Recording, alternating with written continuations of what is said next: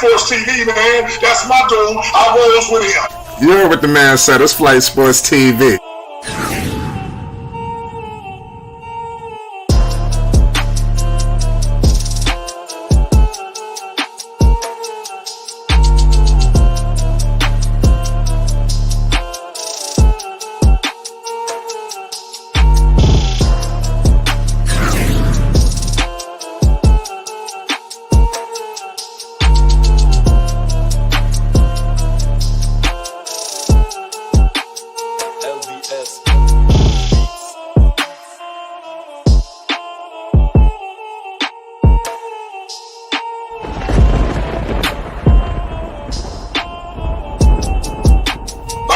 Flight Sports TV, that's where it's at.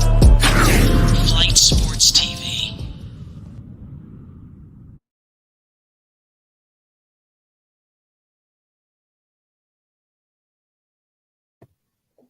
What's going on, people? It's Flight Sports TV. I appreciate y'all for checking with me, man.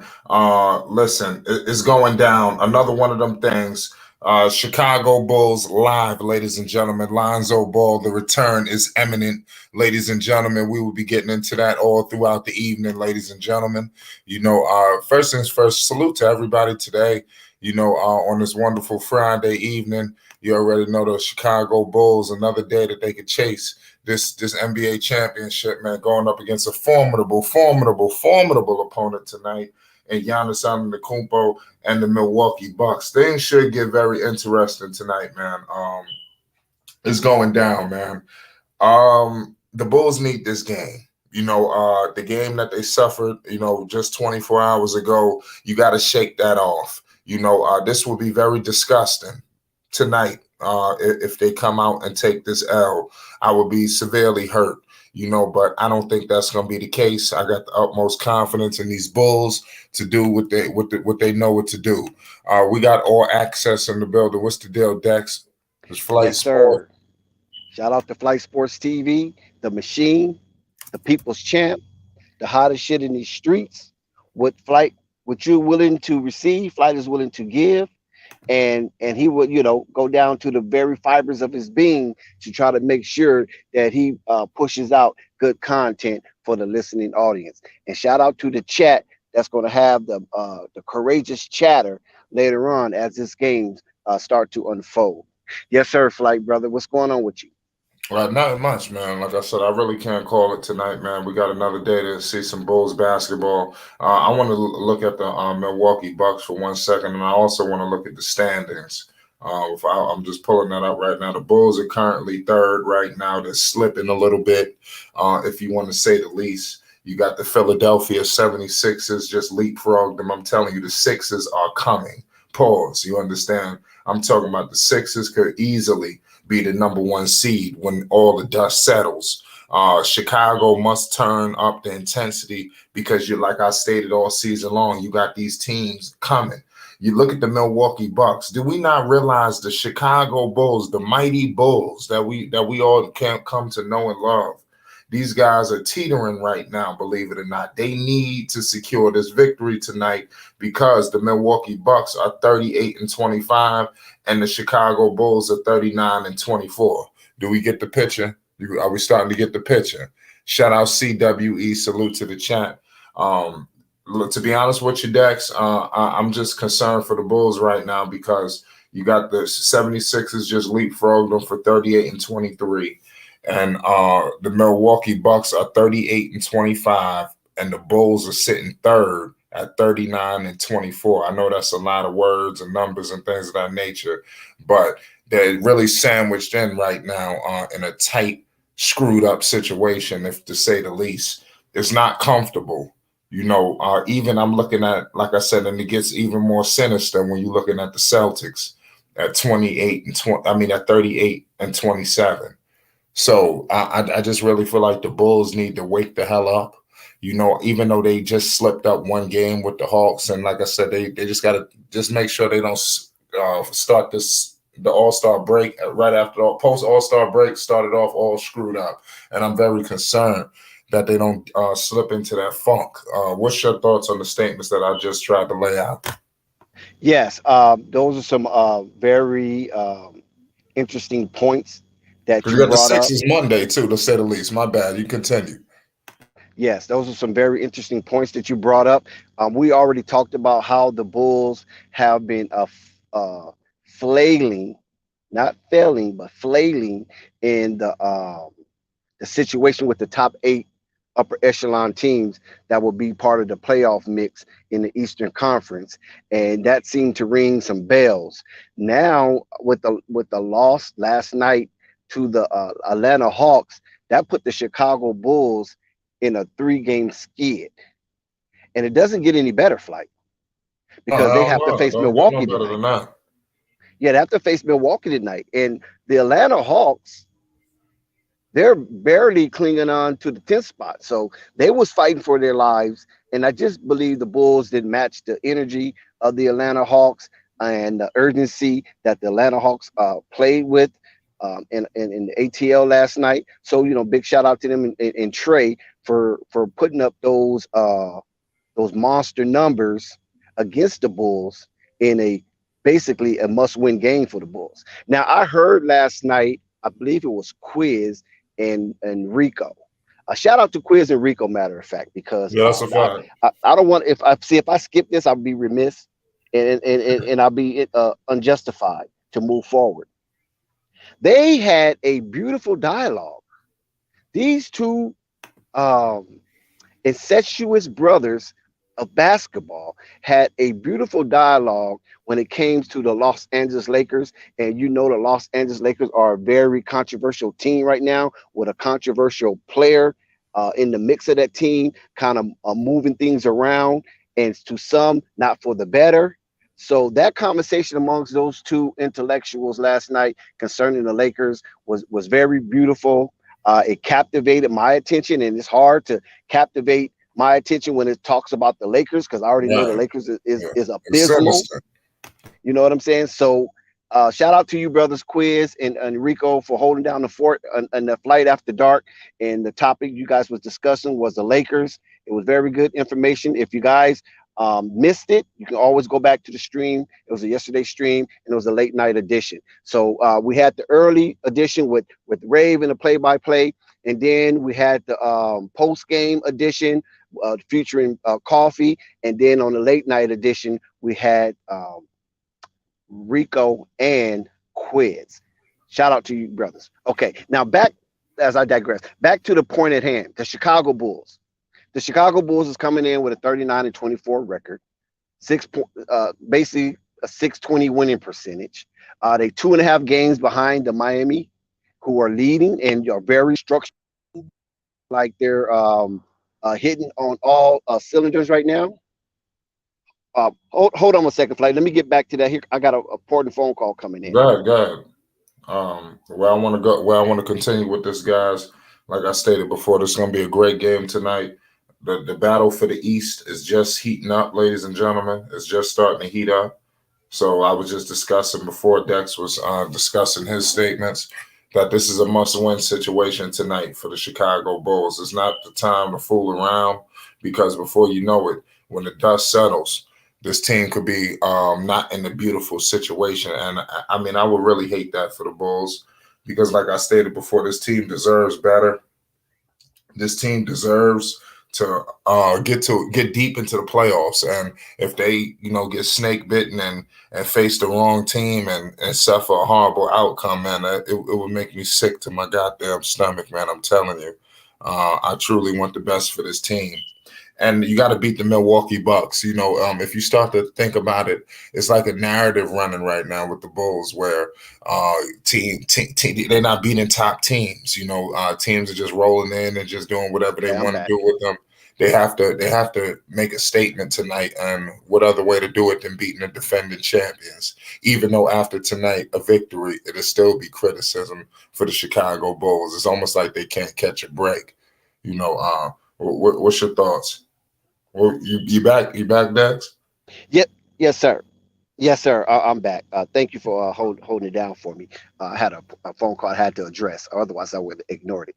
Now, as I was saying, that the Chicago Bulls are 2.5 games back from the Miami Heat.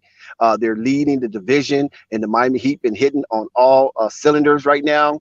And the good thing for the Chicago Bulls as they face the Milwaukee Bucks tonight, a powerhouse team that's ranked number 4 in the Eastern Conference, basically one game behind the Chicago Bulls. So this game does matter because if the Bulls lose this game, they can find themselves out of the Goldilocks zone.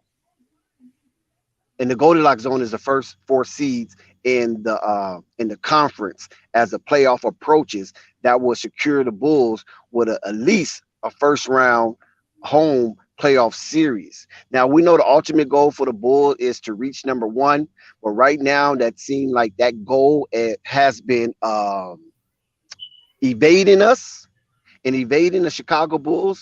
Hashtag See Red, Bulls Nation.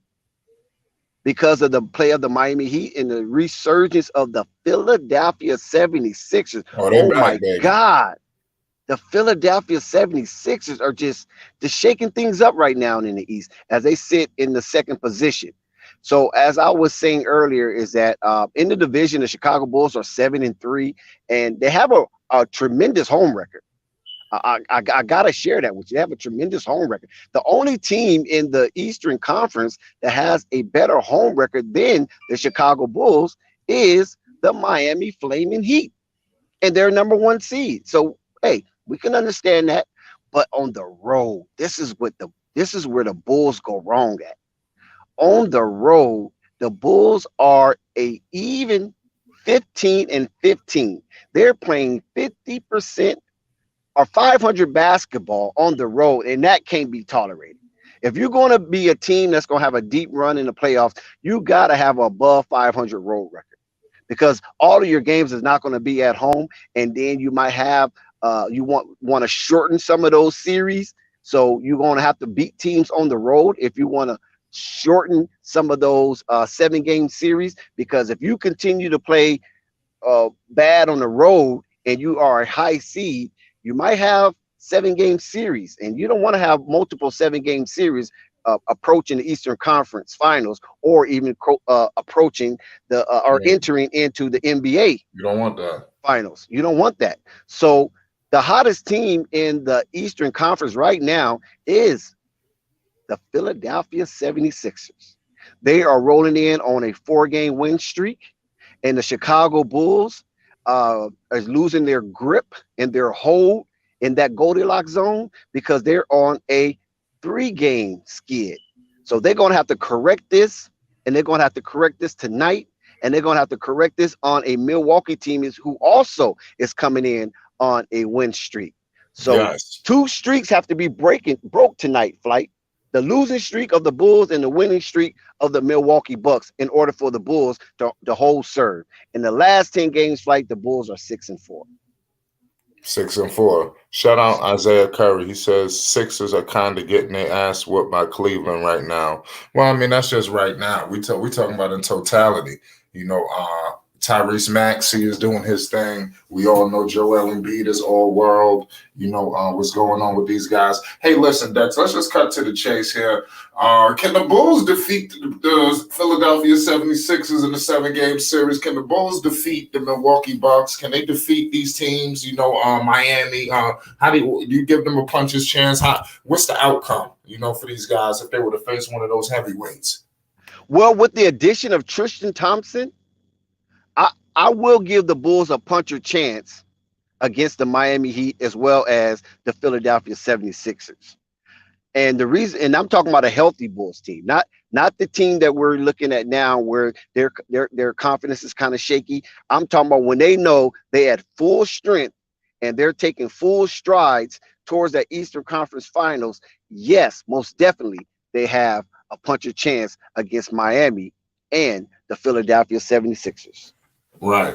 Like I said, did you see what's going on with Tyrese Maxey? I know everybody's caught up with the Joel Embiid dynamic, with James Harden, but this kid Tyrese Maxey is putting up monster numbers. He will be a force to be reckoned with, and teams going to have to pay close attention to this kid. What's your thoughts on this guy Tyrese Maxey? Because this guy's putting up numbers. I enjoy watching Tyrese Maxey game. He is so quiet and effective. He doesn't make much noise, but his impact is devastating. When Tyrese Maxey and Joel and Embiid are in cahoots at the same time during the same game on the same play, it is devastating to the opponents, but it is mastery to watch. It's almost like it's a Picasso painting because Tyrese Maxey realizes limitations and he don't try to play above and beyond his limitations. And he knows that big man is a monstrosity of a human being. And there's nobody in the league that can stop him. And when you have that type of connection with your big man and your playmaking guard like Maxey, who can score as well, and he allows the game to come to his big man with his playmaking skills, man, that is a dangerous situation. And now you have James Harden on the other side of that. Wow, that's going to be a pretty scary situation. And like I said, James Harden is not washed. I don't know why people were saying that about him. And it just, sometimes I just, wonder the credentials of some of these people who are putting out content about these basketball players. I totally agree with you. These guys, I don't know what the hell is going on with these dudes, man. But do you have anybody in particular that you discussing? Oh no, I'm not going to do any name dropping, not because because a lot of time it's based on preference, what you like in a basketball game. So if you don't see your preference being paraded as the forefront of a player's talent, then you might put that player, behind another player that, showcase the preference that you like to see in a basketball game. Now, we know that Harden is a suck ass on defense. We know that, but he's a scoring machine. And, Harden had about a 4-year run where he was putting up astronomical numbers that was comparable to a Wilt Chamberlain. And that was just only, like I said, what, two years, we were 2 years removed from that. So even if he fell off a little bit, he's not washed. And that's basically the point that I used to try to make to these some of these content creators. Great point, Dex. Like I said, your word is definitely valid around here in these YouTube streets, man. The true big dog out here. Y'all need to pay the utmost homage when you see Dex roaming around these YouTube streets. Otherwise, we're gonna come and take care of y'all. We got Uncle Vern in the building. What's good, Unc? Shout out to Uncle Vern. We live. What's going on with you, Unc? Man? How you doing, man? You all right? Hey, man, I don't know how I'm just doing, man. I'm just doing. Hey, look, I want to shout out to Dex. Hey, Dex, you was honest, man. I agree with you, Dex. It looked good. It looked kind of rough for the home team. But look here, Dex. I think they still got more than. Hey, Dex, I'm sorry, Dex, but I think they got more than just a puncher's chance. You understand me? I think they got something in their hand that's gonna make them other teams bag a little bit up, not just a punch, Dex. But you right. The Embiid and the rest of them guys and the Miami and the rest of them guys still, they got, you know what I'm saying, they going to do what they going to do. But I think the Bulls got something for them, Dex, and it's just more than the puncher's chance. I'm sorry. All right. Hey, Fly, I've been taking care of my business, man. I've been in tune, man. I've been watching you, man. I've been watching everybody on here and how they be going through the chances of what's happening with the Bulls and what's happening in the NBA, Flight. I've been keeping score, man. I've been watching things that's going on in this world, too, Flight. It's rough out here. Yeah, but I'm out here in it. Yeah, I'm out here in the dope, Flight. Yeah. Who you got tonight, man? You got Bulls, Bucks live on ESPN. You should be able to get this game tonight, huh? I can get it on ESPN. Thank you for telling me it's on the ESPN. I didn't know that. I'm gonna let you know when it's on national television. I got you. Already. Shout out CWE. We got Uncle Vern gonna be able to watch the game tonight. Goddamn, it's Friday. That's a blessing, man. Hey, Flight, I'm gonna tell you, Flight. God is good and YouTube is too, Flight. I'm telling you, if I can't get it in my spirit, I sure get it in sight. You're gonna get the game. Listen, Uncle Vern, I'll give you talent. You know, like one of the only people I know who don't have to watch it but can hear the play by play, and you real nice with dissecting that. It's almost like you're able to dissect play by play, like almost like you watched it. You know, I'm not really that good at that. Right. I need to see the video so I can really, unleash. You like a play-by-play legend. Yeah, Flight. Hey, Flight. Hey, and I had wanted to say too, man. Hey, Flight. There's some guys that been coming on, man. They've been keeping score with you and everything during the past weeks and during the past months and stuff. You're good guys, and them guys been coming through, man. I feel Flight. Keep up with them guys, man. Them good guys have been coming through, been kicking it with you lately. Yeah, guys, I like all them, man. Yeah, there's some cool guys. Shout out to them. Yeah. Shout out to the guys. All of them. Yeah, they've been doing their thing, man. Like I said, a lot of the guys that come here, they take advantage of the opportunity. You know, it's a great opportunity. You know, everybody come here, you know, be a team. You know, all is one. You know, we all great individually, but sometimes when we all come together on this panel, it's been some of the most magical nights I've ever had. You know, pause just in terms of just talking about basketball. You know, just crazy. Even sometimes listening, just as crazy. It's wild when a bunch of like-minded individuals. Some people are not like-minded, and then we could just come together and just blow the roof off the building for the people. That's truly what it's about. It's for people. Hey, Flight. One day, I wanted to catch coffee too because he was on there real good. I wanted to catch coffee. I wanted to remind coffee. Look here, man. A lot of people's out here, man, don't see if the Bulls lose, if the Bulls don't get to the championship this year, man. Flight. It's gonna be a waste of opportunity and a waste of time for them on that side. Flight. But why you say that? It is like that coming in second and that first and all that stuff. That don't go with Chicago. That don't sit well with Chicago like that because Chicago, we just to a certain extent, is like LA. They want championships. They want results. You understand me? That coming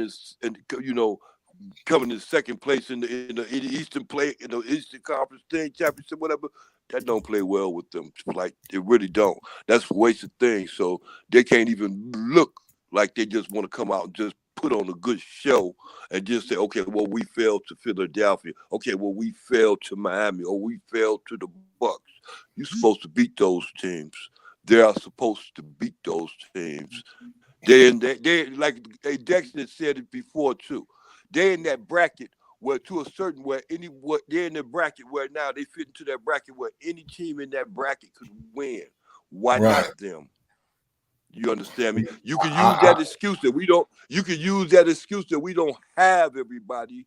That excuse goes well in the NBA. But when you come to a point that you got everybody and you're not getting no results, and these are the results, the best results you're gonna get, because Derozan been playing, Levine been playing, Kobe White and all them other people's been playing. Those people have been playing. Once they'll get back and the other two guys and the rest of the guys get back, they finished it out going into the playoffs. They supposed to be in a real good situation. They had a lot of rest, and they got enough time to get back and get into into the whip of the game.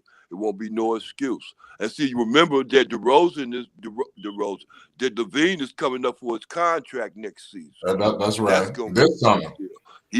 He's not a happy camper because Derozan is there not playing defense, which is going to make them look bad because if the Bulls don't win the championship here, Derozan ain't getting no MVP. And then when Derozan don't get that MVP, listen, when Derozan don't get that MVP flight and it comes time for next year, you think Derozan is just going to go half-stepping next year? No, he's going to go even worse. So that's going to be chaos. So they got to get it right, and if they get it right, they got to win a championship behind that. And that's going to have to be their flavor and they fight going into it. If not, then it's going to be chaos, Flight. It's going to be chaos? No, listen, I don't know. It's going to be chaos. It's going to be chaos at the end of the season because Levine can go either way. Right. And Levine ain't going to stick with Chicago if Derozan is doing what he's doing, and then he ain't going to play no defense. Come on, Flight. Happy campus. So that's 4 more years or 3 more. That's 4 more years or 3 more years of sitting up there trying to make it. That ain't championship material. That ain't Chicago. You know, you can half step. You're gonna half step on. You don't half step. This what? Chicago ain't half step. They ain't selling for that. Go ahead, Flair. I'm sorry. No, I was agreeing with everything that you were saying. Shout out to the chat too. I just want to salute to the chat. We got Bulls basketball coming up shortly. It hasn't tip-off has not started just yet. It's gonna be an exciting night of basketball. We got Uncle Vern, we got Dex. Salute to everybody that done pulled up. That's gonna pull up. You already know how we rock it, man. It's Flight Sports, man. Peace and Yes, love sir. to you all. Shout out to Flight Sports TV and Team Flight for the pre-game content that we're going to bring to you. We like to get you ready before the game, have you excited during the game, and then let's have a nice discussion after the game. Yes, sir. Shout out to Flight Sports TV. Did you have any statements that Uncle Vern was discussing? Yeah, of course. Of course I did. Now, Uncle Vern, we understand in order for you to give a parameter of the Bulls, because Flight asked me the question, did they have a puncher chance? And I answered it. It wasn't like I initiated that. Flight asked me that. So I answered according to what Flight asks of me. So, but when you look at the parameter of the Bulls in its totality, thus far in the 2021-2022 season, and damn, I'm so tongue-tied. The telemetry of the information that we're going to about ready to download, right? We know the Bulls right now is 24-9, right? At home. Right. And on the road, they are 15-15. So the home differential and the road differential is pretty astounding because they're 500 on the road. Right. Now, in the last 10 games, the Bulls are 6-4, right? And the last 10 home games, the Bulls are 7-3. That's a nice home game right there. They went 70% of their games at home thus far in the last 10 games. But what is alarming, 70% of their team. Right, yeah. Whatever. But Vern, we're only going by what the Bulls are putting on the floor because that's what these numbers give us for what they put on the floor. We can put it in proper content after we download and digest this data. Now, look at this, Vern. The last 10 games, right? Okay. On the road, the Bulls are abysmal. They are 3-7. That is 30% in the last 10 road games. The Bulls are drowning themselves on the road. Teams over 500. The Bulls are only 2 games above 500. Playing teams over 500. They're 19-17.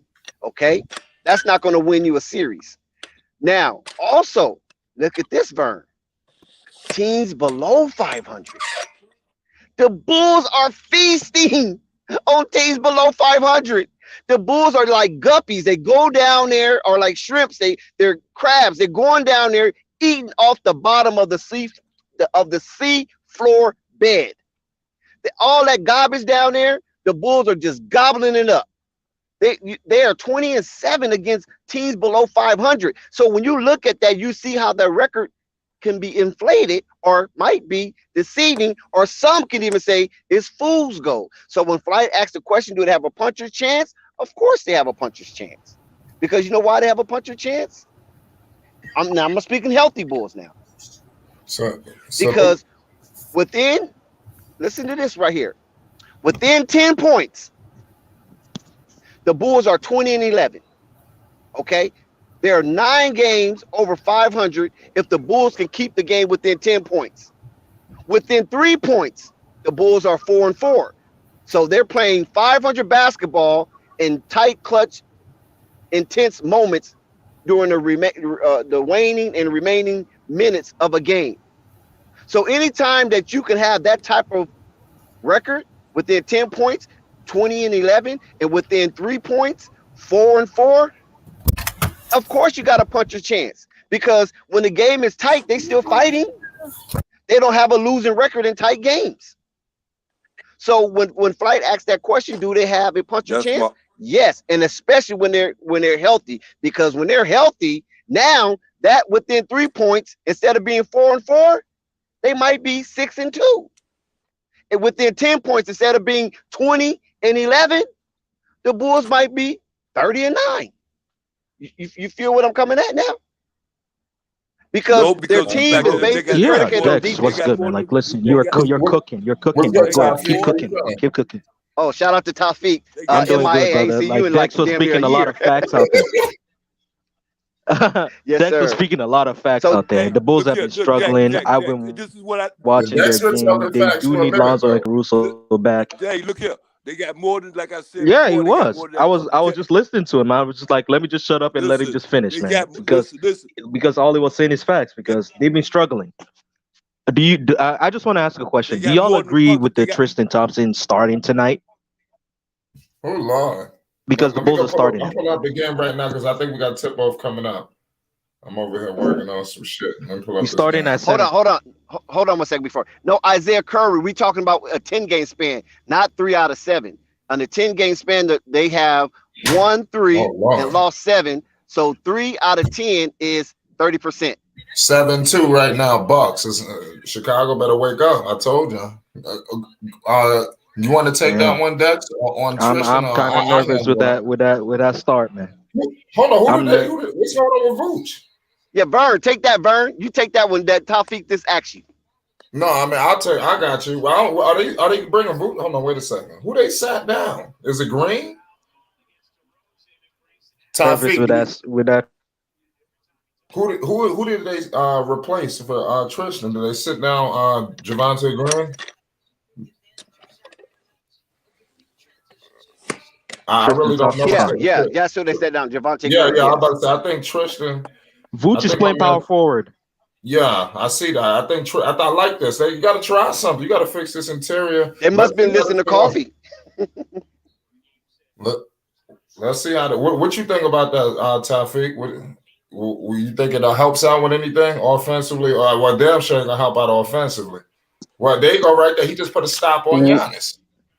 So hold on, that I might be a think match. it's gonna help with God, I'm sorry. like, listen, man, since Dex was the one speaking all the facts here, I just decided that maybe he should be the first one to answer the question of does he agree with Tristan Thompson starting for the Bulls and Vooch playing power forward in the starting lineup? Yes, yes, Because most definitely I do. I'm nervous. Yes, most definitely I I'm do. kind of nervous though. Because Yeah, can you hear but me? go ahead, loud and clear. Yes, most Go definitely ahead. I do. Because first of all, I believe it was A1. Shout out to A1 for calling for Tristan Thompson to be a Bulls. I was calling for Rashawn Holmes. Murgod was calling for one of those kind of figures. Not he didn't name one, but he called for somebody in that ballpark. Tristan Thomas, Rashawn Holmes, Robert Williams, the boy from New York, Mitchell Robinson. Somebody, Junkyard Dog is going to try to, play some defense and guard the rim. So yes, I love the addition of Tristan Thompson. And then Coffee basically broke it down why Tristan Thompson should be starting and having either starting or having starter minutes. So I agree with that also because both of those guys are intelligent minds. They're brainiacs. And this is why I agree with it. Tristan Thompson has a championship pedigree, okay? Tristan Thompson has a deep run in playoff pedigree, albeit with LeBron James, but still, he participated in those games. So he knows what it's like to play with a sense of urgency when things are on the line. DeMar DeRozan also have somewhat of a pedigree, but not a championship pedigree. So basically, right now in the starting lineup, they have one champion. Prior to Tristan Thompson joining the Lakers, they didn't have a champion in the starting lineup.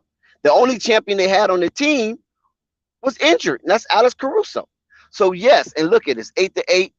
Tristan's doing his thing. Those 3 minutes and 25 seconds he's been playing has been effective. I agree 100%. Tristan Thompson should be in the starting lineup. That's facts. Anyone else want to contribute? Because honestly, I was nervous at first because Tristan. One thing Tristan helps with for the Bulls is offensive rebounds, and I think that's gonna be good. But it's just like I look at it like this: that the Bulls are gonna have a great time. But I just one thing that makes me nervous is that can Billy Donovan actually use Tristan Thompson in the starting lineup when the full lineup is back?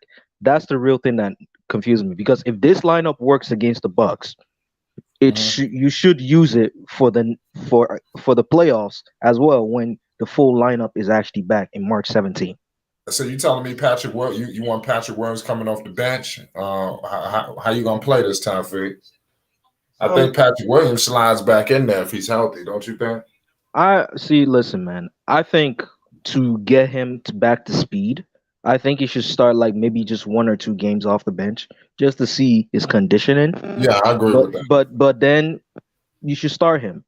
Then bring Tristan back off the bench because here's the thing. Right now, Tristan is working fine for them, but I think like just to get the man's body right, get Tristan to start right now. So when the full lineup is back and Patrick P Dub is back, you just gotta put them in the right position, and you do not want to force an injury. Like look at Charlotte with Gordon Hayward. Look how he's doing.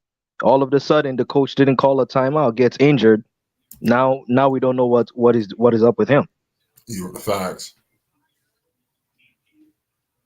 No, you're right about that. I don't know what's going on with Gordon Hayward. Speaking to him, no timetable on him. We still got 13-10 right now, Milwaukee. Zach LaVine on the board, 13-12. 7 minutes to go in the first. It's going down. Shout out Juju in the building. You already know what it is. We got Bulls basketball tonight. It's an exciting evening. You already know what it is. It's a good night to be a basketball fan. Uncle Vern, what's the deal? It's Flight Sports. Man, I was just sitting up. Hey, Flight, I was just sitting up here thinking, just imagine, man, just thinking Zoe would have been playing all these games, man. I wonder what they'd have been saying about him then and now. Boy, I'm telling you, Bulls going to win. Look here, man. Bulls going to win this game. Bulls going to win the championship. Yo, Juju. Oh, I'm sorry. I want to say something to Juju. Yo, it's about time to go back on your channel, Juju. There's a lot of stuff going on in the rap scene. You know, there's a lot of people making clapbacks. I ain't doing shit all weekend. I'm letting you know right now, I'm off. I don't go back to work till Monday. I'm ready to, we can do whatever. Pause. But go ahead, Uncle Vern, my fault. No. You good, Flight. Don't even trip. Yeah. We got a commercial break like right now in Bulls Chicago. got this, man. Yeah. See red. Definitely see red. There's a lot of people. You know what's so crazy? I'm not gonna say I'm not high on the Bulls winning the championship, but a lot of people keep telling me they got the Bulls winning the championship. You know, so I'm gonna roll with some of these guys, man. I'm not saying it's not gonna happen, but it's a few people. Like even some people in my family be like, "Nah, they putting money on the Bulls." I'm like, some people got a lot more confidence than me. I'm not saying that I don't think they're gonna win it, but there's people telling me they think it's a damn near lock. You know, it's like the East is heating up, man. Oh. Hey, Flight, I get it to you like I get it to you just like this. Look here. Okay, now just since we've been talking already, we didn't just came and mentioned this. It's three people's already been named to be getting MVP this year. Derozan and Embiid and Harden. Embiid and Harden play on the same team, Flight. Okay. Yeah. They trying to give it to Joel Embiid. Listen, I think it's Joel Embiid. Wait, what? You got Joel Embiid and DeMar DeRozan. I think they head and shoulders over everybody when it comes to that race. One of them gonna cancel the other one out. Yeah. But see, my understanding is this: DeRozan's still gonna stay strong, just like in this game he playing right now. He's still gonna stay strong. He's still gonna stay consistent. And that's all he got to do. Stay strong and stay consistent. He ain't taking no games off Flight. He's the leader of this team. He acting like and he playing like he is. That's what I like about it. And if you do like that, you get good results all the way across the board. You can say the same thing about Embiid because Embiid doing the same thing. Embiid is decent. See, the thing about Embiid, they got to do what they got to do. What they got to do in the playoffs. There's a lot of people that got to prove it in the playoffs. Like Harden and Joel Embiid, they had great regular seasons before. You know, they've always had bad errors in the playoffs. And like I said, DeMar DeRozan got to prove it in the playoffs too. So there's a lot of provers going on. Hey, usually when it comes down to great players like that, they usually don't get their championships until they seventh year. They don't get their championship until their seventh year. I don't think shout out to Hayes. Shout out to Chicago Bulls Central. Got Uncle Vaughn. Hey, I don't think Embiid been in the been with Philadelphia 7 years yet. I think he going like what 6, going to 6, going to his 7th year. Yeah. 6 is going to his 7th year. Yeah. Usually all-stars, usually great players like that don't get a championship till their 7th year, till they figure the game, when they figure the whole system out, the NBA system out. They usually wind up Right. getting their championships. So Yeah. shout out to the chat. Peace and love to everybody. He says, taking over. What's Locked On Bulls? Where can we find that? So let me try to find that for you. Is that on your channel? Let me know if that's on your channel. We'll definitely I think check it's it gonna out. be on the Locked On Bulls channel. So Okay, yeah. let me subscribe to that channel right now. I'll definitely hit the like on those videos. Yeah, I got it right here. 189 videos. I see them. 1 second. We got my man Zen Master in the building live from. What's happening, Pimp? What's happening? How How everybody doing tonight? Man, I can't call it. We have watching Bulls basketball. We got C Red Nation in the building. We got 1814. I'm letting you know right now, ladies and gentlemen, we are still currently patiently awaiting the return of Lonzo Ball. Nothing much has changed, but the Chicago Bulls are doing their thing. I'm telling you, when the Bulls get whole, y'all ain't gonna want to see them. So y'all can have y'all fun now. You know, when this team get whole, they're gonna slap a couple people up. I'm telling you, a lot of these teams y'all thinking is this, and that. Man, they ain't really nothing. I'm telling you, they're gonna get caught by surprise in the playoffs, and as the season wanes. I'm still holding on for Brooklyn, but I gotta say Chicago's my number 2 at this point. Chicago's your number 2? Yeah, I'm still holding out for Brooklyn. I haven't lost hope yet. What makes you think Chicago's number 2 when you see all the movement going on in the Eastern Conference? I'm just saying in terms of who I feel is going to come out of the East. I think it's Brooklyn, likely Chicago, likely Philly third. Woo-wee. I don't think the Bucks are going to be. Why are you still even high on coming the out. Nets though? Is it because of Kevin Durant's return or what? It is because Kevin Durant's the greatest player in the world currently, in my opinion, and because coming he's from about to get, coming from somebody who said Michael Jordan's the GOAT. regardless of that, let that stand out. And he's about to get the best defender in the NBA sitting beside him. He said currently. Hold on. Who the best defender? What are y'all Ben talking Simmons. about? He's talking about Ben Simmons. Let me correct that. Other than Draymond Green, Ben Simmons is the other best defender in the NBA. Other than Dre. We got a tie game right now. Hey, I'll take that with a grain of salt, but okay. So I'm saying you have, if not one or two of the current players in the NBA, and then you got this defensive force, and then you got the guy with the best handles as a point guard, the best finisher at the rim as a point guard, and then you got Seth Curry to deal with on top of that. So all they got to do is come together, and yeah, I'm gonna hold out. I'm gonna hold out hope until it's over with them. But brother, I really get nervous when it comes to that, because this is the thing with Ben Simmons.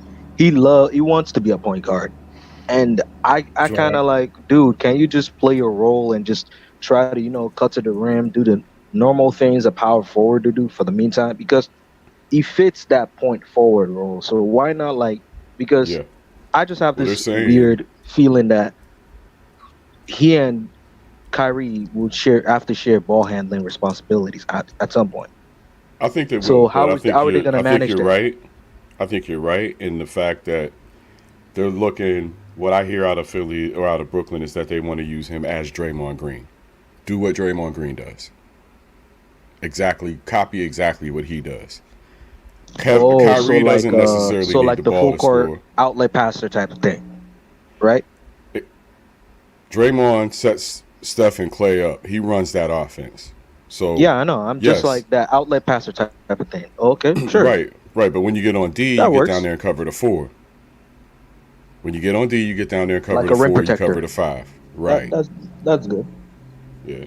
But if they use him like Dre, because Dre obviously does a good job of setting up Steph and Clay, setting screens, calling plays, calling out things on defense, they use him like I that, then you got agree, but Kevin and the Kyrie playing the role of difference Stephen Clay. the difference is Draymond has a buy into the team type attitude, unlike Yeah. Ben. That's the thing. Like that's why I'm nervous. Like as much as I want to root for the Nets, I have to be like, is his attitude gonna get the best of us, even in He the time that has matters the most? he has to want to redeem himself at this point. He has to. There's nothing in my mind that says that this dude doesn't want to come back out and go ape shit. I mean, if I were him, Definitely, I would Junior. be We got you. I got the chomping at heat the for that. bit. You know what's up. What's up? No, I was talking to Juju. There's a lot of stuff going on. You know, Oh, I'm on all that.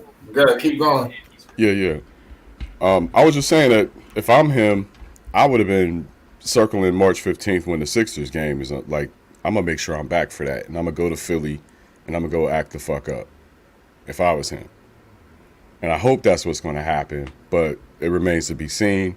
They're saying day by day, week by week, whatever. I don't know what the situation is exactly, but I know that if he gets on the court and he's what he used to be, it's going to be a big problem for everybody else because your best offensive player is gone. Out of that game, they're gone. So you better have a damn good two. I think Against Seth who? Curry starting at the Against two who? would be Against good. who? Against who? Brooklyn? Against Brooklyn, right? Yeah.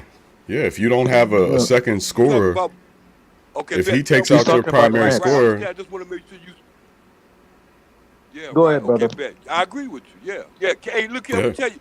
Hey, this is what you was right. As soon as you came out, you just said it, man. Look here. A lot of people sleep on KD. They sleep on KD. You can't sleep on KD at all. So I agree with you. You definitely right.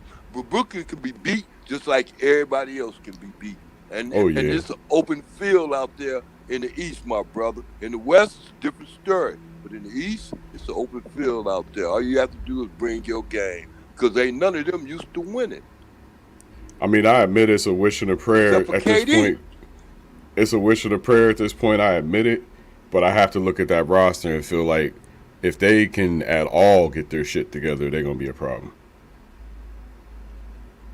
Hey, but look here. I'm gonna tell you something else. Ben Simmons ain't gonna be no factor in this whole thing. I don't think that brother's gonna step foot back on the court this season. No, I think he will. I think he needs No. to I stop think the his chatter. mindset is shocked. And I think, hey, look here, I think his mindset is shocked. Not only that, I think when he do get back on the court, he's going to be shocked even more considering he's not in Philadelphia, I apologize, considering he's out there in Brooklyn because KD ain't back yet. Let him not come back when KD ain't there. KD's back. Let him come in there when KD ain't back. KD, well, yeah, when KD's not Say it back. again. You said when KD's not back. Yeah. Yeah, well, that would be kind of setting him It up ain't for gonna be failure. good. So I'm sure they wanted because to bring KD they back gonna need first. somebody to do it. Right. That makes sense. Yeah, you'd have been putting him in a real bad situation because he'd have been playing home games without Kyrie and without KD. Yeah. So that wouldn't have been a good but look. Simmons got a Ben Simmons do got a problem. He do got a mental problem. He shell shock for real. I believe it. That ain't gonna work. I believe it. That ain't gonna work in the playoffs.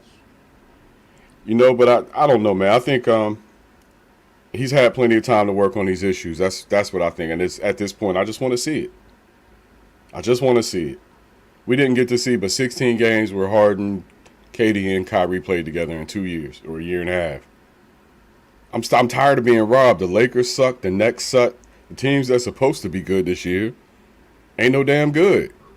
Not that I'm rooting for the Lakers necessarily, but it feels like we're being robbed out of at least Brooklyn being what they're supposed to be. And I blame Kyrie to a degree. I don't blame him because he's making his choice, but damn, dude, really? The Lakers are a whole That's a different whole story. other, that's a whole other topic, Man. right? Yep. What's up, y'all? I don't want to get started with the This is how I Westbrook look trade at it. and everything. Yeah.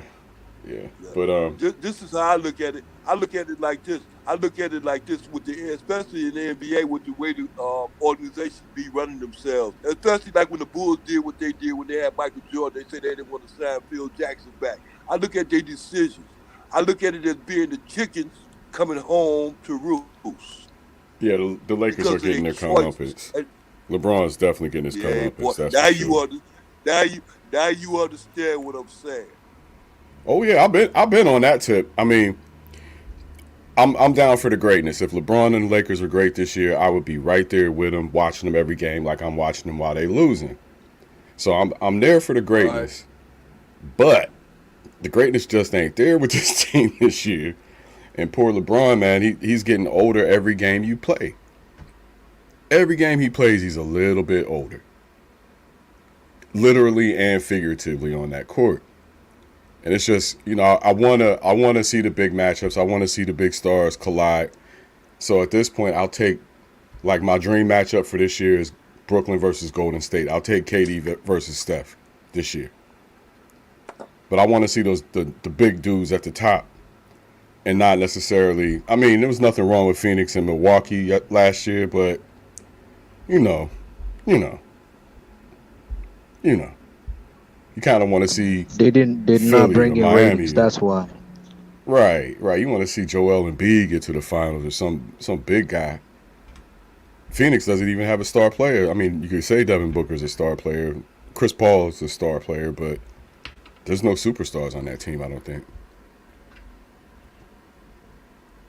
So it's kind of one of those things. You want to see the superstars do their thing at the highest level. Milwaukee 23, Chicago's 22. Yeah, in the waning seconds of the first quarter. I didn't know that was on. Put that on. Yeah, I don't get to watch a lot of East Coast basketball. Just hit the free throw. That made it 23. Yes, sir. Yeah. You got Cleveland and the Sixers playing too. Hey, look here. You remember? I don't know if you remember. This song came out probably before you was born.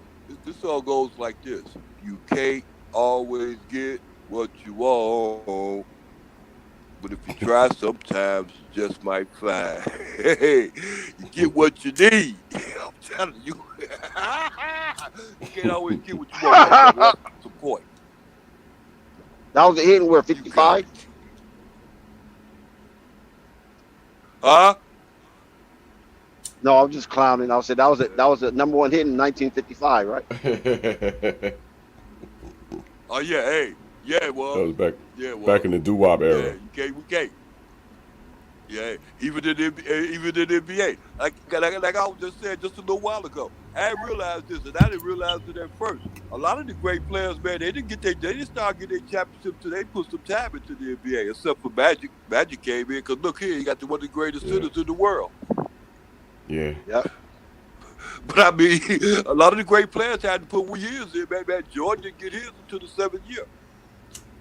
Giannis didn't get his until the 7th year. LeBron. Now, look how long see Morant. Bro, I can see Morant getting his. You say who? I can see Morant getting his. He go take it. You know why? Because look at the team. Look at besides him. Who else? Besides that him, ball, that team is loaded. Desmond Bain.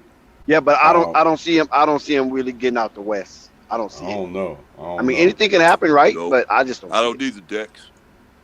I mean, you're probably right.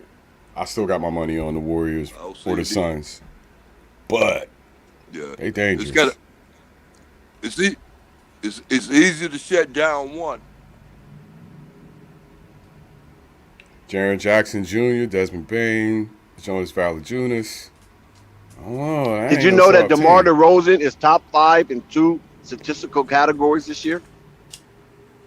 Which 2? It's I know it's scoring. He's top 5 in scoring. And the number of times getting your hair braided?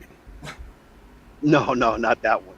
And I think he's something to do with the mid-range. Mid-range assassin. The body percentage. Oh, excuse me. No. Points per game. He's number 5. So that's he's like averaging 28 points a game. And what was that other statistic? Man, what was it? I think it was something to do with the mid range, if I'm not mistaken. Probably his efficiency. I know he's shooting a real high percentage from No, he's not topping that. Not seen it. Okay. No. The top this another okay, I'm gonna get to that one, but another stat that shocked me that LeBron James is leading all players in fast break points per game. Really? Can you believe that? No, I can't. They call the man Unless they he call got it more fast than break John cherry Morant picking. and Antetokounmpo. Do they count cherry picking as fast breaks?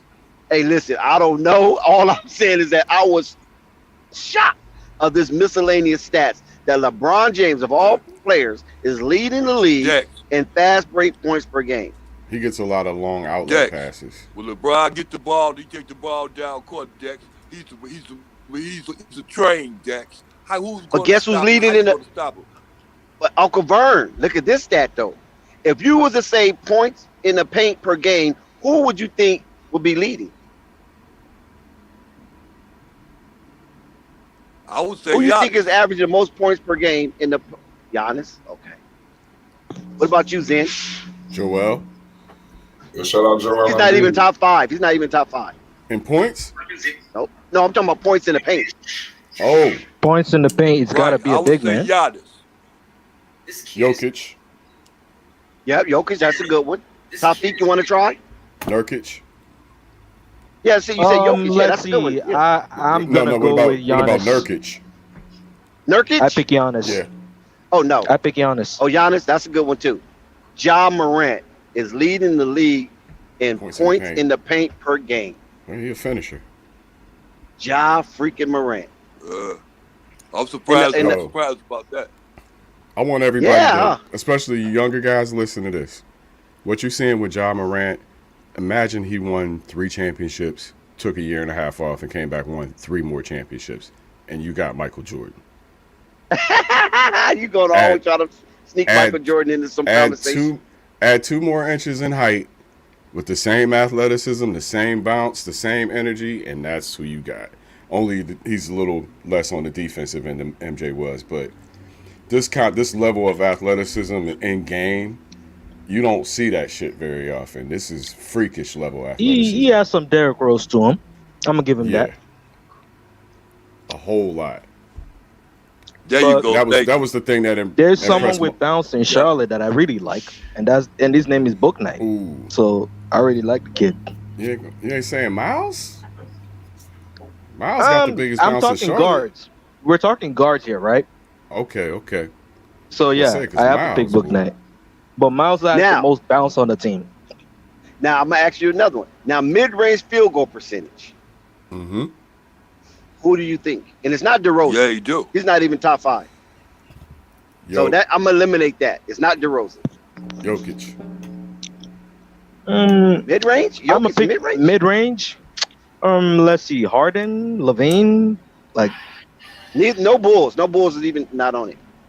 Not top 5. Damn. Maybe damn. Okay, I'm gonna give you some names. Darius Garland's number 5. Trae Young is number 6. Number 4. Trae Young is number 4 in mid-range field goal percentage. Chris Paul is number 3. That makes Steph Curry, not Steph. Not Steph. Seth Curry is number 2. Who? Guess who is number 1? Seth. Who is number 1? LaMarcus Aldridge.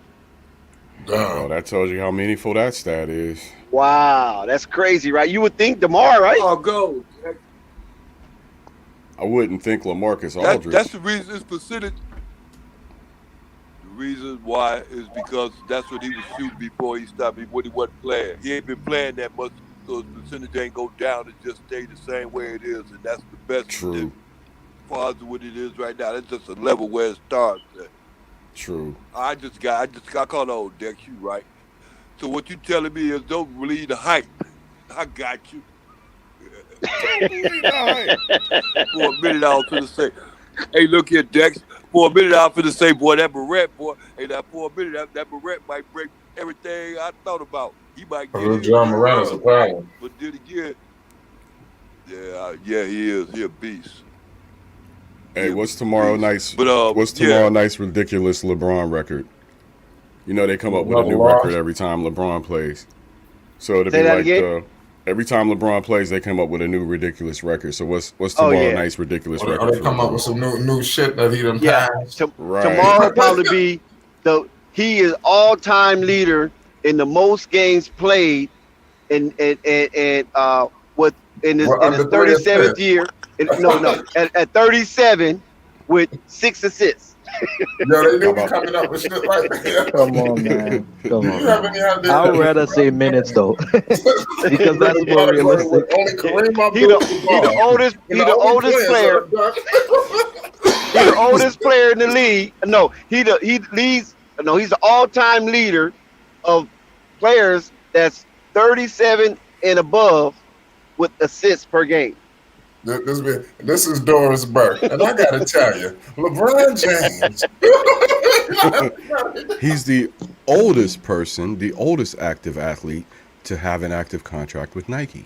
Everyone knows Doris is a whole dad. The Doris is a old That is an astounding record. Have some basketball knowledge though. I'm gonna give her that. Some basketball knowledge. So she's a whole dad. Oh, Doris Burke. Yeah, Doris Burke's an encyclopedia. Oh, no, I ain't shitting on her now. I know she got me told when they come on. Yo, every time I want to front on women broadcasters, I'll be like Doris Burke though. I shout out to Doris Burke. DeMar DeRozan with a running hook. Y'all hear what off topic? Y'all hear what the mayor of Chicago said? She got caught off on a hot mic. What happened? Is it worse than the guy from Florida? Nah, she was talking about the people working with the Italians. She's like, y'all want to go mess with the Italians and have a dick swinging contest? Go ahead. You want to see whose dicks are bigger? Go ahead. She said, let's stop. That's more. We can't do that, man. Okay, let me clean it up. But then she said, I got the biggest D in Chicago. This little 5 foot tall female mayor said she got the biggest D in Chicago. But what about the Florida governor when he was on a hot mic and he was doing some like a high school what was it, like a high school speaking engagement or whatever, and the kids came in with their mask on. You mean spoken word? You guys see that one? No, I don't know what you're talking about. In Florida, yeah, the governor of Florida, he was like, take those silly masks off. I'm sick of this COVID theater. Yeah. If you want to wear them, you can wear them, but it's not going to do you no good. And it was on a hot mic. He's telling kids don't wear masks. Hey. Oh my God, these people are insane. Dex,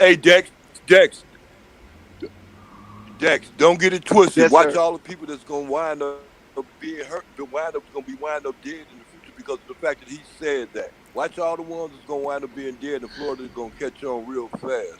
This thing ain't going away. But then I'm gonna go right back to what that dude was. I'm gonna go right with what the brother was just saying about Chicago with her girl. Look here, she right. She do got the biggest D in Chicago. You know what D that is? That's the Chicago Police Department. That's a fact. All right. But the Chicago mayor position is powerful.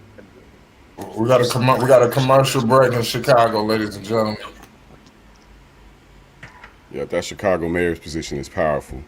Like our mayor here in Portland is weak. He got to do everything by committee, but the mayor in Chicago is like God. Let me break your heart. Zen. Let me break your heart. I got another LeBron stat. Break it. Active career leaders, total points. 3 out of the 5 top are Lakers. Oh, I believe that. That's and not LeBron surprising. is the top. That's not surprising. LeBron, Kareem. Who's the third? No. Active. LeBron James is the top scoring Laker of all times. That's what they'll say. 3 of the Lakers are top. Carmelo Anthony and Russell Westbrook. Bruh. That says a whole lot right there. You got 3 of the top all-time career scorers that's active in the NBA right now on one team. Wow, Rocker Baby Russ too. Not surprising. He leads the NBA in triple doubles.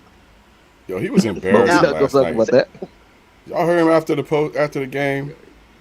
That was embarrassing. Did this align with your, what you envisioned, what your expectations was for the season? Hey, listen. Like, Well, check I out ain't got this no stat, expectations. though. Tafi, listen to this stat right here. Check What's this up? out. Now, same category, active career leaders.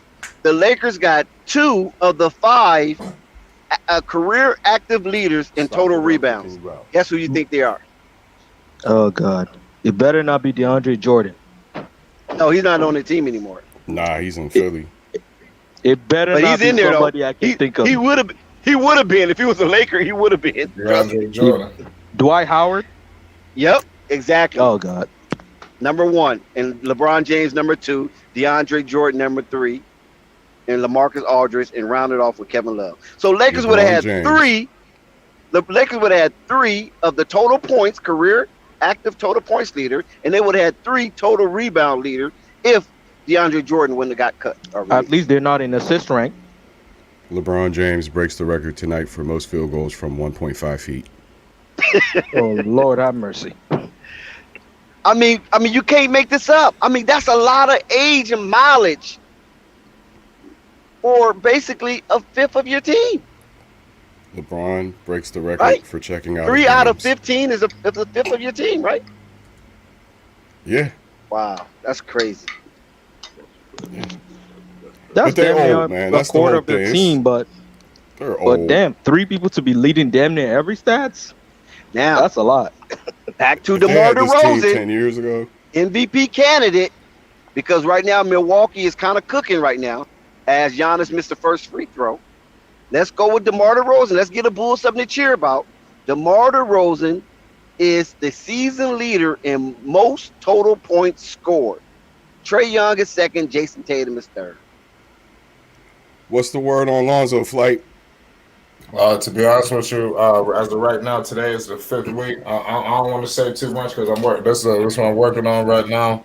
I got something about to push out for the people. Y'all better be on the lookout for that shit. That's why I say March 17 for Lonzo and Caruso, because the thing is, since it's 6 to 8 You know weeks, how we week do, 8 man. should have been the week of March 17. At least. But I mean, on some real shit, today is the 5th week, ladies and gentlemen. Yeah. So yeah, we can speculate everything else from there, but today makes 5 weeks. It's official. I see Ain't Caruso over nothing there changed. shining. 6 to 8 weeks, ladies and gentlemen. 6 to 8 weeks is 6 the to 8. window. Today makes 5 weeks. Nothing has changed. Billy Donovan stated this. Nothing has, no setbacks, nothing. Everything is on track. We very well could see Lonzo Ball as early as next week, but I think it's the latter.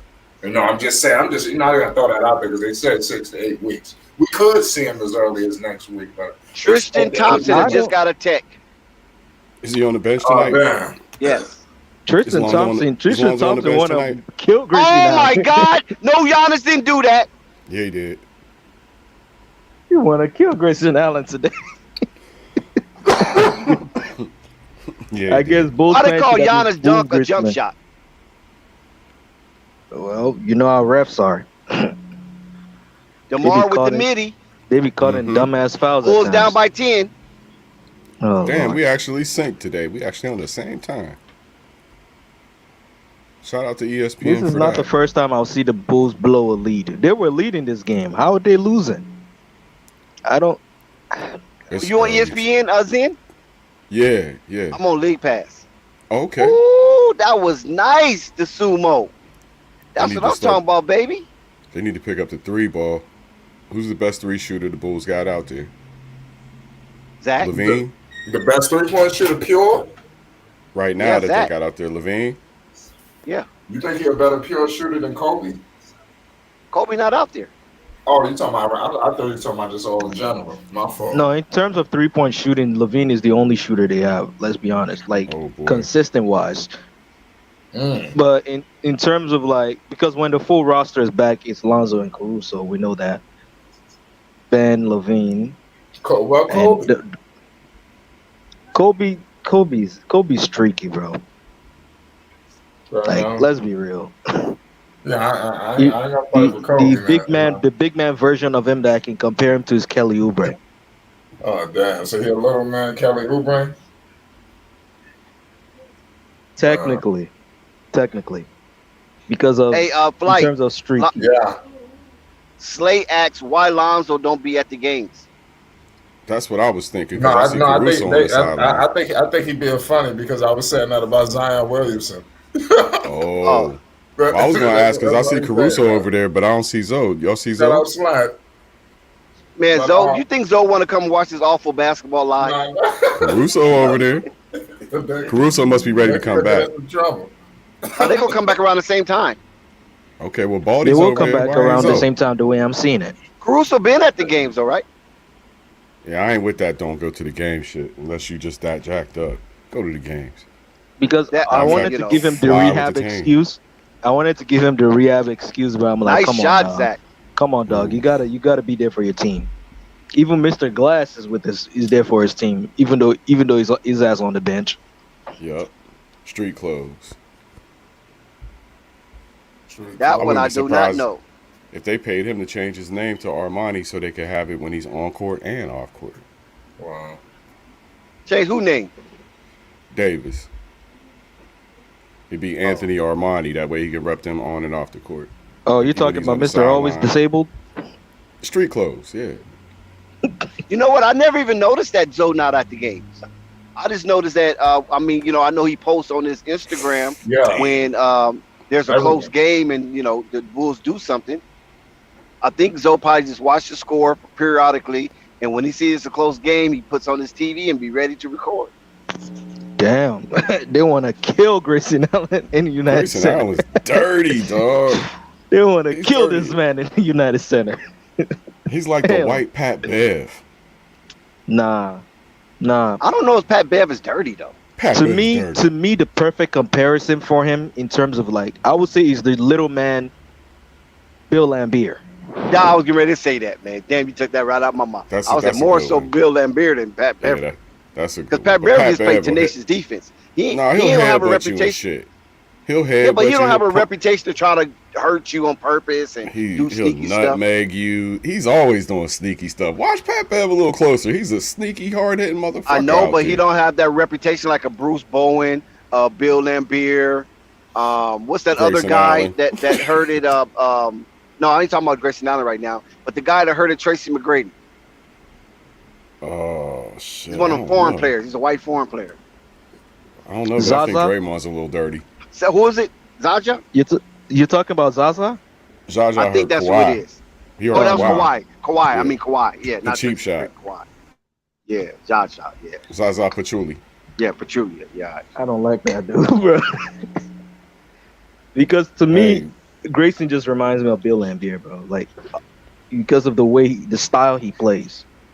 He People won't keep play hiring him, defense though. unless he gets overly physical. There's nothing wrong with physical defense, but you have to understand when to balance defense and fouling. Like, suspending him for one game to me makes no sense. Shout out to Ray. Because he won't learn his lesson. Oh my Oh, God. If I'm Draymond's- him, I'm gonna need So a you gotta bodyguard when sock I'm him out getting there, right? And you gotta sock Grayson Allen out, huh? As soon as he do something dirty to you, you just turn around and Somebody's just fire gonna him. get him. Somebody's gonna fire on him sooner or later. Just crack I think his helmet. Draymond's dirty too. Draymond dirty as hell. Fellas. Well, the thing with chat. Draymond What's is up, that Ray? at least he has. Everybody. What's good, Rave? Oh my Oh, Ray, what's good? God. Listen, I Damn, was we couldn't trying have. my You couldn't hardest. even hear you. Listen, I was trying my hardest, man. I was We at ain't work. sugarcoat nothing for Listen, Zoe. listen. I never even noticed that Listen, I was at until work. somebody just brought it up right now. I never even Listen, thought listen. about it. Listen.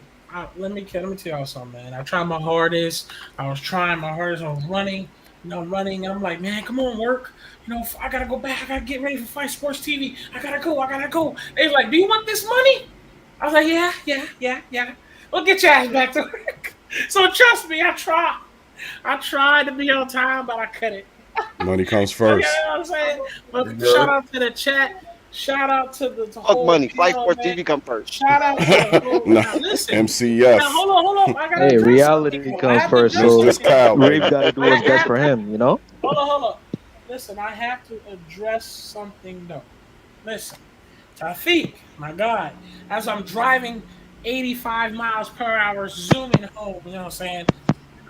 To your credit, I hear some beautiness about how important the Chicago Bulls, how important Caruso and Lonzo Ball is to this team, and I'm pretty sure everyone, including the fans, see how important Lonzo Ball is. And I also heard you say some good pointers that that this team most definitely has to pick it up in the playoffs because they can't do the same shit they do in the regular season and bring that same existing thing that they do to the playoffs. So most definitely to your credit. Now, what I didn't like was coming on here saying that the Bulls are struggling because that cannot be true. Because that isn't true. To be fair, the Chicago Bulls is still at the number two second in the Eastern Conference. They're third in the East now. Oh, okay, but they're still top 5 team, right? In the Eastern Conference? Yes, sir. Okay, good. So don't correct me. So now, also, if I'm not mistaken, at one point the Brooklyn Nets was the number 1 team in the Eastern Conference above the Chicago Bulls. Where are they at right now? If we're going to talk about some struggling, that's called struggling. The Nets dropped down, the 7th, 8th seed? What the fuck? You know what I'm saying? They dropped. That's called struggling.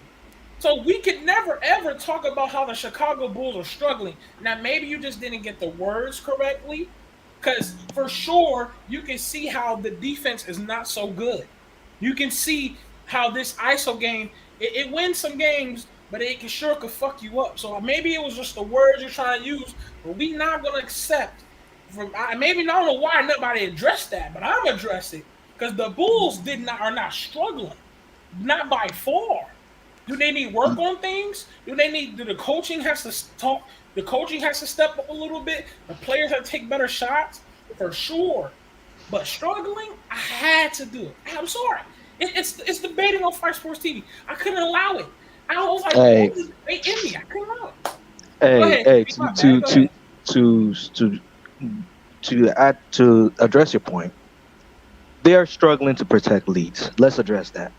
Because let's be honest with ourselves. Lately, they've been struggling to protect that's leads. better. That's better. Struggling to protect leads. I agree on that part. So that's a thing that we can all agree on. They're not struggling in the entirety, but in terms of protecting leads, when I watch them, I'm like, dude, can y'all just not blow a lead and actually protect the lead and win the game? That's one thing that concerns me, For sure. especially with this new starting lineup that Billy actually put in there. Well, to be fair, the new starting lineup was just addressed today. And it was only addressed today because, to be fair, and this is coming from a guy who said fuck no to this Tristan Thompson signing. He's been playing, he been putting some work. He been using energy. He been grabbing a couple rebounds. Last game when I went play-by-play call, which I'm about to do for the Milwaukee Bucks, because we're supposed to be streaming the Bucks, and I think we is. But as soon as I started doing play-by-play, Tristan Thompson were floaters, grabbing rebounds, using energy, playing shit. He's playing one of the best defense I haven't seen in a minute. So I can't really be mad at him becoming a starter because he earned it so far, and I don't even like him. I was like, heck, no. Boots for three. So, Boots for three. Got it. Okay, my boy Vooch. Okay, Big Vooch. about damn time. They're shooting that 3. That's what I was looking all for, I'm y'all. saying is Chicago Bulls have 2 guys, Ayo DeSumo and Caruso. Not Caruso. Ayo DeSumo and Kobe White, who's been holding it down. Their defense is not, it's lackluster. Goddamn it, it's not so good. But they've been holding it down. They're playing good ball, especially Ayo DeSumo.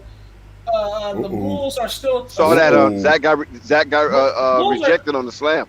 Sure Bulls are a did. top 5 team in the East. So you're right about that, Tefik, by saying that they are struggling to get a lead. I wish you had said that instead. That was nice. Instead of saying the Bulls are struggling. I'm like, That Bobby Portis? they're not struggling. Slobbering on his beard. Thanks for correcting me on that. No, you're good. It's good. It's straight. It's a debate show.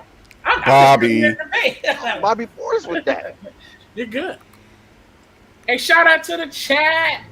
What's going on? I see you. Bobby Portis look like he's a Haitian. Is he a Haitian? He looks like one. What's going on, Dave? Shout out Bobby I Portis. said my boule. Sock passe. Who else is in here, man? That's Who that? they should got some good food. Don't Is Uncle sleep. Vern? Who else is in here? Who called a timeout now? Billy called a timeout?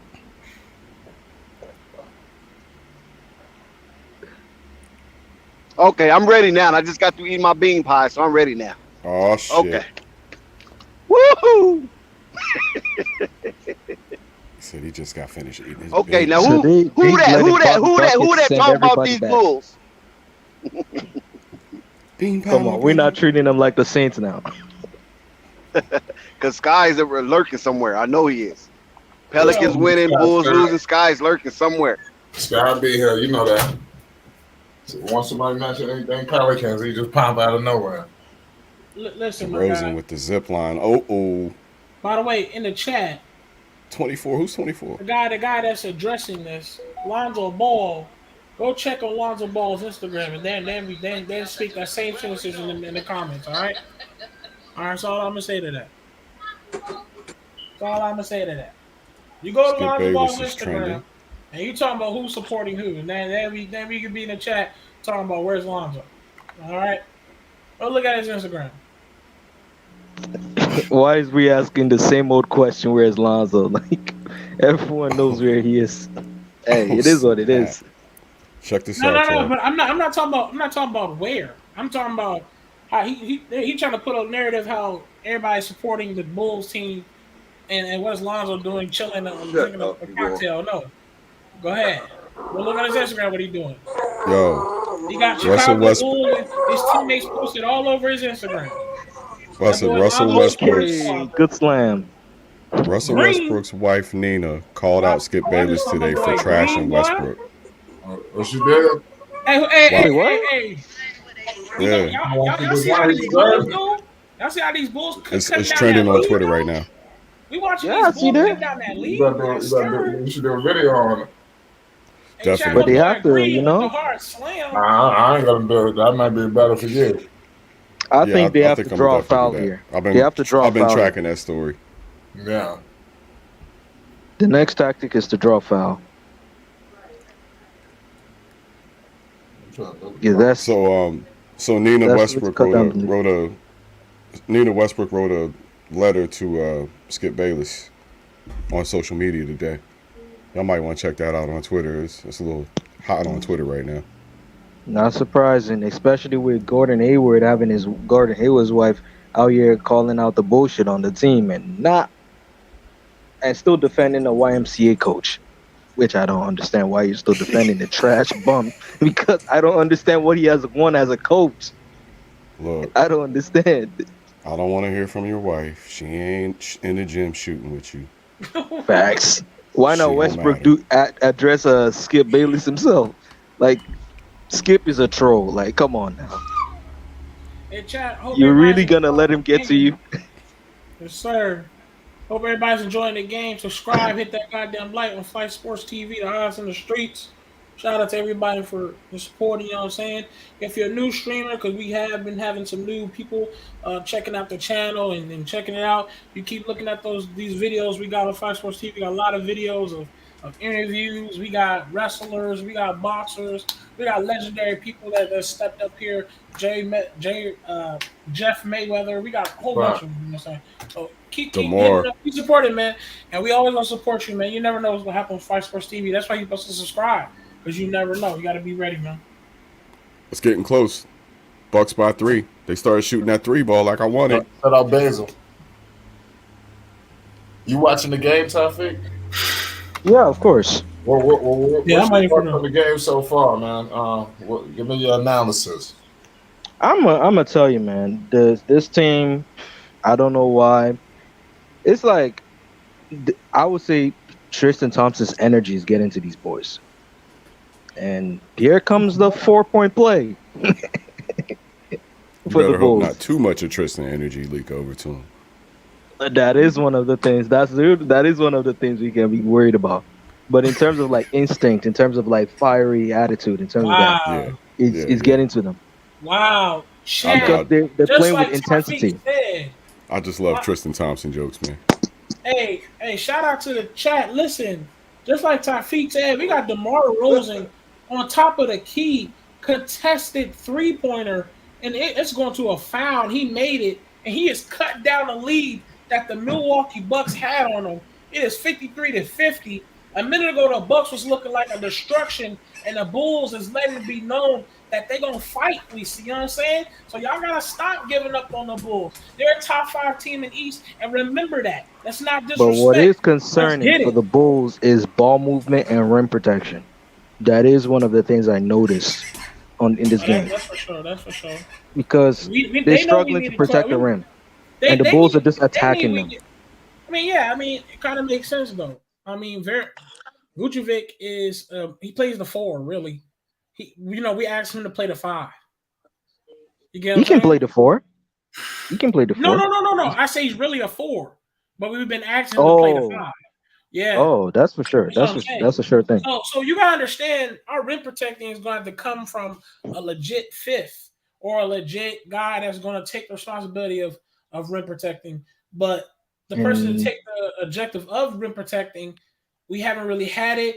Pat Williams hasn't been here due to his injuries. So, Lonzo plays defense, but Lonzo's not no 6'11", 7-foot defender in the paint. You know what I'm saying? Ain't not no big rim protector. So, Tristan Thompson was definitely. Thompson was definitely my last choice. Wait, who's the lead leader in guard blocks in the NBA? Why would you say that Boots can play a 4 when Boots can't even guard a 4? He can't even guard a 5. How can you gonna guard a 4? Why would you say that Boots can play a 4? See, that's the whole. That dude's. He can play a 4. He can play a 4 because he's a stretch big. No. He's a stretch big. He cannot guard a 4. No. I didn't say he can guard. I never said he stay out there and shoot all the time, but that he already doing. That's what he's already doing. No. Listen, Uncle Vern. I didn't Boots say can't play 4. Boots cannot play a 4. No, yes he can. Vooch's career has been on 4. What are you talking about? I never said he could play. I never said he could play defense at the 4, but he's always played 4 his entire career. And when he get on the okay, bro, I got you. Yeah. Right. I got you. I'm sorry. You're right. He can't play defense at no 4. Right. You never said that. Makes sense now. But he's capable of it because he's a stretch big. No. He's not. Yeah, no, he's not capable of playing. Here comes the Giannis 400 years free throw. He just plays the 4, and the Bulls has been asking him to play the 5. You know what I'm saying? And the truth of the matter is, we need a true 5 on the Chicago Bulls. We need a true 5. Yeah, but that's Tristan's job, isn't it? Because he can play. He's a center. I mean, we just got him, so we'll see what he does in playoffs as rim protector. That's what's really going to matter. Man, I don't know if you're bad for Grayson Allen, but the thing he did to Caruso, Bulls fans still not forgiving him. Listen, Tristan Thompson was no one's first choice. Hey, chat, we got halftime. Chicago Bulls 53, the Bucks 57, and the Chicago Bulls has most definitely cut down on that big lead that the Bucks was having, and people thought this was going to be a blowout. And we have Jeff Green. We got, we got DeMar DeRozan hitting the and 1 3-pointer to cut this lead. And the Bulls, like I said, at 53. They're now down by 2. It's 57-53 half. Yeah, 57-53. That's a 4. Oh, okay, well, that's a 4-point deficit. They can still come back. Quick stats. If they get their shit together. Quick stats. Giannis. Shout out Sky. Here goes Sky. Keep going. All right. Giannis has 15 points. Let me read this. Giannis has 15 points on 6 for 10 shooting. Are you about to read it? Are you about to read it? JDH. Yeah, I was getting started. I was just about to read it. Go ahead. I'm just gonna highlight the ones that are doing it right now. Giannis 6 for 10, 3 for 7 from 3, 15 points, 2 turnovers. Middleton has 4 turnovers in the first half, which is hurting the team quite a bit. He's a +3 though. For some reason, Giannis is a -10, which is the highest minus for any Buck on the team. And I can't explain that because he doesn't have 4 turnovers like Middleton does, and he's not shooting inefficiently. So I guess that's just the product of being on the court the longest. And no, he hasn't even been on the court the longest, so maybe he missed some scoring while he was on the bench. But, the plus minus doesn't always tell the truth, so you got to dig deeper. On the Bucks bench, Wesley Matthews scored 5 points on 2 for 3, 1 for 2 from 3-point. And Joe Carter, Jay Carter, whoever that is 1 for 2, and he shot a 3-ball. For the Bulls, Ray, you want to take the Bulls? Now you go ahead. You do your thing. Okay. DeMar DeRozan, 5 for 13, 1 turnover, 1 personal foul. He was a -9 with 12 points. Only 2 rebounds in the first half. He probably should step that up. Tristan Thompson, only 1 rebound in 8 minutes. 1 for 3 from the floor. Vucevic, 17 minutes, 5 for 7, 1 for 1 from 3. 2 rebounds, 2 assists, a steal, but 2 turnovers. Vucevic is leading starters in plus-minus at +7 with 11 points. And Zach LaVine with 13 points has a +3 on 50% shooting. 1 for 3 from 3-pointers. Ayo Dosunmu, 2 for 4 on 50% shooting from the floor, but 0 for 2 from 3. From the Bulls bench, you have Jeff Green, 3 for 4 from the field, 0 for 1 from his 3 attempt. 3 personal fouls. So despite those personal fouls, despite only 15 minutes in the game, Jeff Green has the highest plus-minus on the Bulls at +13. Oh, yes, sir. Shout out to everybody. I already heard that. Shout out to everybody, man. We cooking. Shout out coffee. I see That's coffee amazing. Even with 3 fouls, Billy's coaching them smart with them in terms of their foul management. So yeah, I'm gonna give him that.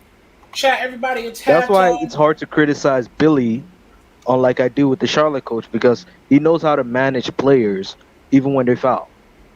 Yeah. Mind you, Kobe was 0 for 3, so he wasn't helping, Jeff Green's plus-minus at all. Chat, it's halftime on the Bulls versus the Bucks. So go ahead, get your whatever refreshments that you need.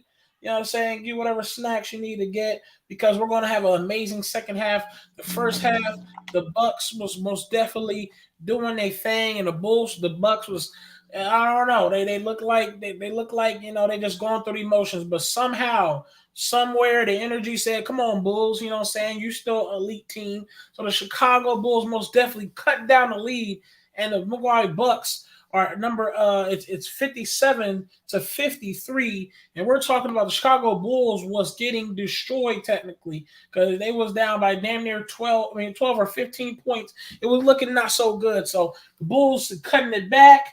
Bulls are still in the in the run. So hopefully the Bulls can pull off a win, man, so we can celebrate, man, so we can pop champagne. You know what I'm saying? Y'all turn up, man. Appreciate y'all. Go ahead, my guys, fellas. My bad. Bucks shooting 43% from 3. That's as a one thing team. to note. What about their free throw percentage? 64%. Compared to the Bulls? 100%, but the Bulls are only 1 for 1 from the stripe. So that Demar's means they need to attack. That means keys for the second half is that they need to attack the lane more. They're putting on the effort. They need to attack the lane more because it's helping. Facts. Man, man. DeMar's 5 for 13. That's kind of an issue. Just to catch up. Yeah, 5 for 13 is not a good efficiency. Just to catch up around the league. I knew it. I was hoping it would have happened, but they was right. They said Brandon Ingram, he likes to get hot against the Jazz, man. Brandon Ingram with 11 points and CJ McCollum with 12, so they getting hot against the Jazz, man. Starting to gel. Bam. I think the Jazz will walk in with an L if Brandon Ingram gets. I mean, 54-28. I mean, I'm not gonna call it like the Pelicans won this game. You know what I'm saying? But the Pelicans are doing good so far against the Jazz. I think the only reason why the Pelicans are doing good is that Willie Green actually made the smart decision by letting Devontae Graham off the bench instead of starting. They got a good starting 5, other than the small forward. You said about what? I think Willie Green. The thing that the Pelicans did good is that Willie Green is letting Devontae Graham come off the bench. As a six man. He should never have been a starter. Look, Devontae Graham with everybody. Devontae Graham. His name was numbered as soon as he got. As soon as LaMelo got there, and he should have known when he joined the Pelicans that Pelicans, look, remember the Pelicans, they're giving him a whole bunch of hype. If anybody on Tafik, I don't know if you remember it. Devontae Oh Graham no, got on them don't. damn Pelicans. The hype was all about Tafik. I mean, on Devontae Graham. It's on Devontae Graham is so much better than Lonzo. This is the guy. Oh, I mean, Devontae Graham now is a they hate huge him. improvement for the Pelicans. Boy, the Pelicans said, sit your ass on the bench, and you really ain't good.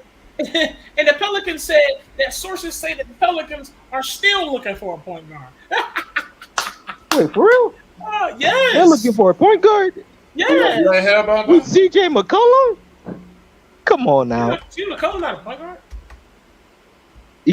He has point guard abilities like Yeah, but he's not a point passing guard. and all that stuff, but he's not a point guard. I'm not just saying, That's but it. he's not a point guard. Like, I But he feel knows you. how to dictate the pace of the game. Oh So. yeah, they sit there looking for a point guard. Oh, good God. So that's funny to me though. That's funny to me. That is. I still look at this shit and it's like, dude. But y'all said Devontae Graham is better than Lonzo, but how come he's having a much worse season than Lonzo? Who said that? Oh yeah, the Pelicans. Yeah, when they first got Graham, he's better than Lonzo. This is a huge improvement. This is the upgrade that the Pelicans needed. I'm like, boy, if you Devontae Remember Graham, when I told Pelicans fans on this page that this man is just a 3-point specialist? I guess I was right. He's just a 3-point specialist, which is what he is. That's why he's coming off the bench. little 5'8" Devontae Graham. Y'all talking about he good? Cut it out. Cut it out. Come on now. To his credit, he did have a good rookie season for Hornets. I think he had a good sophomore season. Yeah, rookie sophomore season. It was cool. Because 18, 8, and 8 is actually pretty good. Cool. It was cool for sure. But the problem with him is that he's very streaky. He's not a Kelly Oubre per se, but if you look at players that have that type of streakiness, you can say Jordan Clarkson. Yeah, sixth man of the year material. Because he can get hot, and then when it gets cold, it's not good for the team. So I think Willie Green should stick with Tafik, bring him off the bench. Tafik in the chat. Question is, if you're saying that Devontae Graham is a 3-point specialist, then what does that make Lonzo? Because Lonzo is a way better shooter, stats wise and by vision. Like if you just watch the game, Lonzo's a better shooter. So what do you say to that? Because since you're calling Graham a 3-point specialist, so what is Lonzo? Here's the thing. I define a 3-point specialist as someone who's known for knocking out threes, right? Mm-hmm. Lonzo can play defense, right? Let's think about that. Lonzo's a good defender. Right. So in that case, you have a good point of attack defender. So I call him more of a 3-and-D playmaker. Unlike Devontae Graham, who's a 3-point specialist that can operate on a catch and shoot and fast break, pull up threes, which is why I call him a 3-point specialist. Another person I can call a 3-point specialist is LiAngelo Ball.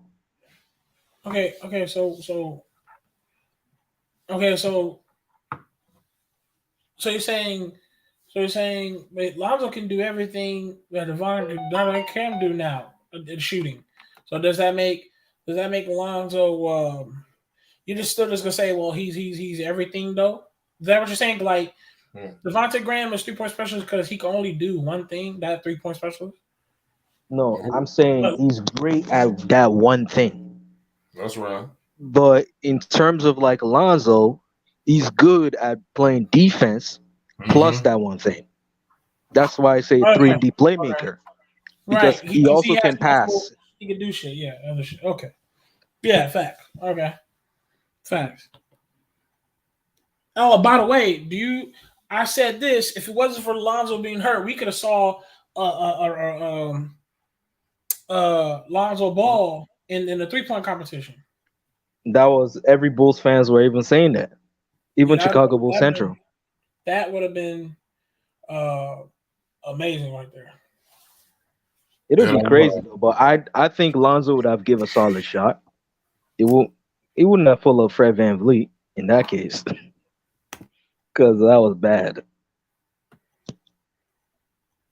Yeah, that Fred Van Vliet, he all right. What you think about the Hornets, man? Tyfik, I didn't get your thoughts on the Hornets in a while. I know that's another one. Man, I don't want to talk. See, honestly, it'll be like a brain dead situation talking about them port of losers, bro. Like, I gotta be real. Listen, the point with the Hornets as a franchise is that they keep showing us every day they're a poverty franchise. Mm. Here's the thing: if you are a franchise and the star of your team is promoted as the next face of the league, a superstar, why aren't you promoting him as that superstar? And the problem is this with the Hornets as an organization: you hire a coach that doesn't understand how to deal with young talent. He doesn't understand how to understand young players and understand young people as a whole. It's like you're forcing them to adjust to your tactics and you're not trying to understand them. It's kind of like when you're a parent and you have a child, right?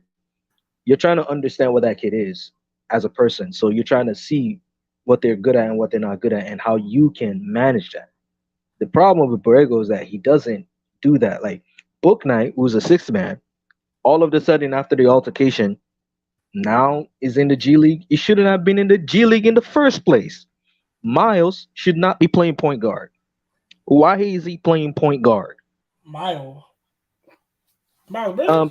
Mason Plumlee should not be playing point guard. Why are you running motion offense and boxing one as your main schemes? I don't understand. Like, we are not in high school. He benched our all-star LaMelo Ball. Oh yeah, I know. See, let me even address the 8 minutes. That gonna go through the TV and take a good slap. I ain't gonna cap. Let me even address the 8 minute game because Kelly Oubre played with 4 fouls, right? Let's say LaMelo. If we look at original fouls, he only had 2 fouls that game. If we're looking at legit fouls, that we can say they're fouls, but the other 2 were just BS. And instead of this coach to be arguing with the referees, he doesn't do nothing. Last year we see Devontae Graham get fouled or foul. All of a sudden you now want to fight. Like, I don't understand this, coach. Yeah, Terry and Gordon. You now bring this castaway club in Gordon, Terry, and Isaiah, and everyone is now like, yeah, we should root for Isaiah. Yeah, I'm happy he got a shot, but let's be honest. Like, that doesn't mean that Book Night, we should have been coming off the bench and getting a minute. You're not even giving these young players the chance to actually grow together. Like, LaMelo and Book Night together as a lineup works. They get you buckets. They get you transition points. It works, but I would choose defensively, it's not the best. I would choose a lot of people other than Book Night. But I get what you're saying, but you know why they're not letting it happen? Why? It's because they black. Nah. Yeah. I'm just messing around, man. I'm just messing around. LaMelo's biracial. I'll joke. So I'm not gonna say black. LaMelo's biracial. Most of the NBA is black. Hey, Chad, I apologize. And the Bulls have scored again. We in third quarter. It starts. I hope everybody got their popcorn. 55 to 57. 55 people. To 57. Yes. And Giannis with the Euro step finish, and it's 59 to 55. I assume across the half court, crossover tween. Vucevic gets involved, gives it to Derozan crossing up, mid-range game like he's been doing all year. Brick, and he getting the Tristan Thompson fights for the rebound, but he doesn't get it. Giannis brings it back to court, coast to coast. Giannis driving, swings it, and that's a turnover. And Vucevic tries to pass it, but Giannis is all doing it slow, and Giannis goes for the easy still, and we got a foul. Giannis is on the floor. 59 to 50. Here comes the 400 years free throw. Back at it. We're about to see the 400 years free throw again.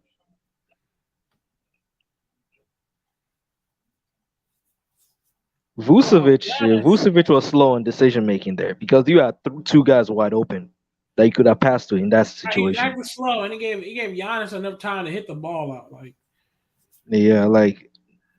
DeRozan was open, Levine was open. You could have passed to them at least. Giannis going for his attempt on the first free throw, and Here comes that's a the bang. 400 years free throw. A bang. Giannis's first attempt, that's a bang. 60-55. Giannis blowing, getting ready to take his second shot. 400 years. He's imagining his focusing without the ball. Here comes the 400 years free throw. Here we go. Taking his second attempt. And that's a brick. And we got 60-55.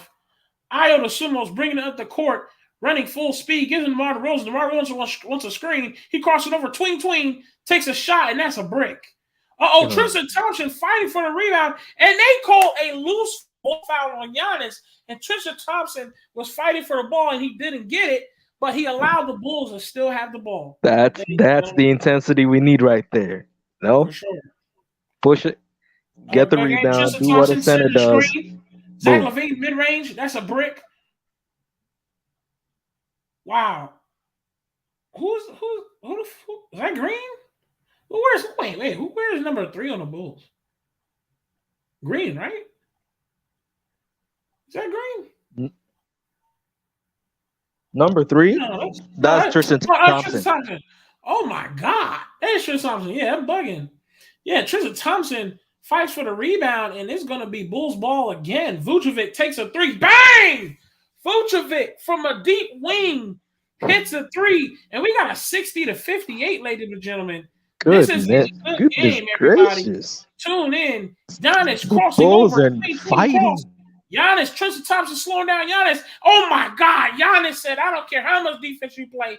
Giannis stares down Tristan Thompson, and we got a posterizer in the paint. And Giannis is staring down Tristan Thompson the whole way right back on the other side of the court. Oh my God! I assume what a drive. But the refs cut it out.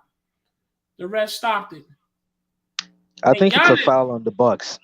And if anybody wants to know, Giannis did a posterizer while Tristan Thompson was in front of his face, and Giannis stares down Tristan Thompson. But I'm gonna give Tristan Thompson the credit for that defense. That's defense right there. For real. Bucks 62, Bulls 58.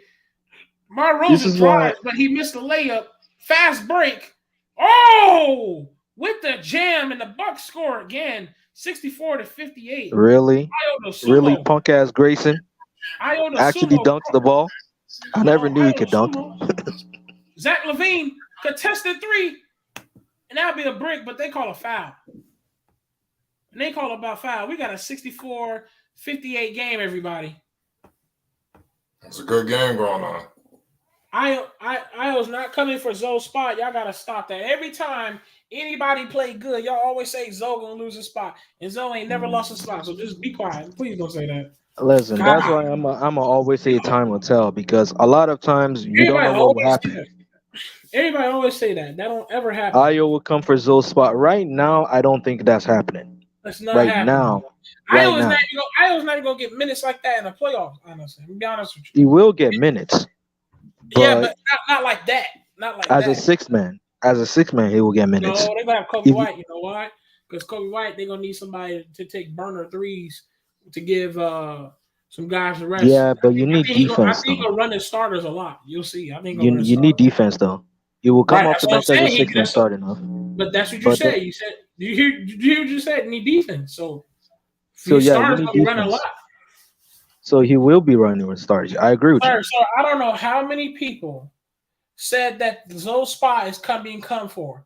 Caruso was having a stretch of games that people were spamming in the chat and saying, "Oh my God," and stop it. So please, no. Stop. Caruso's the glue guy on this team, though. If we're being honest, Zoe not losing the spot. It ain't happening. Right now, I would say it's not happening because that's what the way the NBA is right now. It's not happening. But in the future, I'm not gonna make a rash decision and say that there's no chance of that. You're wrong. So I'm not ruling anything out. He does play bad defense. The Bulls are 27th in defense ever since Lonzo Ball and Caruso have been gone. Okay, and that's what both are needed. Both are needed though. Yeah. What do you mean both are needed? What are you talking about? Both Lonzo and Caruso are needed because they're top 5 in defense. I know. That's what I said. You didn't hear me? I didn't hear you because of But No, go I ahead. said, but since Lonzo Caruso since been gone, they dropped down to a 27th in defense. I don't gotta say they both needed because I it's kind of saying they both needed because I said ever since they both been gone. That's what I said. They both been gone. I didn't hear you clearly then. My bad. Yeah, I said Lonzo and Caruso have been gone. Now he not. I don't assume ain't bad on defense. He not bad. I know that. He not bad on defense. No, I didn't say that now. But we not gonna act like he just a change on like he doing something like that on defense because the Bulls just finished playing Trae Young and Trae Young been having Io and Kobe White on skates. I mean literally. I was watching play-by-play calling it out. Trae Young, if you was on Fox Sports TV last stream yesterday, Trae Young was having Io Sumo and Kobe White touching the ground like they was Michael Jackson, all right? So trust me. Wow. Salute the slap. Salute to the chat. Chat, does not everybody know the Milwaukee Bucks 68, Chicago Bulls 62. We got third quarter, 8 minutes and some seconds to go. Io Sumo drives, pass it to Vucevic. Vucevic looking for somebody to give it to. Zach LaVine gets the ball. Zach LaVine signs with the opponent, step back three, and that's a bang. Bang, corner three from Zach LaVine. Corner three from Zach LaVine. Giannis crossing over. Giannis going for a drive, passes it. It's a block by DeMar DeRozan. DeMar DeRozan actually plays defense and gets a block. Io Sumo gives it to Vucevic. That's shocking. DeMar actually played defense? That's a first. Three, but that's a brick. And Drew Holiday, he's driving. He goes up for the layup, and that's a miss. Hey, Vucevic just ruined the play. Io Sumo's bringing Vuce just ruined the play right there. Gives it to Zach LaVine. Good rebound, Vuce. Oh, wow. Shout out Dave. They call a foul. Here comes the screen. Pick and roll. Oh, come on. And they call a foul by the refs. And it's Bulls ball. And they call a foul. Foul on Giannis? That's good. Get him in foul trouble. I don't know if it was on Giannis. It was on Giannis? It's got to be on Giannis. Zach LaVine at the free throw line. Zach LaVine takes free throws. And that's a bang. 66 to 68. We have a 2-point game against the Bulls versus Milwaukee Bucks. Y'all better tune in as Zach LaVine has 17 points in this game. Zach LaVine takes his second free throw, and that's a brick. And we have a 2-point game. Drew Holiday bringing the ball up the court. And Drew Holiday wants a screen. They're doing a pick and roll with Giannis. Giannis give it to Grayson Allen. Grayson Allen dribbling. Grayson Allen trying to do some moves on Io Sumo. Green throws it to Bob Portis. Oh, that's not Bob Portis. I mean, Wesley Matthews. Wesley Matthews tries to go for a layup, and that's a break. Here it comes.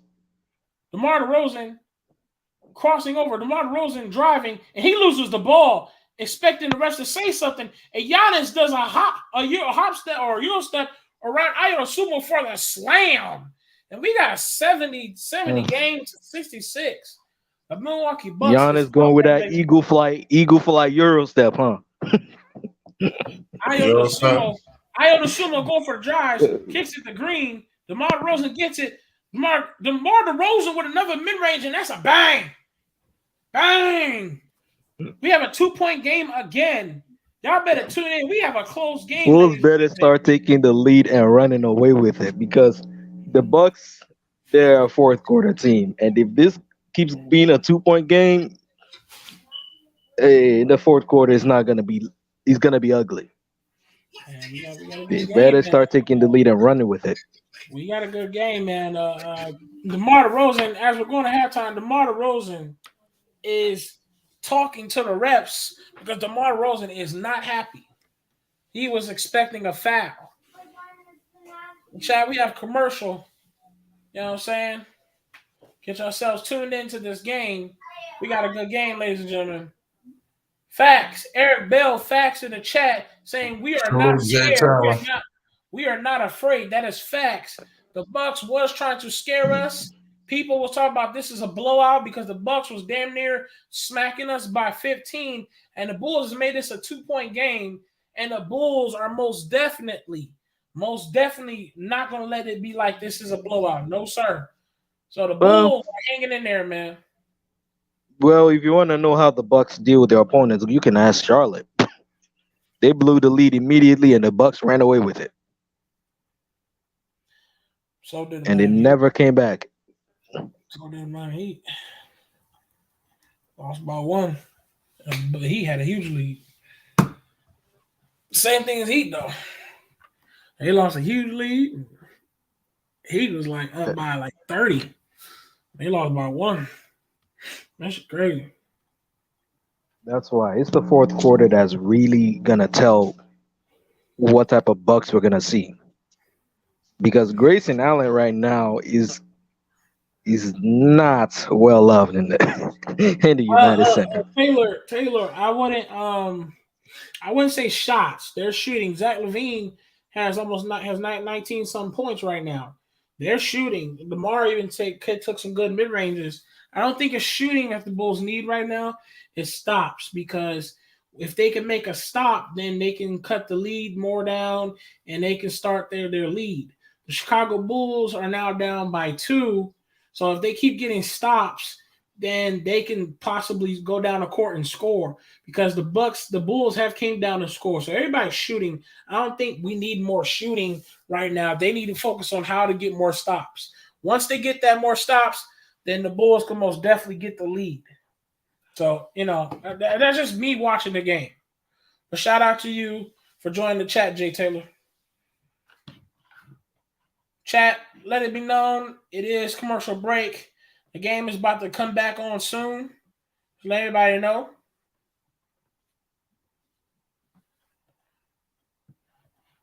Salute to the chat. Yes, sir.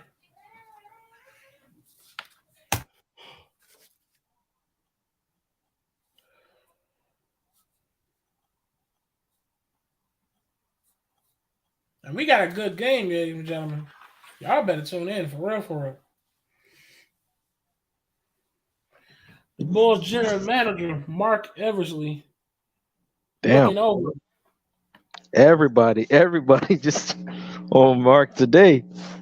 First black GM for the Bulls. Milwaukee Bucks giving it to Giannis. Green defending Giannis. Green is playing him aggressive, and they're going to call a foul. Yeah, because you sneeze on Giannis, you breathe on Giannis, foul. Well, who did they call on? Wow, it's going to be on Javonte Green. Wow, and Middleton is taking a free mid-range, and that's a brick. Wow. And the game, the score is still 70-68. Why would you call a tech? Who got the tech? Who got the tech? Why is he shooting a technical free throw? I'm guessing Green was arguing with the ref.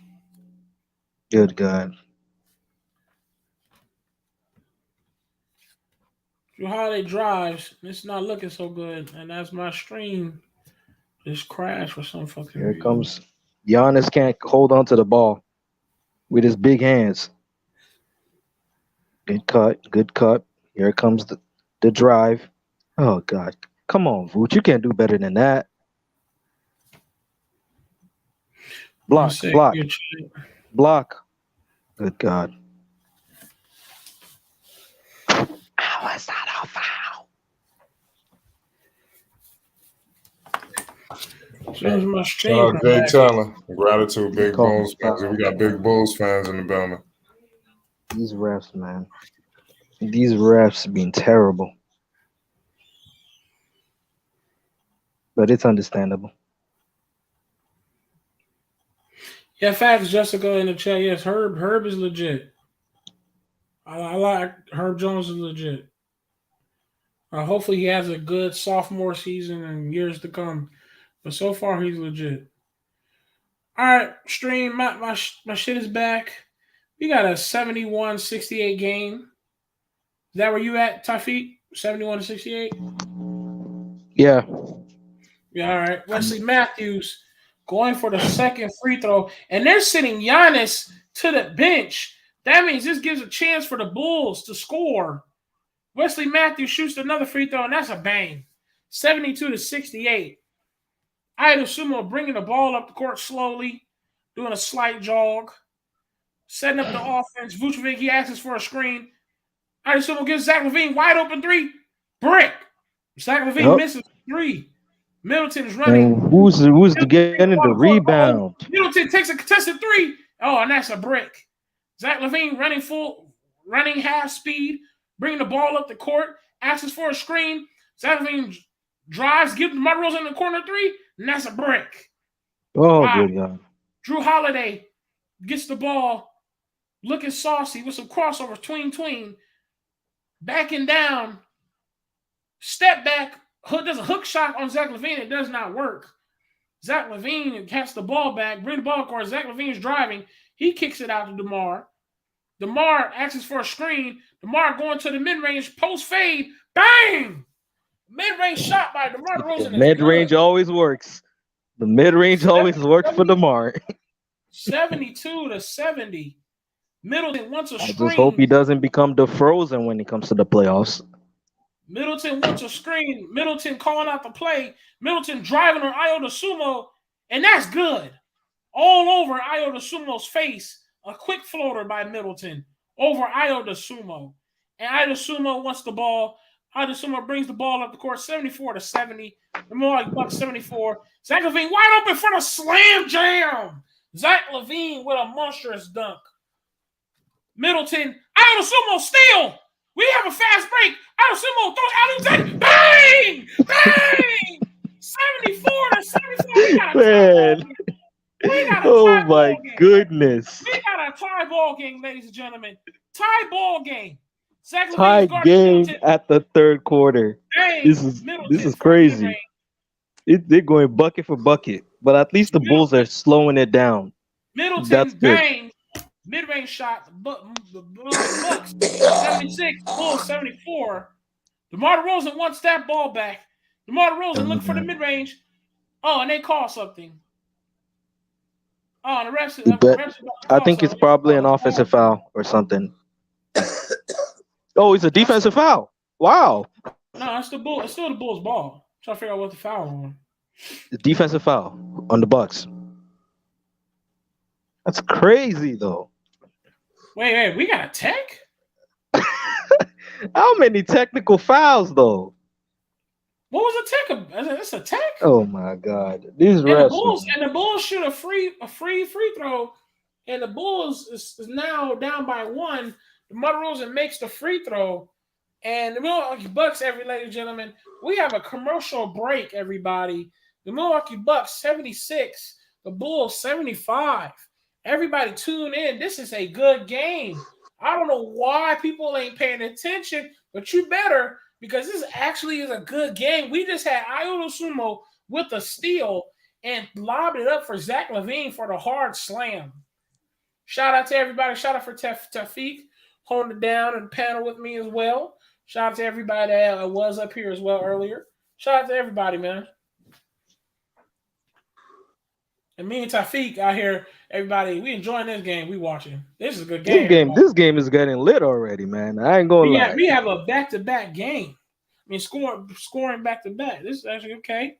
We'll see who wins. This is a fire for fire type of game. It's crazy. If the Bulls win this, does the Bulls creep up back to second spot? I think so. They're both tied. I think right now, the Sixers, they're both 2.5 games behind the first seed. So I think right now the Bulls are 1 game above the second seed. So if they win this game, they should be back in the second seed or a game away from the second seed. All right. But in terms of that's why if that first round happens, you best believe I appreciate that right there. We need that. That's an easy first round. With who? With who? Bulls versus Hornets the first round. That's an easy first round. Oh, hell no. Easy one. That would be a blowout. It's an easy one. Especially with Mason Plumlee. That one, his ass can't defend shit. That is an And easy. Borrego, dumbass, keep We'll take running that the for same fun. old defense with the same old Oh, box and one, like it's listen, high listen. school. Listen, I'm already scared for the Bulls to take on the 76ers, but the Hornets, I'll take that.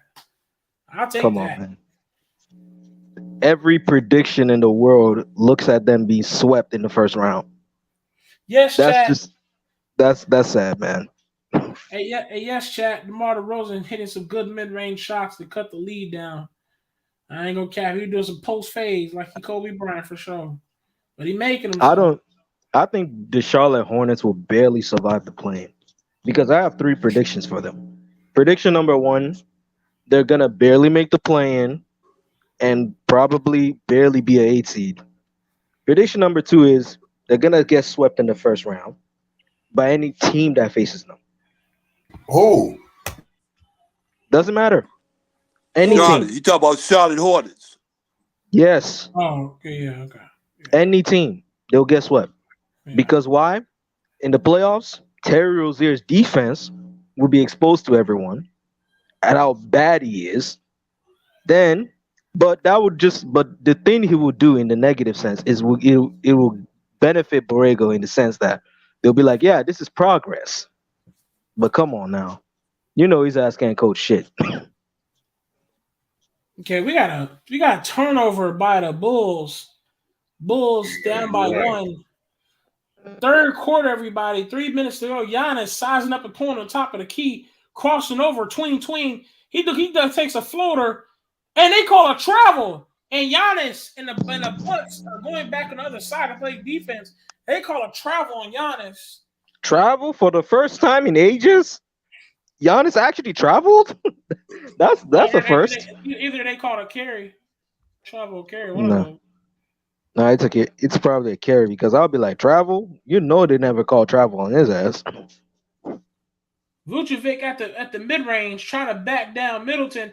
Middleton giving him hard work to do it. And Vucevic, big man handles over Middleton for the layup. And we have a lead. Chicago Bulls up 77-76. Giannis back in the game, and they just sat him down. I guess they got scared. Middleton. That was Ibaka. Running. Why is he big man in Ibaka like that? He shoots the 3, and that's a brick. Oh my God. Zach LaVine bringing the ball up the court. I thought Ibaka can defend the rim. Zach I thought LaVine on Ibaka the can still drive. defend the rim. Zach LaVine on the drive, and that's an and 1. Bang! Zach LaVine on the and 1 drive. The Bulls are ready for the Bulls chose blood today. They want to win for Caruso. They want to win for Caruso. Hold on, chat. If you're listening, the Bulls are up. And this was the same team in the beginning of the game. Everybody talking about this game was over because the Bucks was doing their thing. And now the Bulls are leading in this game, everybody. And Rave, man. I'm a hold on to the fourth quarter before I do that. But I think they have a chance if they keep up the lead. This game is over already. That one is a problem though. Well, I agree, but everybody was ready to give up and shit. Like, nah, don't give up. Yeah, it's okay to have worries, but giving up. That's what I'm saying in the chat. They was giving up. They're like, game's over. I would assume with the drive, and we got a fillet, and the Bulls are coming out with energy, 81-76, and they are running up the score, ladies and gentlemen. And they are actually taking advantage of the fact that the Bucks are missing their shots. Middleton crossing over. Middleton gives it to Giannis. Giannis takes a fadeaway, and that's a brick. Zach LaVine bringing the ball up the court with energy. Crossover, tween. Taking a screen by Vucevic. I don't know. This guy stop rushing shot. And that's a brick. Ball in the air. Kobe White gives an Iron Sumo. Get it. Oh! Derek Jones Jr. Posterizer. Oh my goodness. With the posterizer. And we got a 76-83, ladies and gentlemen. Iron Sumo gives it to Derek Jones Jr. With a posterizer. Derek Jones just tried to murder Giannis in the paint. Giannis. Bang! We got a posterizer. God damn. Listen, that ain't posterizer. Bulls chose blood today. Right there. Let's go. These Bulls chose blood today. And the Bulls are They chose blood today. He dunked But on hey, Giannis. Posterizer they're on Giannis. they're going. Let's keep in mind this is a Popovich student that the Bulls are going up against, though. Let's keep that in mind. So he gonna come up with a new. Chat, y'all better tune in. I don't know why you're not tuning in. Better hit that goddamn hit that like on Fly Sports TV. This is a lit game, though. I ain't gonna lie to you, family. The Bulls Yeah, are up. the Bulls are high. Whoever not tuning in is missing out. If you're not tuning in, you're missing out, dog. The Bulls are up. You're missing out because, god damn, we got a bang. Derrick Jones tried to end Giannis' career right there. He almost ended Giannis' career right there. Oh my god. You can go ask Jakob Porter what Ja did to him. Sunday showcase on Sunday. We got the Nets versus Celtics. We got the Cavs versus the Raptors. We got the Clippers versus the Knicks. We got the Milwaukee versus Suns. All presented by Reese's State Farm on Sunday. So you know what I'm saying, on Sunday, y'all tune into that as well. Snickers, sponsor us, please, on Fight Sports TV, man. Sponsor us. Raptors versus Cavs. Raptors versus Cavs. As long as the Raptors can shut down Darius Garland, they'll win. So we got a minute 40 seconds on the game. Milwaukee Bucks 76, Bulls 83. Giannis going for the drive. Giannis is not happy. Giannis backing down Green, and the refs stop it as it was a lot of contact with Green and Giannis, and they're calling a foul on Green. That is a foul. And Giannis looked like he not trying to put up with it. And we got Milwaukee's ball. Milwaukee tuning in. I'm gonna give him that. That was a foul. Gives it to Middleton. Middleton asks for a screen on Giannis. Pick and roll with Giannis. Middleton crossing over tween. Giannis. Oh, Middleton with the step back, and that's a bang mid-range. 78-83. Kobe White bringing the ball up the court. Kobe White pointing direction, changing direction. Gives it to DeMar DeRozan. DeMar DeRozan in the mid-range. Contested mid-range. Bang! DeMar DeRozan with another contested mid-range. And we got a bang. Chicago Bulls 85. Milwaukee Bucks 78. Milwaukee Bucks. Hey, I'm not going to scream, bro. But I'm hyped. This is lit. See? Yes, sir. Middleton. The Bulls are always fun to watch. It doesn't work. Fast break. Howard gives it to DeMar. DeMar slows everything down. DeMar gives it to Green. I mean, whoever's talking, you good, bro? No, that's Uncle Vine. Oh, we got a bang. Hey, yeah, you good? Yeah, you good, Unc? Just trying to make sure you're okay, man. Yeah, I'm good, bro. Hey, look here. If I had the chance to talk, because y'all be talking so much, I'm glad I got a chance to speak edgewise. Look here, don't worry about the Bulls. The Bulls got this game under control, my brother. Keep on going with what you're going with, Rage. Go on, Rave. You ain't lying, Rave. You telling the truth what they're doing. They putting it on them, Rave. Go ahead. I'm sorry for disturbing you. They choose blood today. I think the loss of Alex Caruso is the reason for this. On that note, by Uncle Vern just said, and DeMar DeRozan, ladies and gentlemen, hits an and one mid-range, contested, and the score is 81-87, and the Bulls is up 87, and Milwaukee Bucks is 81. And we have a little bit of confusion. The refs wants to have a talk. And the Bulls bench has their hands up because everybody's trying to confuse on what's going on. Ladies and gentlemen, and they're going to go to the replay, and they're going to put everybody in a huddle. It is confusion on the court. The confusion on the court, ladies and gentlemen. The refs are that's some stuff. So how you call a foul on a mid-range? Like that, I don't even see a foul, bro. Maybe it's just from that camera angle. Because I don't see a foul. They are replaying the mid-range. They call a foul. They're calling a foul because they're trying to see if the defender went into the landing spot. I don't think so. And they are going to replay it.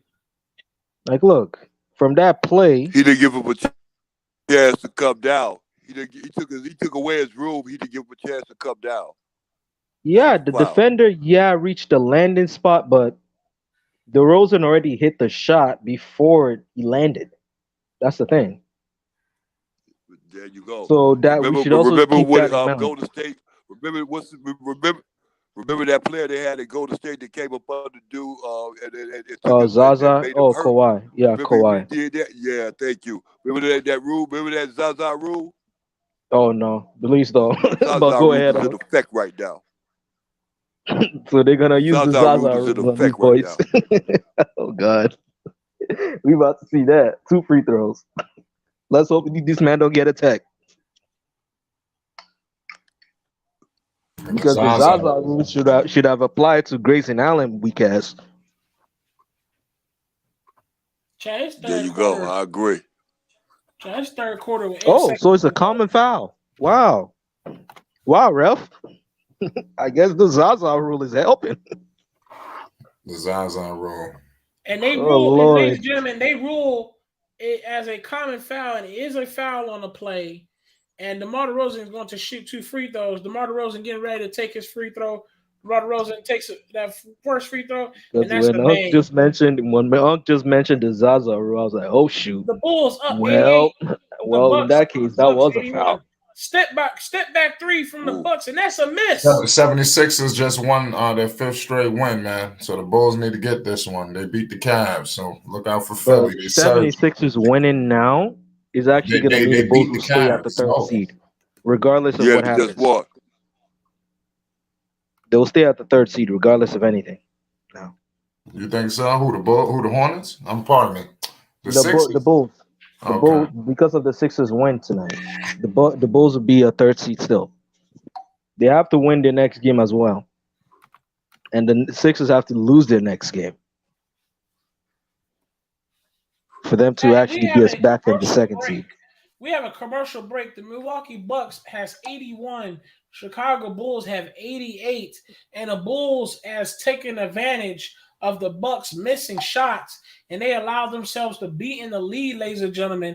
And not too long ago, from a blink of an eye, a minute ago, the chat was full of the game is over. So my Chicago Bulls turn up in the chat. See red in the building. Chicago Bulls is holding it down, everybody, gentlemen.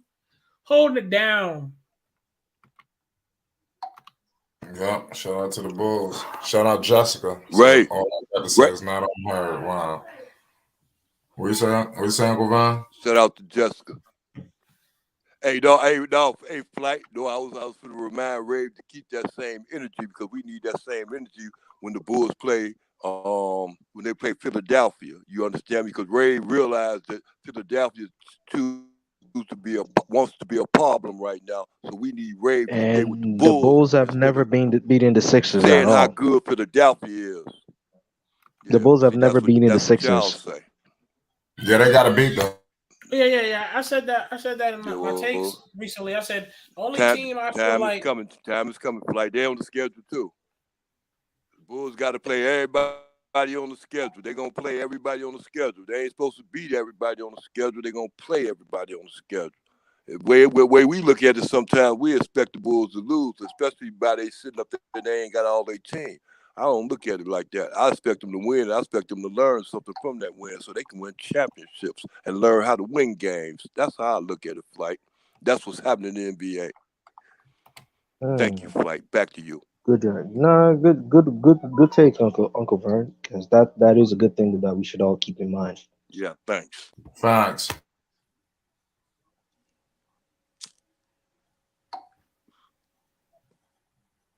Shout out my man Jay Taylor. Shout out Dave James.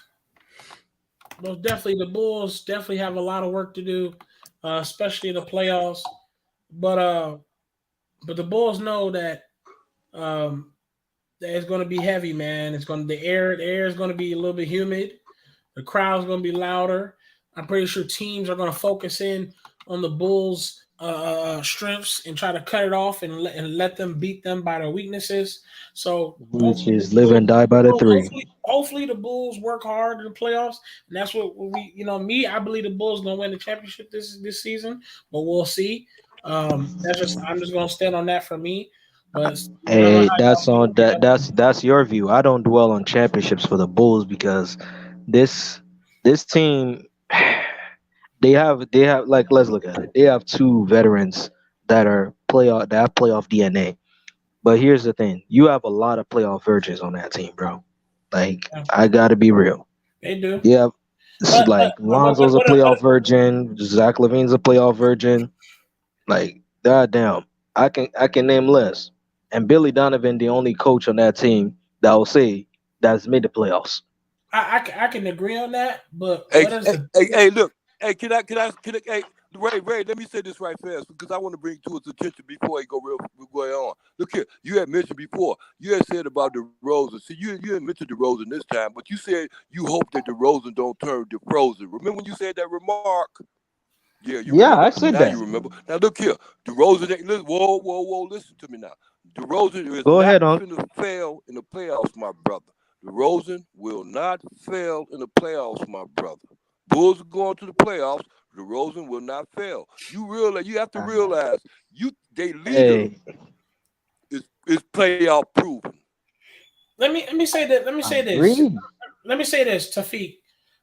Because you said Bulls have a lot of playoff beginners and versions. Let me say this. What is the guys who have big rotational minutes? What happens in the playoffs? Either you become a player that's going to be trash, or you're going to become a player that's going to be outstanding. For examples like playoff P, Ben Simmons. Ben Simmons will go crazy in the regular season and then kind of dip down a little bit in the playoffs. So we've seen players form into something. So we've never seen a Zach LaVine or Alonzo in the playoffs. But guess what? That means we know one or two things. Either Lonzo and Zach LaVine are going to become monsters in the playoffs, or they might not do good. But that's one thing we can say about the playoffs that comes out of people. Either you're going to be good or you ain't. So if we have no proof that Lonzo did bad in the playoffs. So Yeah, y'all better not I'm hope. saying, I'm Listen, all I'm saying, saying is you better not my hope Lonzo my Ball. main argument is that I'm just not gonna hold my expectation high yet until they've reached the playoffs. That's why I said I hope the Rosen don't turn to the frozen because he has had he has had experience freezing up in the playoffs. So I don't wish that to happen to him. So at this moment, you being the leader, you are needed, and we don't need you to choke because you're the one to guide these boys and teach them what this experience is like. That's the thing. Well, we'll see. You'll see. Because don't be surprised. Because if Zach LaVine becomes a monster and Zach LaVine doing his thing, that Demar might not we might not even put the heavy load on Demar's shoulders. You know, because like what if Lonzo becomes a monster and we're talking about Yeah. we're talking about think about if Lonzo turns a monster. We're talking about a two-way player turned into a monster. You know what that can do in the playoffs, especially defense? That steals back-to-back fast breaks. Probably a couple alley-oops we're going to see to Zach LaVine. It might not even need to be on DeMar DeRozan's shoulders. You get what I'm saying? We'll never know. You better hope. All I'm saying is y'all better hope Lonzo don't become a monster in the playoffs. Y'all better hope. Again, I'm not gonna hold my hope. That's why I'm not gonna put championship on their head because especially I with a think he'll team be a like monster. this, you gotta, especially like this team, you gotta let them like, let's see what they can do first. That's why the first round, I'm actually gonna ease it up on them before, how things are. Just let's see what they can do first You, you, before you we gotta you gotta give them think playoff about it, hopes. fellas. Because I'm sitting here listening back to you guys. You got to think of all the things that Lonzo does well, and people criticize him about. What is it? He's in the corner. What is he doing? What else is he doing? He just like I say, he's just standing around. Things that I forgot what people normally say. Just he's in the corner. What you got to understand about that in the playoffs is going to be a lot more half court slow, and like I said, the corner shots and just spotting up for threes are going to be more available. And Lonzo Ball has shown that he could specialize in that. So I expect a lot of things that we criticize him for during the regular season. I think he's going to get praised for it in the playoffs. Like I said, those spot up threes and things of that But nature that he does but well. He's going to excel in the playoffs. And he got the ice water in his veins to knock down some of the biggest shots in basketball too. So be on the lookout. yeah, Lonzo's skill sets are worth playoff basketball. If we're being honest with ourselves, Yeah. that's why for me, I want to see what he can do in the playoffs first. Because if you have someone in the beginner and that's a beginner in the playoffs, you want to let them, get accustomed to that type of style. That's why I'm not gonna jump in and say they're gonna be champions, but I'm not gonna rule anything out. That's what I'm gonna do. I'm not gonna rule championship out, but I will say they are gonna make the playoffs because that's what it's gonna look like. But championship, I'm gonna press pump the brakes on that one. Chat, I apologize. We got into some good talking. I forgot to keep you guys updated.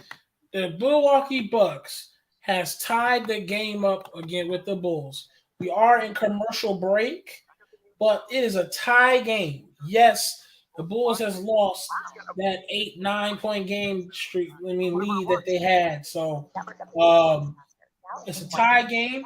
It is fourth quarter. So you know what fourth quarter means? Crunch time. So everybody tune in on Atomic Sports TV. We got a close game. Y'all better tune in. It's a good game. Fourth quarter, they better get their shit together now. It's gotta get everything down. And, yes, and in this quarter, this is where you gotta watch out for the Bucks. They have to stop the Bucks this time for good. Because all that hype you gave us in the third quarter, now we need to see what he can do in the fourth. Because this is for Caruso. They want to win for Caruso in this one. The way I'm seeing it, the intensity they're playing with, it's like someone trying to fight for someone they love in that type of situation. That's what the way they're playing. So I want to see that intensity continue.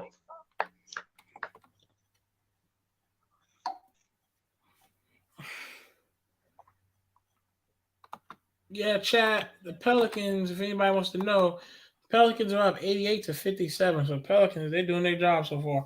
But that I kind of expected that because that boy Brandon Ingram, man, he must hate the Jazz. Brandon Ingram be having good games against the Jazz. And the game is on return, ladies and gentlemen. Everybody that's listening, please tune in. We got the Bulls back. Fourth quarter, 8 minutes to go. You better not miss this. DeMar DeRozan fadeaway mid-range, and that's a miss. And the score is 93-93. Giannis crossing over, kicks it to Grayson Allen. Allen throws it, and we got a foul.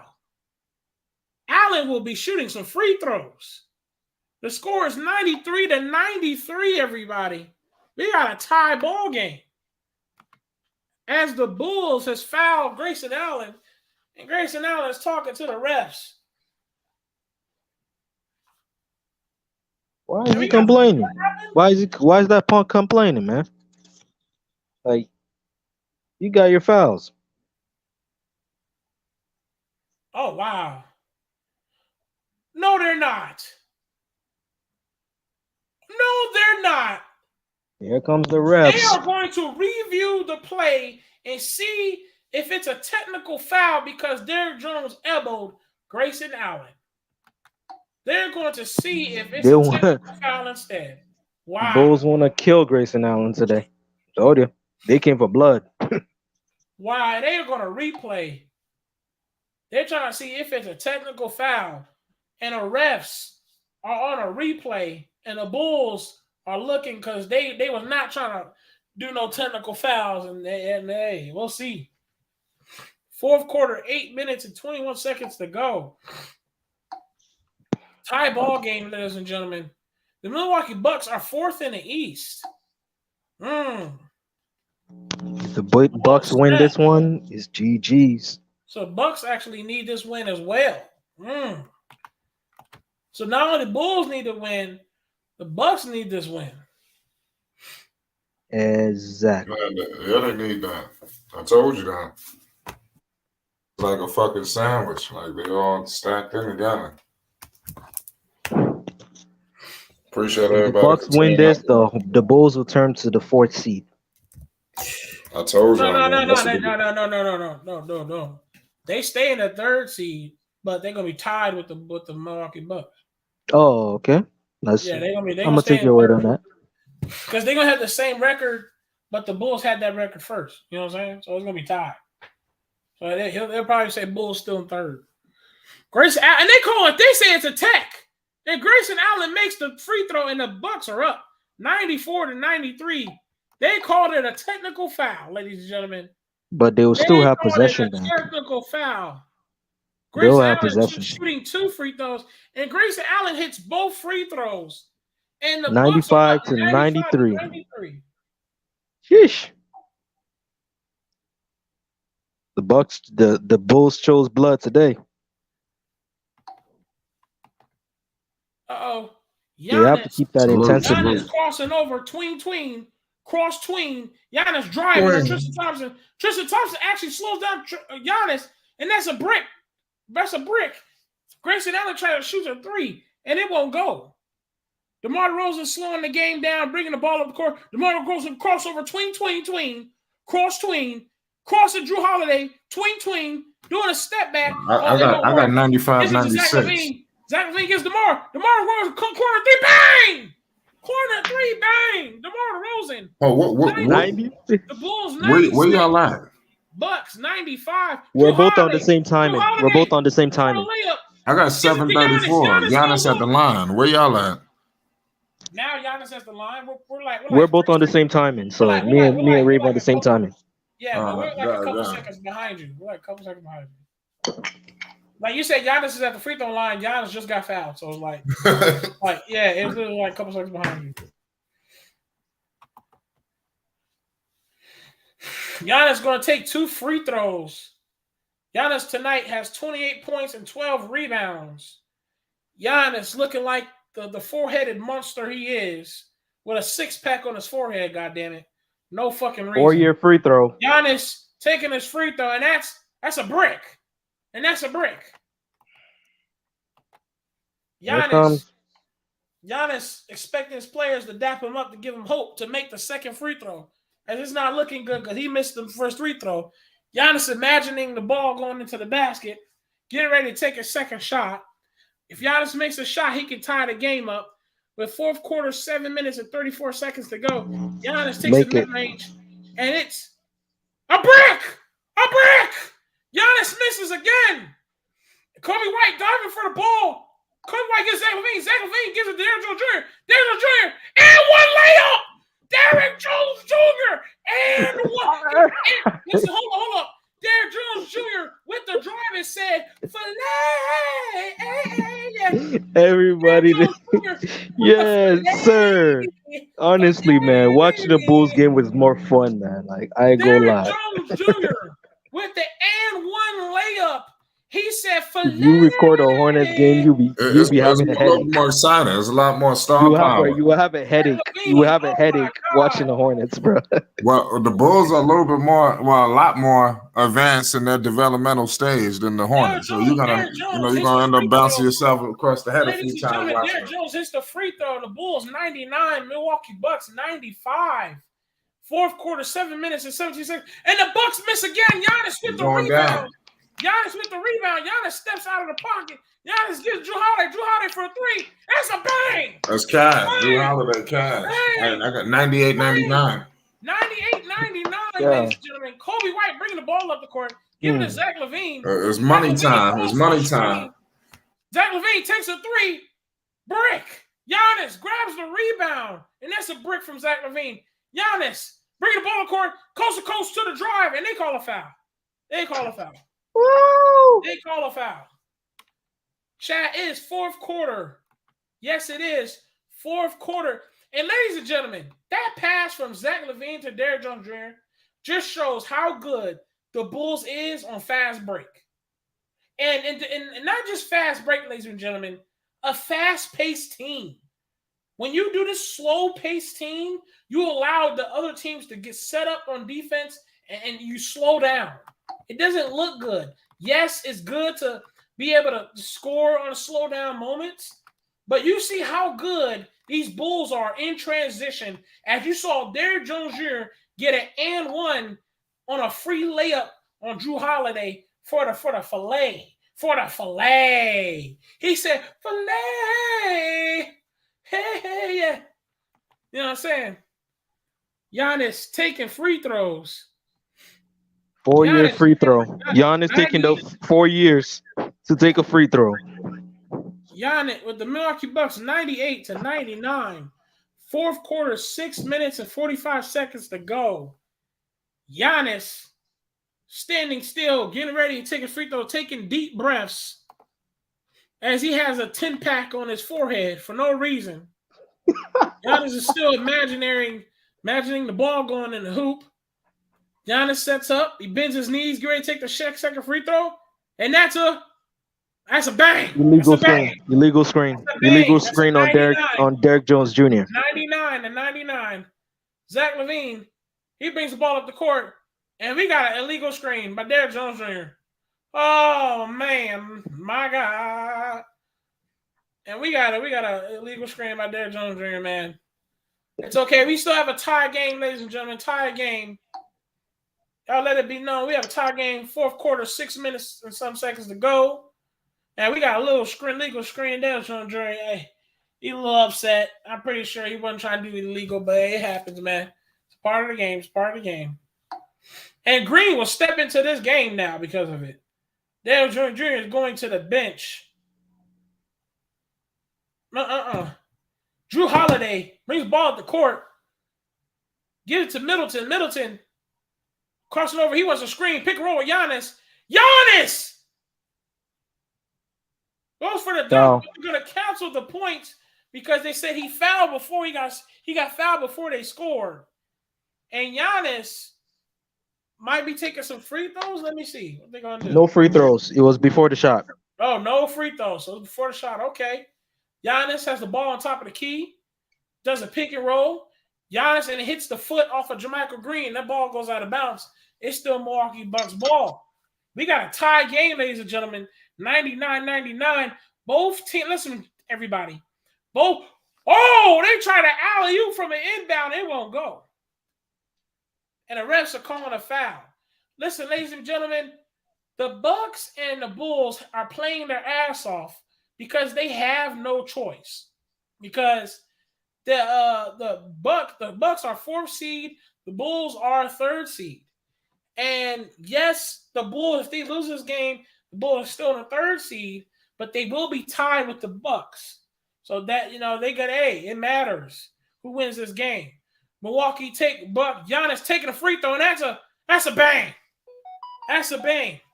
100-99. Giannis takes the lead for the Bucks. Yes, ladies and gentlemen, it's fourth quarter. You better tune in before you miss it. It's a good game.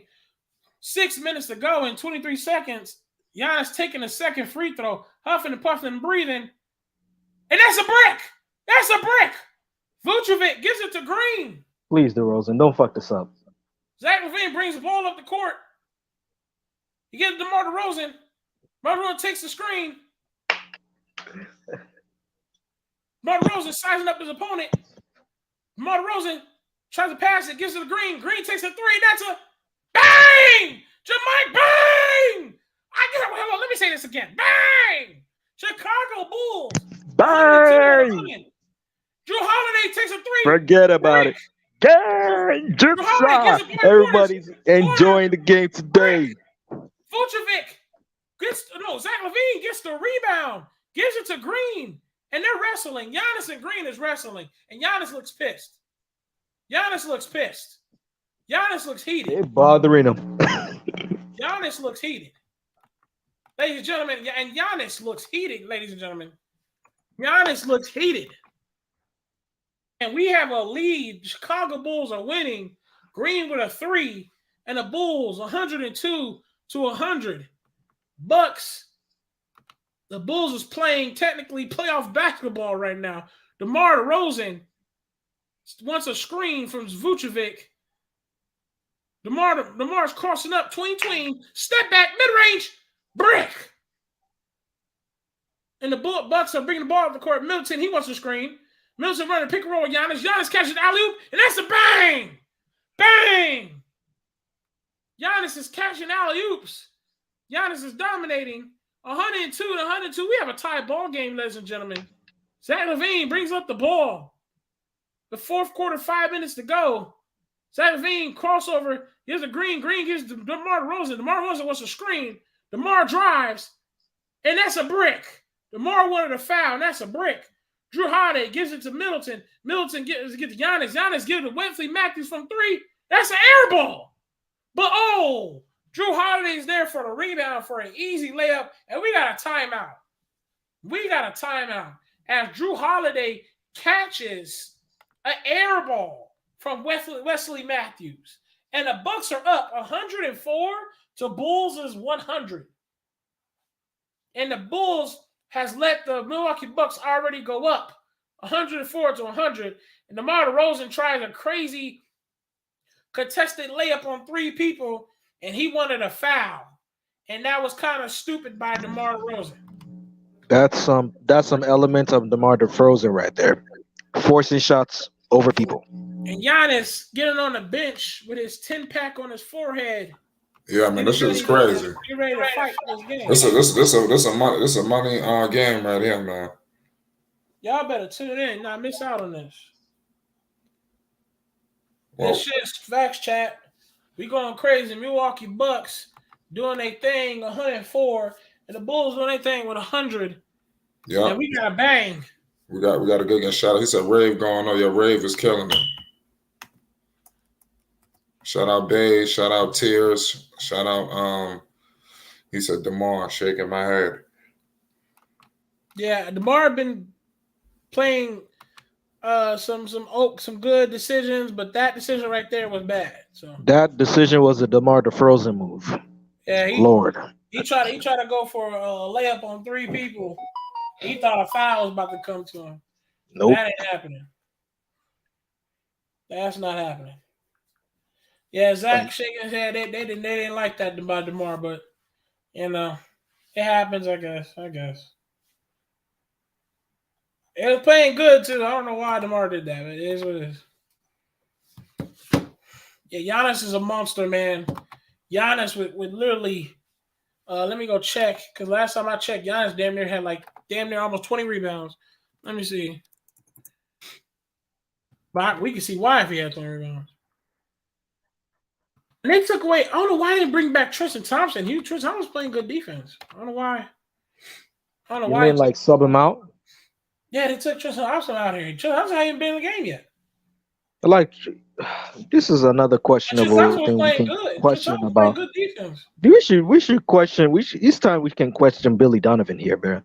You're pulling out your best defender on Giannis away from the team. Has 32 points and 14 rebounds, ladies and gentlemen. Good Lord. If the Bucks lose, it'll be futile. Ladies and gentlemen, we got a timeout break. We got a commercial. So y'all, I know y'all a little spooked about what just happened. Get ready to, recover yourself. Wash your face if you need to. Yeah. We about to have Bulls basketball, so I'm slightly ahead of y'all, but I got 104, 102 right now with 4 minutes and 18 seconds in the first quarter. So you just spoiled that the Bulls. No, I'll stick around with y'all. Y'all hold it down because y'all hold it down.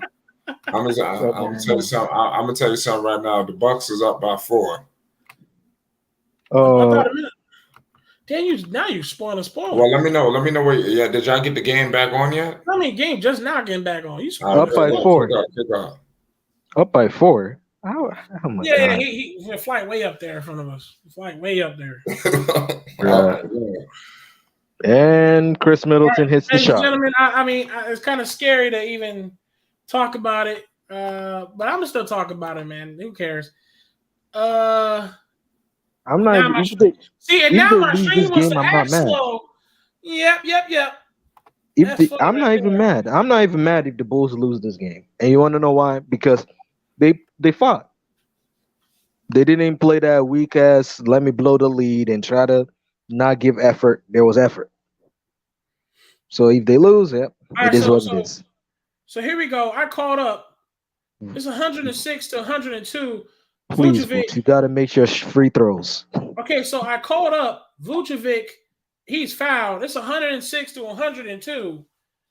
Giannis is questioning the refs. Vucevic is going to take some free throws, ladies and gentlemen. As I finally called up. Vuce have to make the free throws. Now I should be ahead of you then. Okay, that yeah, case. and Vucevic hits the first free throw. We got 106 to 103. Bulls score, bang. Bulls 103, Milwaukee 106. No, Sky, the Bulls is fine. We got 3 minutes and fourth The quarter to Bulls go. really need this game, yeah. We just need this game though. Vucevic 108 to 103. Vucevic brick. Vucevic misses the second, and that's a brick. And Tristan Thompson is back in the game after I just spoke on him. Zach LaVine crossing over. Zach LaVine defending Drew Holiday. Drew Holiday hits a mid-range. That's a bang. Oh, the Knicks playing? The Knicks got the Suns? 108 to 103. Yeah, the Knicks playing the Suns today. The Knicks got the Suns next. Oh, Tristan Thompson with a floater. Bang. 108 to 105. Drew Holiday backing down. Idle Sumo, Drew Holiday for the drive. And that's easy. He said, filet. Milwaukee Bucks 110 to 105. Fourth quarter, 3 minutes to go. DeMar DeRozan sizing up his opponent. Backing down. He wants a screen. DeMar DeRozan passes it to Io. Io's looking for something. Io gives it to Tristan Thompson. Tristan Thompson gives it to Zach LaVine. Zach LaVine pump fakes, takes a midi. Bang! Zach LaVine, 107 for the Bulls, 110 for the Bucks. Drew Holiday, he's driving, trying to go over Io. Step backs. Bang! Drew Holiday is killing Io. Making Io look silly. Zach LaVine, he wants a screen. Zach LaVine takes a three, and they call a foul. They call a foul. Milwaukee Bucks 112, Bulls 107, and Drew Holiday takes a step back fadeaway on Io, and that is the third time Drew Holiday has went up on Io and made him look bad. And Io is getting killed by Drew Holiday all of a sudden. DeMar wants the ball. Io gives it up to DeMar. DeMar wants a screen. DeMar gives it to Io again. Io crossing over. Io with a floater, and that's no good. And that's no good. As we have fourth quarter, 2 minutes to go, and that's not good that Io missed that because it's 2 minutes to go. Drew Holiday dribbling, gives it to Middleton. Middleton wants a screen. He wants to do a pick and roll with Giannis. Giannis doesn't do the pick and roll. Giannis drives, and that's a miss. Oh, you're never going to believe this. The Bulls would have got the ball back, but Tristan Thompson accidentally touched it while he was out of bounds. Wow. Bucks 112, Bulls 107, giving it up to Giannis. Giannis backing down. Grayson Allen from three. That's a brick. Come on, chat. Oh, come on, Bulls. Give some energy. DeMar DeRozan bringing the ball up the court. Come on, Bulls. DeMar wants a screen. DeMar getting ready to get for his mid-range shot. DeMar fadeaway. Brick. But Tristan Thompson grabs the rebound, wrestling for the board. Tristan Thompson gives it to Vooch. Vooch from three. And that's a brick. That's a brick. Vooch thought he was nice with it and tried to take a three, and that's a brick. Middleton gets a screen by Bobby Portis. Middleton takes a deep three. That's a brick. And the Bulls can't get the rebound because they're being freaking lazy. And the Bulls don't grab the rebound because they're being lazy fucks. Giannis crossing over. Giannis mid-range. That's a brick. Oh, and the Bucks get the rebound again. Grayson Allen from three. That's a brick. Zach LaVine gets the rebound. Good God. Zach LaVine running up the ball. Zach LaVine running with energy. Zach LaVine driving. Zach LaVine, and it scores. And it scores. And Zach LaVine's running, yelling at the refs. Rebound. 112. Rebounding is the reason why they lost this game. Well, we didn't lose yet. We'll see. 112 and 109. Fourth quarter, 38 seconds to go. Middleton crossing over. They did not lose yet. I wish he didn't say that, but it is what it is. Middleton crossing over, sets for a screen. He throws it up to Giannis. Oh, and they call a foul. Giannis is going for 2 free throws. All your free throws. The Bulls are hoping Giannis can miss some free throws so they can try to score possibly on the next drive. Zach He'll Levine make goes. Zach Levine goes for a great layup, and the score is 112 to 109, ladies and gentlemen.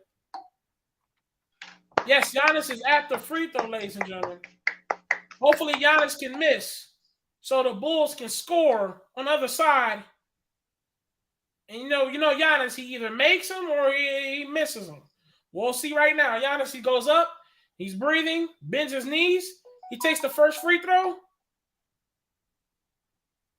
and that's a bang. That's a bang.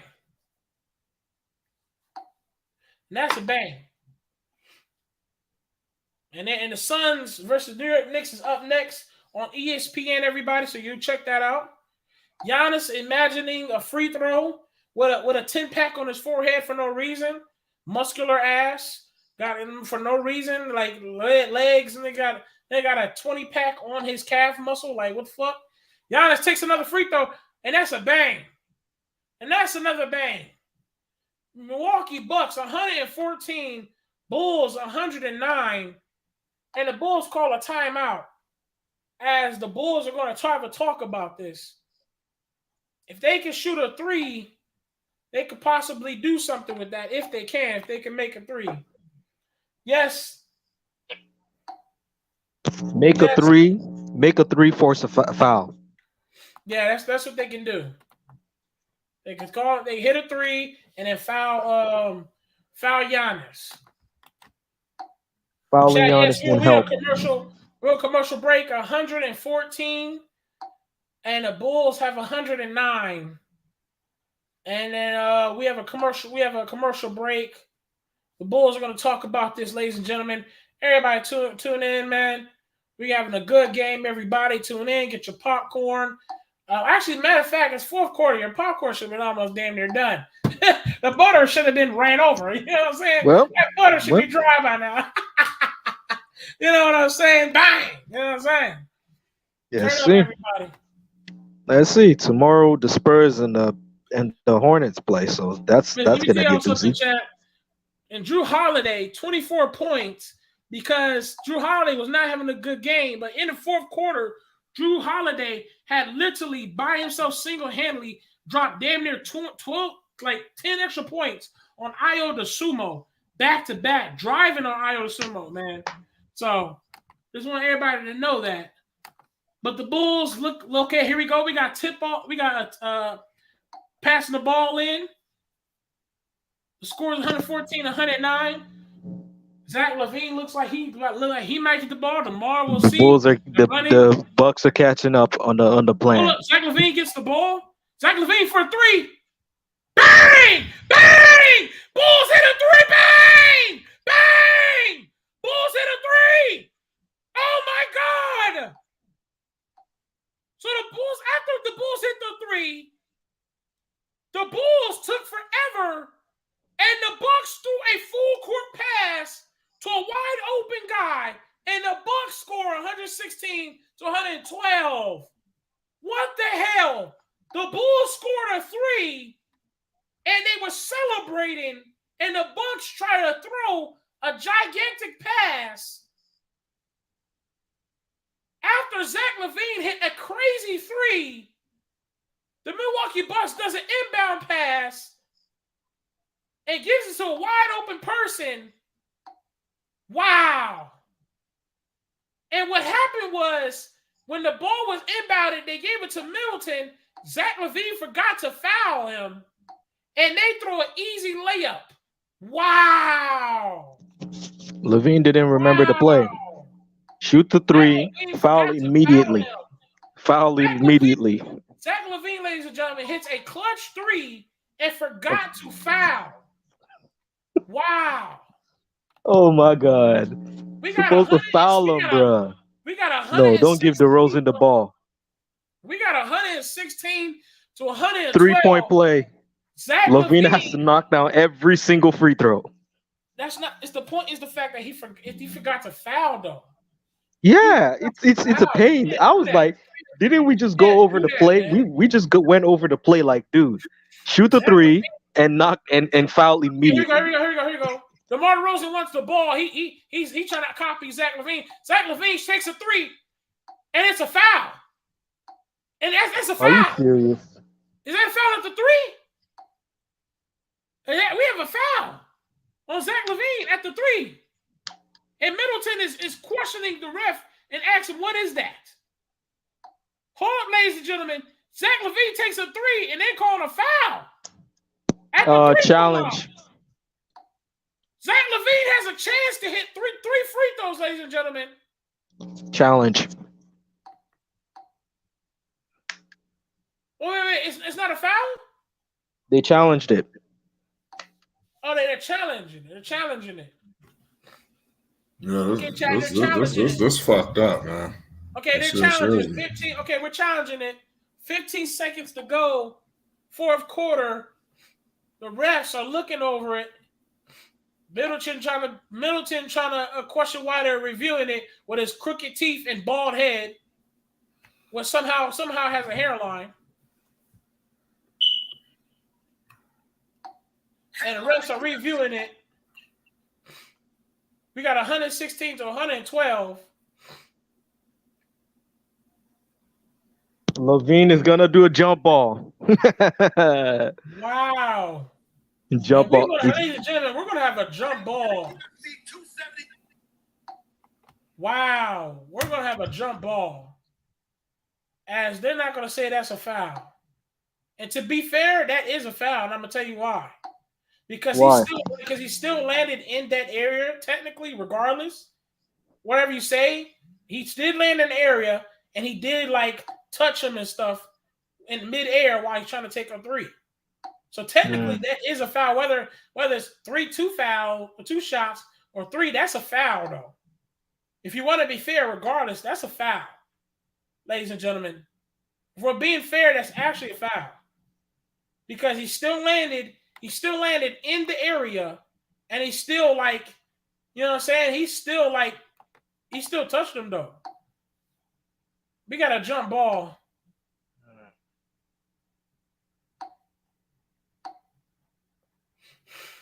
Shout out JC. Shout out Coffee. We got 116 to 112 games. Definitely get some post-game action. This is some wild shit that happened today, man. The Bulls pitched this one away. This one got hurt. Scores 116 to 112. It taking so damn long just to throw a fucking ball. Can we get the damn ball or jump ball, please? Even Giannis started to do a couple jogs because his legs damn near got cold and frozen. God damn, it's taking too long just to get a jump ball. Refs, can we hurry up, refs? Hurry up. All right, we got a jump ball with Vucevic and Giannis, and the Bucks get the ball, and we got a foul. I have some fouls, and this is not looking good. 13 seconds on the clock. I'm not going to give up, but at the same time, I'm giving up. Oh, man. You can't give up. We got 116, 112. 13 seconds left on the clock. The Bucks foul. Javon Carter misses. They just got to hope Javon Carter miss. Because if he misses both, easy work.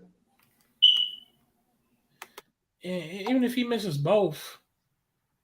Okay, I mean, you should have three. Both, they will still have a chance to actually keep the game close. That's him missing both. Which will not make the. This shit gonna hurt them, man. I'm not even mad at this loss, to be honest. And why? Effort. Yeah, the effort was there. The effort was there, but the rebounding wasn't. Rebounding. No. Rebounding wasn't there in the fourth quarter. That fourth quarter is really when you needed the rebounds, and they was not getting them. And Giannis, hey, ladies and gentlemen, has 34. Drew Holiday has 24. Zach LaVine has 30. DeMar DeRozan has 29. And those are your leading scorers for the Bulls. And this is another game where Billy Donovan gets out-coached because the Bucks are using length over the Bulls while the Bulls are going small ball for some reason. Facts. Chill, Isaiah Curry. Bulls. We mean Bulls is still chill. Bulls top 5 team in the East, sir. Bulls top 5 in the East, man. Chill out. Be good. The Bulls are good, man. Well, top 5 in East. And they're going to do inbound pass. 112 to 116. You get the ball to Drew Holiday. Drew Holiday look like he going to the free throw line. I got a sumo fouls Drew Holiday. You know what I didn't like about this game is What is it? when the Bulls was locking down Giannis, or not locking down, but trying to keep him from scoring. Io Sumo allowed Drew Holiday to just go on a rampage on a couple of plays. Giannis 35. What the hell? Yeah, 34. Yeah, 34. Drew Holiday Drew Holiday shoots his free throw. We got bang. 117 to 112. Green is stepping out for substitution. We got 12 seconds. We got 12 seconds of 12 point. We got 12 seconds, 0.5 in the fourth quarter. Game's over. New York, the Phoenix Suns and New York Knicks game has started, by the way. Drew Holiday taking a second free throw. Bang! And we got 118 to 112. Wait. Zach LaVine, he takes a three. And that's a brick. Giannis dribbling out the ball. 0.3, 0.2, 0.0. And we got some hugs and kisses. Giannis with an extra 6-pack on his earlobe for no fucking reason. His little fucking extra working ass. Fucking working hard all the fucking time. In the gym for too fucking much. Nothing but the nigga got a 10 pounds of muscles on a damn stick. Giannis is about strong as hell for no reason. And Giannis is Lakers win. Oh, shout out Mr. FOH. Giannis is walking away with a dub, ladies and gentlemen. Yeah, man. What big numbers. And the Bulls have lost.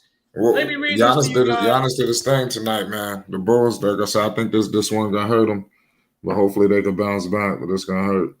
Let me read this, ladies and gentlemen. Bobby Portis with 12, Giannis with 34, Chris Middleton with 22, Drew Holiday with 26, Grayson Allen with 7, Wes Matthews with 7, Javon Carter with 8, and we have the Bulls. Tristan Thompson with 4. DeMar DeRozan with 29, Zach LaVine with 30, Io Sumo with 8, Nikola Vucevic with 19, Javonte Green with 9, Kobe White with 3, Derrick Jones Jr. with 5, Troy Brown Jr. with 5, and ladies and gentlemen, the Bucks. This was a heartbreaker. Listen, Bulls. I mean, people said it was some effort. People, y'all happy with sure, the effort. Bulls put some effort in it, man. That's why I'm not mad at this loss, because I would be mad if they didn't even give effort, because that's all that matters. Like you tried. Because there's a thing, like you can put effort in a game and lose, but when you lose the right way, that's fine. But losing too much is a problem, which we should address for this team. Because this is another game they blew a lead. Yeah, let me see here. Scott was good. Even with what's this, up, man? Even with this L, the Bulls. Reed, shut up, P. Hyman. One sec, Scott. Shut up, P. Hyman. Hold on. One sec, Scott. One sec. The Bulls, even with this L, the Bulls still hold. No, 1 second, man. You taking too long, Reed, man. You talking about, man, the Bulls lost, man. We don't care about the Bulls. They lost. P. Hyman. Nobody cares about the P. Hyman, man. You said we was going to lose. P. Hyman. No, I didn't. Yes, you did. You said we was gonna lose against them. You said we were gonna lose. I also said. You said we had 3 hard games that we was gonna lose all 3 of them. Right, and I also said unless you said Utah. You said the Nuggets. I said Utah is a loss unless Brandon Ingram goes crazy, and Brandon Ingram went crazy. Man, no, you didn't, man. Now you. Yeah, I did. Man. Yeah, I did. I got the replay. We could play that little ugly replay of my voice. Man, you always making excuses. He said it before you entered the stream. He said it before you entered the stream. We can play it. Man, Reed. We can play it. Reed. I said unless Brandon Ingram goes off. Reed. Brandon Ingram went off that game. We didn't blow out full contenders.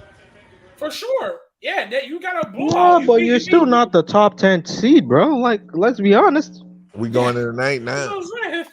We going to the night now. No, I said I'm it. rooting for the Pelicans. The Pelicans good. Man, we in the night right now, man. Sky, while you was in the chat, I was yelling out that the Pelicans was winning and had an update that they was blowing them out to score. But also, I did say that Pelicans win if Brandon Ingram goes off, and he did. Brandon Ingram got 29 points with 8 rebounds and 6 assists. What you mean? He had 29 points and he didn't even play the full quarter. None of them. I know it's a blowout, but I'm saying he had 29 points. So imagine Brandon Ingram played that full you quarter. Don't want big diamonds, man, because y'all losers.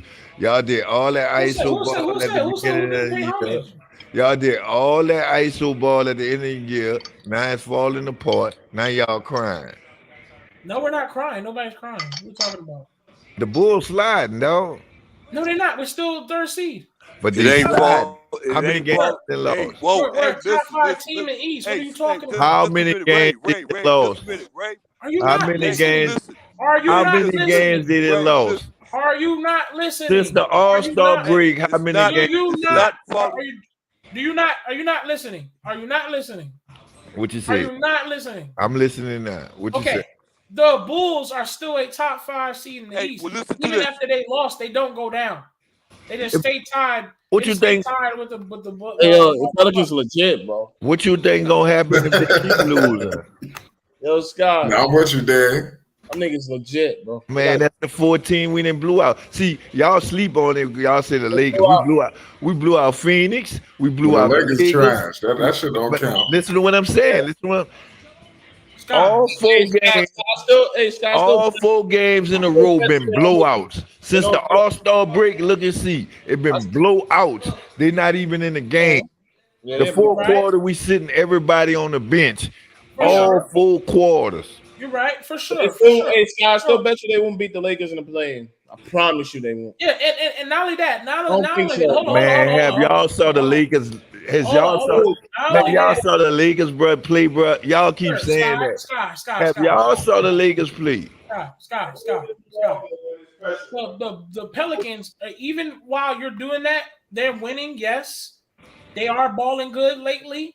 But even when the fact that they're blowing out these teams, Pelicans are still 1 game away from easily falling to the 11th seed. No, they're not. What are you talking about? Who the closest to? I'll tell you. Listen, we won 1 game from being in the 8 and 3 games from being in the 8. No. Let me tell you. We 1 game from being in the 9 and 3 games from being in the 8. You better look and see. I don't know what you talking about. Explain it to you, bro. Scott. That's true. We already know you a Lakers. Dave, hold up. Dave, hold up. 1 second, Dave. Scott, that's very true. But at the same time, guess what the Trailblazers record is? What the Trailblazers? 25 and 37. 25 and 37. Yes, Pelicans are 26 and 36. Right. Pelicans can easily lose their next 2 games and fall down to the 12th, 11th seed. Have you seen us play lately? Now you're not listening. No, you're not listening. Have you seen us play lately? You're not listening. Yes, I have, dude. Yes, the Pelicans. I already said it. The Pelicans have, as of late, and after All-Star break, as of late, Pelicans are doing demanding wins.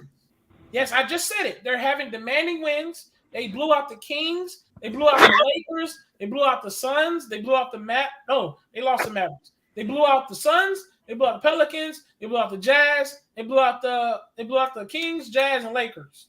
Okay. Yes. And that's from the All-Star break. Yes. Right, for sure. And everything over 30, except the Phoenix. We had them by 30, but we put our bench in. They cut it down. I think they lost by 15, but we had them by 30. Yo, okay, so if you're listening, you shouldn't be disagreeing with me. I'm not saying nothing wrong. The Pelicans are most definitely, as of late, killing people for sure. What y'all like you said? What y'all see? Ain't it wrap up? Hold on. Ain't y'all see? That's when basketball kicking the real motion at the All-Star break, right? That's right. Sure. Everybody plays serious. Yeah, for sure. The niggas could bet. The Pelicans been balling. Hey, picture this. Y'all know Larry Nance ain't come back yet, right? No one's gonna bet on that. Hold on. Here's what I'm saying. No one's gonna bet on that. Here's what I'm saying. Here's what I'm saying, Sky. Okay, you just blew out the Jazz. Brandon Ingram did his fucking thing, which I guess Brandon Ingram is Man, official. he go He with don't- the he don't- Brandon Ingram Okay, shit, look, man. he did. Look at the Brandon box Ingram- No, we scores, got dog. Miss Jessica in the I building. did, though. He's not the Go only one Pals. scoring. Go Go Pals. Pals. Jessica, What's Jessica, that? They're about to jump Ray. I gotta come and help Ray. on their Oh, head, That's what man. you Okay, mean. On hey, their hold head. on. Hey, Y'all can bet on everybody, that. Go hold on, Go promise you they Pals. I'm here with you, Ray. everybody. Telling them, man. I promise you they don't beat the Go Lakers. Scott, On my Scott, soul, they don't what beat I'm the Lakers saying in the is, plane. Scott. Scott, what I'm And saying everything. is, Not the Lakers over the Pels, bro. okay, one sec, Dave. Man, we Yeah, blew out the Suns. I told them Yes, that. they did. We Yeah, blew I out agree. Yes, they the did. They did. Lakers, the I mean, Jazz, Lakers suck. the Lakers suck. Kings. Yeah. It don't matter if they suck or not, because there It was does, people it saying they were does, gonna beat us, but it they does. didn't. But there was Yeah. people saying they was gonna beat us and they didn't. Y'all said that Brandon wasn't gonna get nothing but 10 points against the Lakers because for some reason Brandon don't play Somebody said good that. I against think the it was Lakers. Nico or It some was shit. said. I didn't say you said that. I don't know who said Yeah, it, I but know somebody said that. Man, give him that charge, Jessica. He be right along agreeing with him. So yeah, you said Yeah, they're gonna do all of this to go home in the Thank plane. you. They're gonna Thank lose you. the Thank plane. you. I check guarantee. this out. You know what's Hey, bad though, I don't Jessica? even- Jessica. Once again, and You I don't even say think they that, make you the say play-in. that, but we just how many games did the Jazz just? They on like a 9-game winning streak. And we beat them by Donovan 30. Mitchell made how many points tonight? How many points Donovan Mitchell made tonight? I don't know. Well, 12? Check this out. This what No, you he feel. probably Hey, made more. look, He probably, look. This Brandon what they. Ingram. Hold on. Brandon Ingram is known for killing the Jazz. What you mean? This what you don't understand. Hold on. He's like that. Look, What do I you know Brandon mean? Ingram's like that. I'm not. Sky. I just think the Brandon Pelicans. Ingram killed the Jazz tonight. When the tense gets yeah, hot, just like Brandon Ingram was only gonna make 10 points against the Lakers. playing is a different game. Playing is a whole different game. They will crumble. I already know they're gonna crumble and Man, lose. This what he don't Who gonna understand. crumble, We man? beat the Jazz. We beat the Jazz worse than we beat the Lakers. I don't You care heard me? what. See You the heard me? Lakers hard. If Jessica. it's a playing game, Man, we about Nah, I'm rooting for the Pelicans if they got the Lakers. I think the Pelicans want that the right, Lakers. Flight. That right, Flight. I got the Pelicans. Nobody will bet on that. And that's what I'm saying. Nobody would take that bet over the Pels over the Lakers, bro. Let's be real. Hold on. That's gonna happen. Yo, the Pelicans want the Lakers. Hold on. I don't care how much regular season games they beat them in. The playing is a whole different game. Man, y'all been saying that and them people bottom feeders, man. They acting like the Y'all Lakers been gonna saying flip that the about the switch, Lakers guy. and them people bottom feeders, man. Those are bottom feeders too. You say it's a What? different game, but it's the Yo, same Ray, players. But who you expect to be a bottom feeder, the Pelicans or the Lakers? That's the question. Pelicans too. They are bottom But feeder. They both. I didn't ask you that. I said, who do you expect to be a bottom feeder, the Pelicans or the Lakers? Both. Oh, The now you Pelicans, said they both. thought the Yeah. Pelicans. Now you said No. both. Sir, hold on. We started out 1-12. Hold on. 1 and 12, dog. 1 and 12. Started out 1-12 on our third coach. And we on our way had to our 9 star seed. player the whole season, and we started from the bottom. Now we here. Lakers are 25 and 24 when BI playing. They get knocked out the play. Hold on. My Pels fans trying to sit on the B.I. Lakers. didn't even miss a shot, bro. Okay, listen to me. Did B.I. even miss a shot tonight? Listen to me. I don't think so. Okay. This isn't towards Jessica. This I'm is just towards having a little fun, this y'all. is- this That's is all. towards- Can I just enjoy this win? No facts. No, enjoy it for real. Enjoy the win, but I'm I just just want saying. to say this though. I Enjoy wanted the to say win. this. I It's wanted to say this. Friday. Okay, because you delusional. This ain't towards Jessica. You delusional Pelican fans. At the end of the Oh day, my even with the winning you've been doing, you are still a 10th seed in the Western Conference. Hey, But You you are listen to this. listen. You Listen are to this, one though. game. Hey, bro. but we not. The Pelicans can lose tomorrow. The Pelicans can lose tomorrow and fall down to the 11th seed. Y'all shitting on They're Lakers. stupid, please. Why don't them to go to the Pelicans are playoffs? still bottom feeders. They're not going to the For playoffs. you delusional Pelican fans. Man, the Lakers are Y'all not going remember in that. the playoffs. Pelicans are Y'all not going remember to the that. playoffs. I guarantee you. And you remember that too. And you remember that too, because when I get back on this chat, I don't want to hear nobody say I ain't say that. I ain't But say, that's what they at do. the end of the day, That's what they but do. at the Jessica. end of the day, That's what they do. but at the end of the day, yes. But at the end of the day, I don't care what y'all call the Pelicans. They have been working hard and they getting somewhere. And we played all season without our star player. We started With off the 1 and jokes, 12. with the So jokes yes, too. so yes. So yes, right. And so yes, I am rooting for the Bills, and I'm happy that they getting somewhere, and they in a better spot this year than they was last year and the year before that. Whistle. Working on a third Whistle. coach, working on a third coach. Hey, And you look. know what? BI played this whole season with nothing but G League players and rookies, bro. Now we got CJ, and we still can't get no type of no props and nothing. Like there's Yeah, teams you can get props, that Justin. You can get props. You can get props. And Okay. anybody not giving the Pelican props, you on bullshit. Like straight up. I'm getting them Like, props. hold on. Check it out. You Yeah, can't but nobody say. Can't nobody say the Pelicans can't go to the playoffs. That's why I'm trying to. That's why I respect Coffee. That's why I respect Coffee. If you're a real basketball man, you can't say the Pelicans can't go to the playoffs because Willie Green coaching his ass off. They got the addition of motherfucking C. They got the addition of that boy over there. He got help. They got hurt. They got help. Look, if the Chicago Bulls had Willie Green, should it be happening? That man can coach. You can't tell the Pelicans not going to the playoffs. Don't nobody know that shit. Unless you got ESP. Unless you got ESP. Let that nigga talk, man. Wait, hold on. Let Coffee talk, man. Pelicans can go to the second round, the third round, the fourth round, or win the championship. Don't nobody got ESP. Don't nobody fucking know. Wait, whoa. Coffee, what you say? We talk about the Pelicans. We talk about the Pelicans, but since the Pelicans made that, they got that addition of that motherfucking CJ. They got the addition of C, and Brandon got help, and Herb Jones doing this thing. Man, that motherfucker Willie Green coaching his ass off. We got to get their ass pub. You got to pay homage. The Pelicans doing their motherfucking thing, and they scorching motherfuckers. They ain't just be about 1 or 2. They scorching motherfuckers like I said the Bulls to be do. The Bulls to be motherfuckers by dub. They beat motherfuckers by 20, 30. They scorching motherfuckers. And they beat Phoenix. When the last time the Bulls scorched Phoenix? So all that bullshit, James, none of that shit you say. None of that shit. Look, if you look, that's a pride thing. That's an ego thing. Fuck that ego shit. Fuck that pride shit. And think mindset basketball. Them motherfuckers playing. Willie Green coaching. He out coaching a lot of motherfuckers, and they scorching motherfuckers, dude. Look, Coffee. This is first year coaching. He a rookie. Not going to the playoffs. No matter what you just said. You don't know, Dave. You don't know that, Dave. You don't know that, Dave. And check this out, Dave. Y'all know we got to play the Lakers here too. We might be the ones that knock them out. We might be the ones that knock them out. That's what I'm trying to tell you.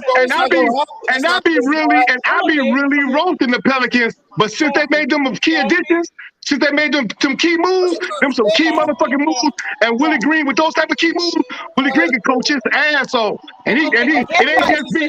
They got a whole team. It ain't just BI. They got a whole team over there playing basketball, and they playing basketball the right way. They playing the right way, and they scorching motherfuckers. They beat Phoenix by 30. Come on, dog. They beat the Utah. I'm at the race. Real shit. I won't really be on the Pelicans' ass if they didn't start all that cocky bullshit after winning 3 games, talking about having on their Twitter handle, we beat the Lakers by 28. Doing damn well, y'all niggas ain't going to the playoffs, bro. We had about damn 40, to be honest with you. Don't nobody know that. Don't nobody know that. 10 years. And you know why I came on here talking about the Pelicans beat the Lakers? Because y'all swore up and down that they was not gonna be the Lakers. I don't care what nobody say. Y'all really thought. Look, everybody would have seen. Look, anybody would have seen.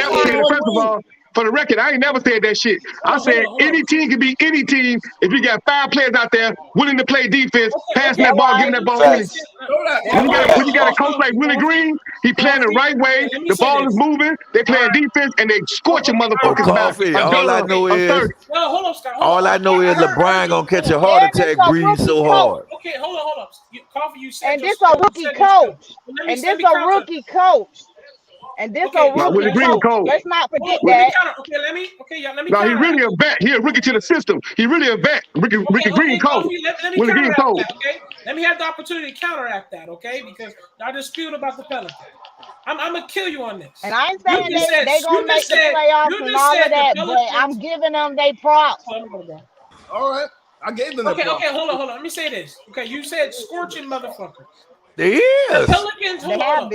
Besides the game tonight, and they did just scorch the Jazz.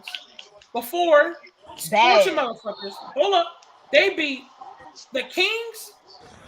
They ain't that damn good. Son. They beat. They're a decent team. They play hard, man. They're a decent team that plays hard, man. Hold up. Because they trying to do the same thing we doing. The Kings are trying to do the same thing we doing. Okay. I'm not The done. Kings trying to do the same thing we doing. They blew out the Kings. That's not really that good. They blew out the Lakers. The Kings doing the same thing we doing. And Lakers be getting their ass beat by everybody every game. Okay? They beat the Suns without a Chris Paul playing. Okay? Which is impressive. But Chris Paul wasn't playing that game. Hey, hold on, Ray. Ain't no fuck that, dog. Ain't no justification. No. Coffee, let me get him, Coffee. Ain't no justification. That's the truth. Coffee, let me get him. You go by the last 2 or 3 games. Go by the last 2 or 3 games. Fuck that. If that's the case, look at the whole season for everybody team. For every team, look at the whole season. Let me say something. I get so tired of people talking about you winning against a team that ain't got their star players because we ain't played all season without our star player. So I don't want to hear that about who. That's facts. But that's a star player that don't want to be there. That's a star player that don't want to be there. We do got the Zion, and we've been playing without him the whole season. So that ain't no excuse. That's a fact. Next man up. This is the NBA. Ain't no excuses. That's big shit. That's a fact. Big shit. That's a fact. Look. They're not good. Oh, Ray. Because if we had Zion, we might not be playing in a play-in. That's fair. You're right. That's fair. And I get tired of hearing that they ain't had their star players. They ain't had their star players. Neither did we. Hey, Dave, this how good the Pelicans is.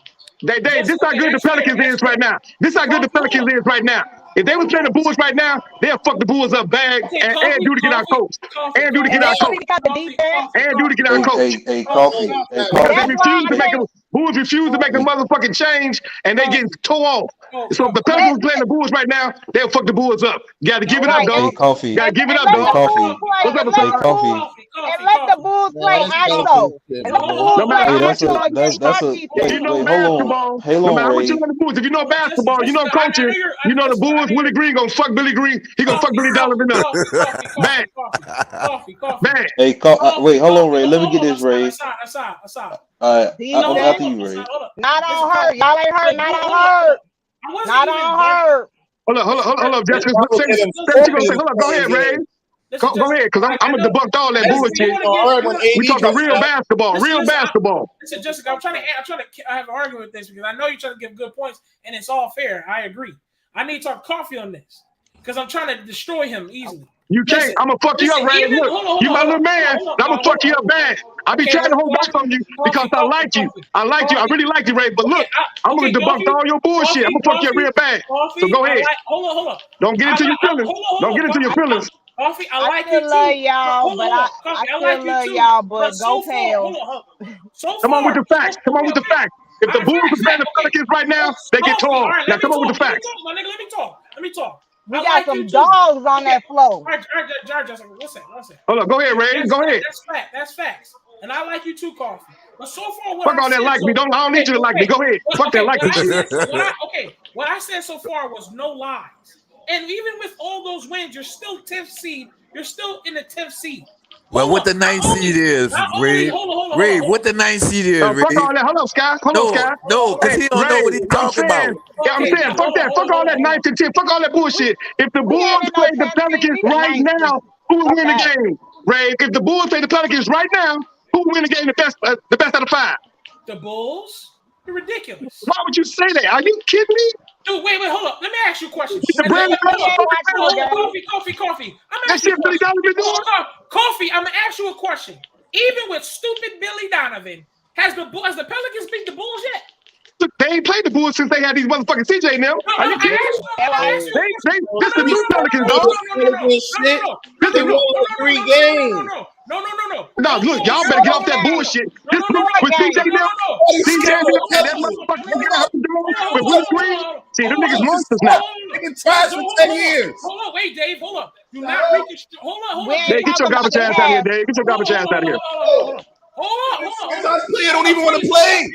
Franchise player don't even want to play. Hey, get your garbage ass out of here. That's a fact. Hey, Coffee, but you got to look though, Coffee, man. Hold up. Dave, hold up. If I'm not mistaken, you're trying to reconstruct my comment. You're trying to reconstruct the question. Has the Pelicans beat the Bulls yet?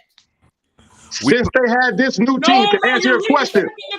Look, I'm talking about this new team. I ain't talking about they did in the past. You only good at your last game. You only good at your last game. You're only good at your last game. Fuck that past shit. You only good at your last game. I look at the Bulls.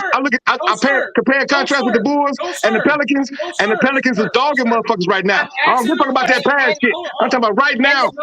No, see what you're trying to do. That was the question. Right now. Fuck the past. Fuck yesterday. Today. I'm talking about today. Okay. Be honest. I'm asking the I know how the Bulls beat the Pelicans. That's a dumb ass question. Why be asking no dumb shit? That's some Dr. Phil book shit. Come on, Ray. Hold on. After the 32 games, after we win our 32 games, I want my money, Ray. Wait a sec. I want my money out of them 32 games. Ray, No, let him talk, because you still ain't saying that, Ray. You still ain't saying shit. I ain't heard shit. And Dave James, I ain't heard shit. Y'all sound stupid, dog. Hold on. Since you don't want to answer my question. I answered your question several times. No, you didn't. Since you don't want to answer the question. I didn't answer the way you want me to answer. No. Answer the way you want. I answered. I said, not today. I said today's Pelicans. Not what they did thus far. Okay. Today's Pelicans. When does the Bulls play today's Bulls play today's Pelicans? You want to bet? We can bet too, Dave. No, we do. We play them again, I think. Yes, we do, sir. Yes, they do, okay, sir. when they do. At the end of the month, I think. I think at the end of the month. Hold on. Shut up. When does the Bulls play the Pelicans? Do you know? No, I don't know when they play next, but when they do play them, I know this. I don't give a fuck when they play them. I know this. If they playing the same damn way with the same damn lineup, the same shit, the Pelicans gonna scorch their ass. I don't give a fuck who they play here. And they play here. They play here. What's the Pelicans record? Scott, damn, shut up. Hold up. Yo, Coffee. When the Bulls play the Pelicans, March 21st. 24th. Told you at the end of the month. Hold on. March 24th. I'm going too. Hold on. March 24th. Guess who's back in town? It don't matter if Zoe back. It don't matter if they play the same way. And I love Zoe. And I love Zoe. I love Zoe. If you coaching the same damn way, dog, expect the same damn results. God, all this shit. Wait, hold on, man. Let him talk, bro. Hey, man, this starting to get ruptured, man. Let that nigga talk, man. Y'all gonna be crying by the end of the season. Y'all are not good. What is all this shit about? Y'all ain't good. Dave, you ain't good, Dave. You garbage. You're not good. Hold up. When the Zoe and Chicago Bulls, Zoe Trash and Chicago ass Bulls franchise, played man. against the Pelicans, what does Lonzo do? Y'all got ego, dog. Y'all got ego. Y'all can't swallow y'all pride. Y'all didn't want to play. RP3 left. Yo, won't answer the question. When Zoe played the Chicago Bulls and Zoe played the Pelicans, what did Lonzo do against the Pelicans? Yeah, Zoe get his, dog. Zoe gonna get. Okay, Ray, look, Zoe gonna get his. Now what? The Bulls still gonna lose if they play the same goddamn way. So that means Zoe is gonna do it again. They're not gonna. Ray, you gotta understand, man. Wait, hold on, Ray. You ain't getting it, young brother. Young brother, you're not getting it, young brother. Young brother, you're not getting it. If they keep the same brand of basketball and not doing what they need to do, and they don't put Zoe on the point guard and let DeMar DeRozan walk the ball up and do all the shit he's doing, there's gonna be the same results, Ray. It's gonna be the same bullshit. That's what I've been trying to tell him, Coffee. That ISO ball ain't working. Ray, DeMar's a three. He's not a point guard. He's a small forward. And then Willie Green is a better coach than Billy Donovan. On his worst days, he's a better coach than Billy Donovan. So come on, dog. Let's take. How they gonna stop that two-head monster, man? Speak facts, dog. You gotta speak facts. Man, you got Jackson Hayes and you got Valanciunas. Jackson Hayes. And Valanciunas. We gotta speak facts, Ray. We gotta speak facts, though. We gotta speak facts. All right, Kai. Scott Coffee. I actually been speaking more facts. You're just trying to go around my. Ray, you gotta be. You ain't saying shit though, Ray. You ain't saying shit. Young brother, you're not telling me nothing, though, young brother. Let me say it. You ain't telling me. You saying the same shit. I'm gonna say it. You just said if the Bulls continue to do what they do, where Lonzo is not the point guard, did Lonzo play point guard against the Pelicans when they played? They didn't have no motherfucking CJ neither, dog. That's a difference. That's a huge difference. That's a huge difference, dog. That's a huge difference. That's a huge difference. Sir, you just said it. This is from you. You just said if the Bulls do the same thing with Billy Donovan not coaching, Lonzo not playing the point guard, and the Bulls played the Pelicans before, Lonzo Ball dropped triple doubles every game they Man, played. hear It what the don't man matter. said. It don't matter. Man. Athletic one. You my man Athletic, but that ain't no cap. If Athletic, if you motherfuckers keep coaching the same way, Billy Donovan coach the same damn way, it don't matter if motherfuckers don't score a triple double, they gonna lose because motherfuckers Billy Donovan ain't checking the players. They ain't playing no defense. Demar ain't playing no defense. Zach LaVine doing stupid shit. They doing stupid shit. Athletic, they doing that shit. Lonzo, point blank. Pels gonna miss this play. The Pels Don't are get not. on. Look, Joe can have a triple double, score 25 points, and get on all that shit. But Joe can't play by himself, dog. If come on, Dave, you gotta be realistic, fam. Come on, bro. Look at DeMar bring the ball up. If he got to look at DeMar bring the ball up, and he got to watch Zach LaVine shoot 1-on-3, all this stupid shit, it's gonna be the same damn results, no matter if you like it or not. And I love Zoe, but the Billy Donovan nigga ain't checking motherfuckers. And when you do that same shit, that's insanity. Willie Green can coach his ass off. Let me get it. You gotta play homage to the motherfucking coach his ass off. You think about to let Derozan come there and roast them? Hogan do. And y'all better watch out for Coffee, her. hold on, because they're not getting it what y'all saying, bro. Maybe they need somebody with their age range. Wait, hold on, Scott. Go ahead, Assad. Maybe they need somebody with their age range. Maybe they need somebody in their age range to tell them, man. Tell them, they don't want y'all. Because what you mean? Tell them, Assad. I mean, it's them playing like that, bro. Like they playing ISO ball and then exactly. You play ISO ball against some good defense. You ain't like getting 5 seconds. You're not gonna win like that, bro. That's facts. That's facts.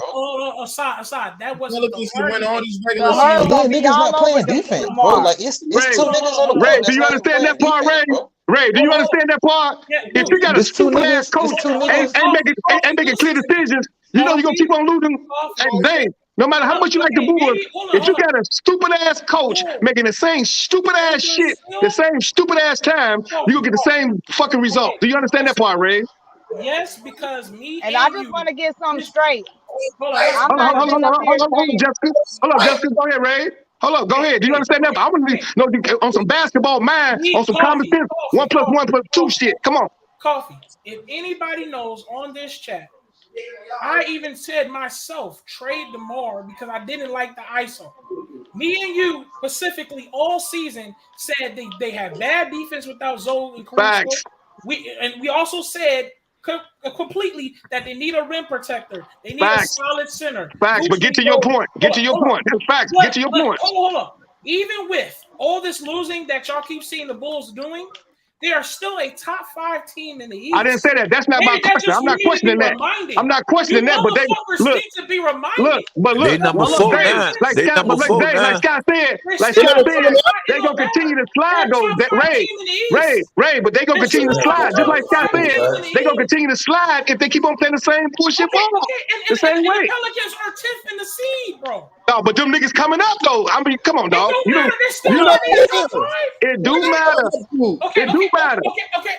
Okay. They can beat teams. They play the play-in and win that. Not anybody play on. Okay, hold on, Dave. If the season ended now, is the Pelicans? Why we not? Yeah. No, sir. If the season ended today, is the Pelicans in the playoffs? No, they not in. If it ended today, if it ended today, but unfortunately, the season don't end today, and they got games left, and all they need to do is continue to win like they're winning, and they get you right in the playoffs. They get in the playoffs to do damage because Willie Green can coach. Okay, if the season ended today, is the Bulls in the playoffs? Okay, yeah. So let's come and sit. Now, exactly. what they gonna do? So is that the goal to get the playoffs? That's the fucking goal. The goal. I said they're gonna win the championship. I said the Bulls gonna win the championship if they play the right basketball. But this brand of basketball, fuck the playoffs. They get in, they're gonna lose the first round. So what I'm saying is, please do not bring your little scrub top 10 team try to talk up against us, our top 5 team in the East. That ain't shit though, Ray. That's bully shit though. That's bully shit. That ain't nothing. That's bully shit. We talking about coaching. We talking about motherfucking right now today. We gotta go by the facts. Look, the season don't end today. The facts is the season don't end today. The facts are the Pelicans are winning. The facts are the Bulls continue to lose. They continue to slide. The facts are Billy Donovan can't coach like a motherfucker. These are the facts. The facts are DeMar didn't want to get points and they selfish. They pass the ball. These are the facts. They ain't playing no fucking defense. Fuck the bullshit. This the fact. Let's go on the facts, dog. Okay, hold on, panel. I be roasting the Pelicans, but I can't motherfucker. Exactly. What they've been doing now, what they've been doing now, dog, you got to pay homage, dog. Since they got TJ and that motherfucker Willie Green, they put that shit together. They put that shit together, dog, and they put it together every fuck.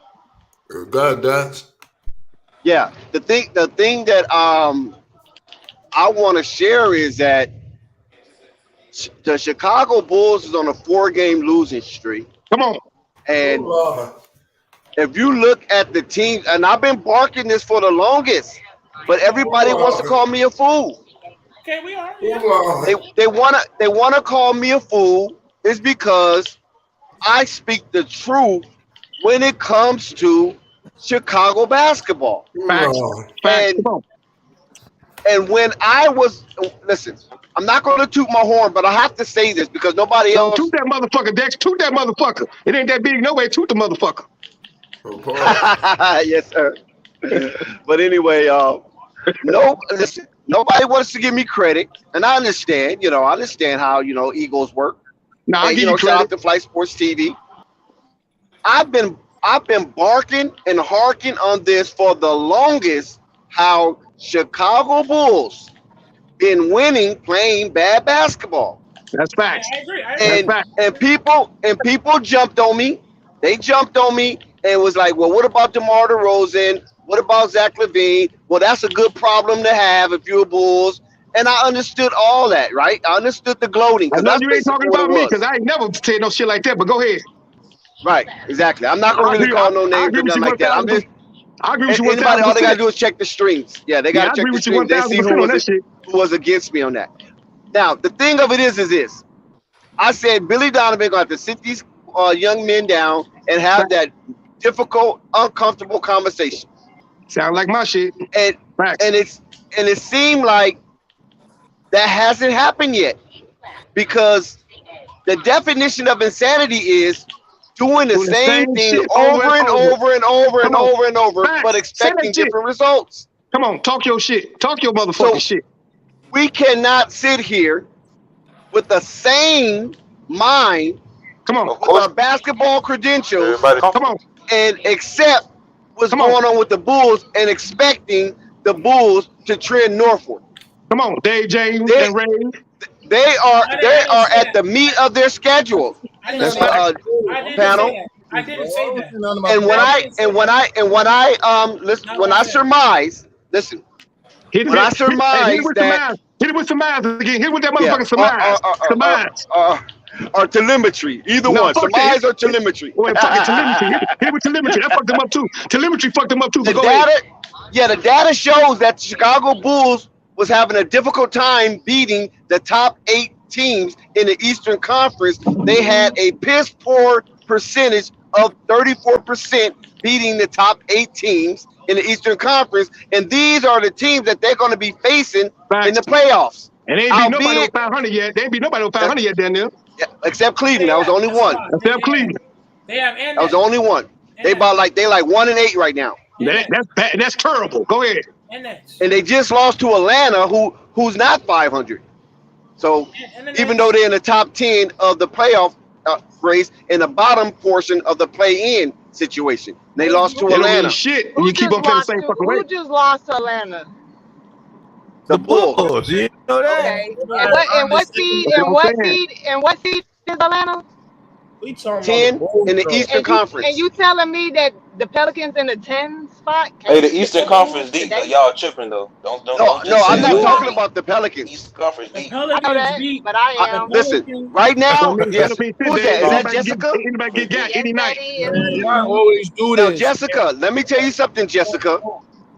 Big ups to the Pelicans right now and Willie Green, because he got those boys serious about basketball right now. Come on, dog. You got to give it up to him. Come on, listen, Dex. I know I be clowning Sky, and I be laughing at the Pelicans. And but listen, CJ McCullough and Brandon Ingram must have figured out something under this Willie Green scheme. That's They facts. had a good dinner. They had a good dinner together. No, they got Because that they're not they got getting that each other's division. way. If you notice that, Jessica, they are not getting in each other's way. And they playing They're cohesive complimenting basketball. each other. Cohesive basketball. Who's ever They cooking, moving that's that who night it is. Because they beat. Yep. They beat Let the them have Kings it. and the He Lakers. cooking, let him have it. I ain't trying to sack Pat. Let him have it. Are you serious, man? Y'all They feel should have good. Phoenix. And you know what? I don't predict the future, and I'm not saying that the Pelicans is the best in the league, and I don't predict the future because anything can happen to any team with injuries and all that other good stuff. But as of today, I am giving my Pelicans they props, and they are playing very good. And it ain't just CJ and BI, but you got her playing great defense. You got Jose getting on folks' You got nerves Jackson, you got out there Jackson. on the floor. You got two big men, well, Big V and Hayes, and they have gotten it together. Yes, it was a slow start. Yes, it was a slow start.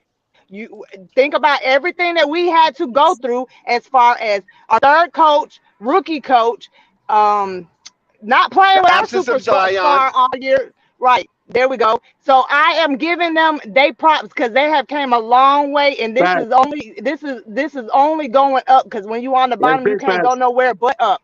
And next, and if we don't make it this year, next year when Zion do come back, because he is going to be on the Pelicans, it's going to be even better than it is I don't know today. about that part though, right there, Jessica. I don't know about that part. I know y'all got a chance to and I understand Yeah, Jessica, you was doing well until you mentioned that. You was doing well, Jessica.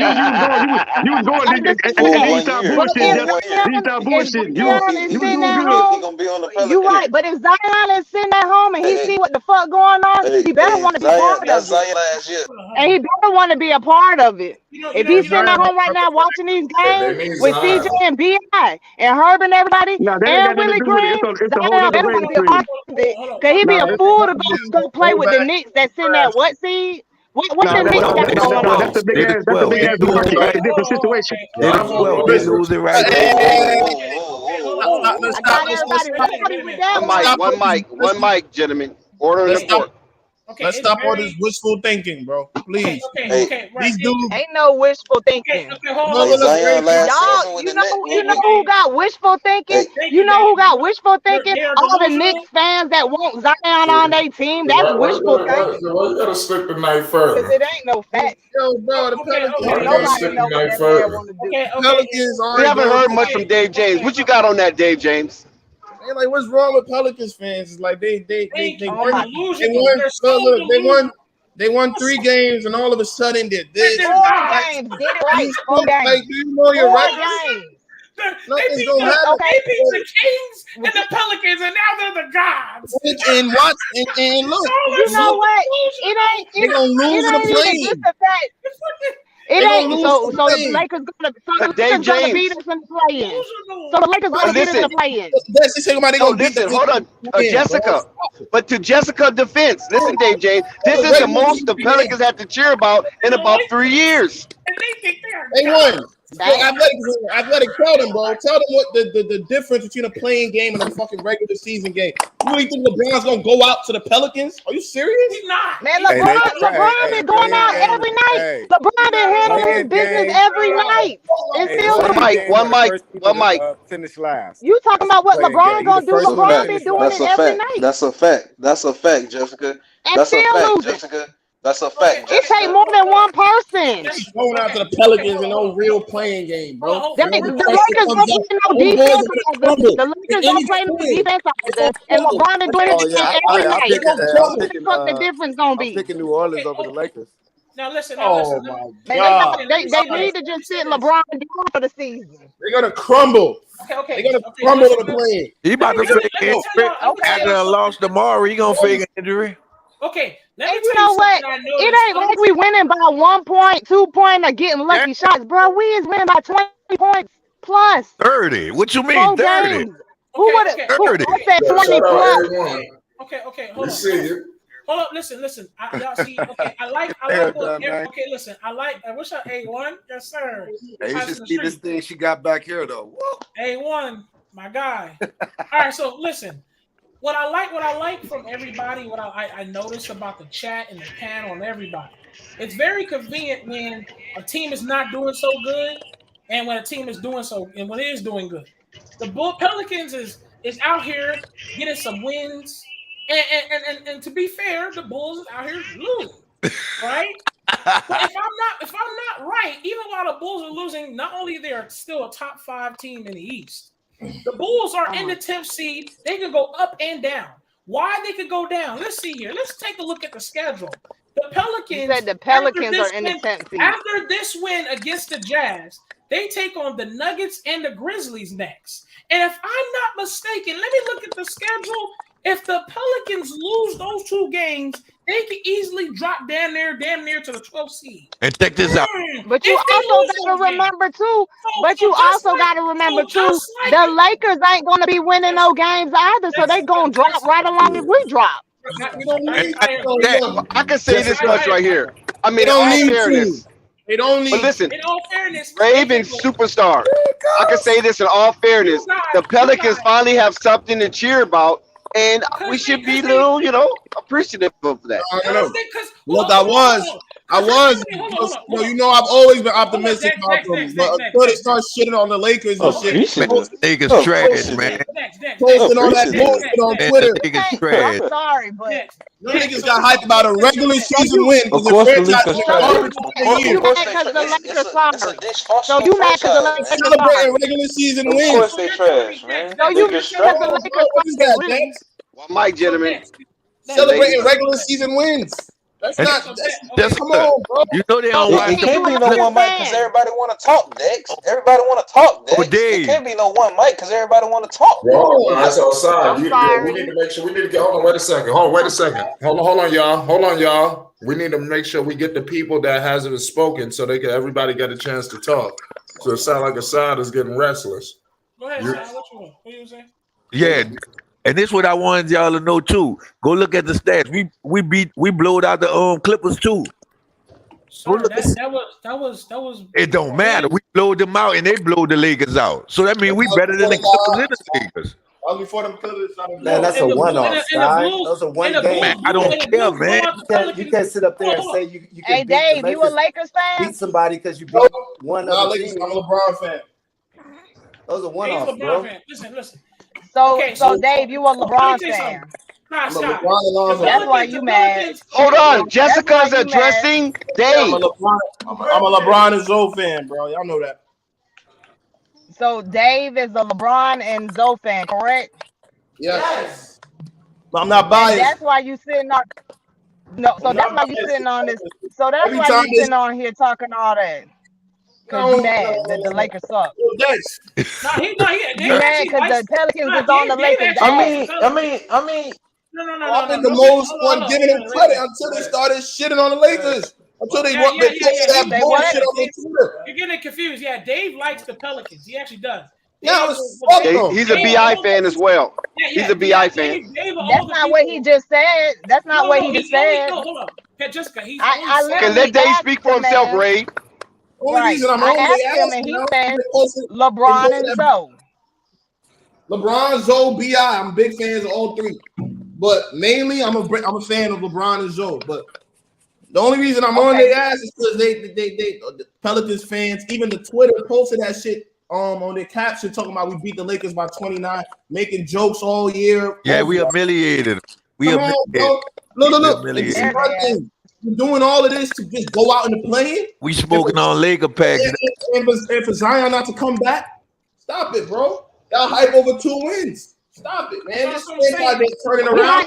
You keep and see, this is how I know you hating. This is how I know you hating because you downplay us because it ain't just 2 wins, bro.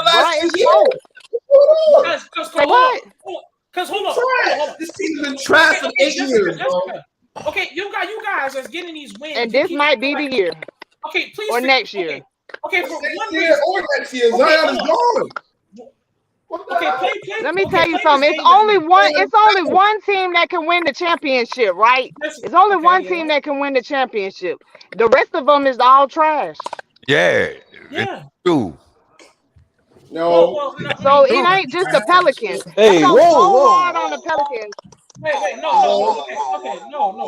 Okay, Jessica. Okay, Jessica. Whoa. Let's take a. Okay, let's just take. Whoever don't win come on, man. Okay, y'all keep talking about Pelicans are winning. Let's take a look at your wins. You recently just beat the Jazz, which is a good win. Rave, I want to say one thing, Rave, before you say that, because you already repeated that. Don't forget to tell the people all that was away games too. All right. Oh my God, are you serious?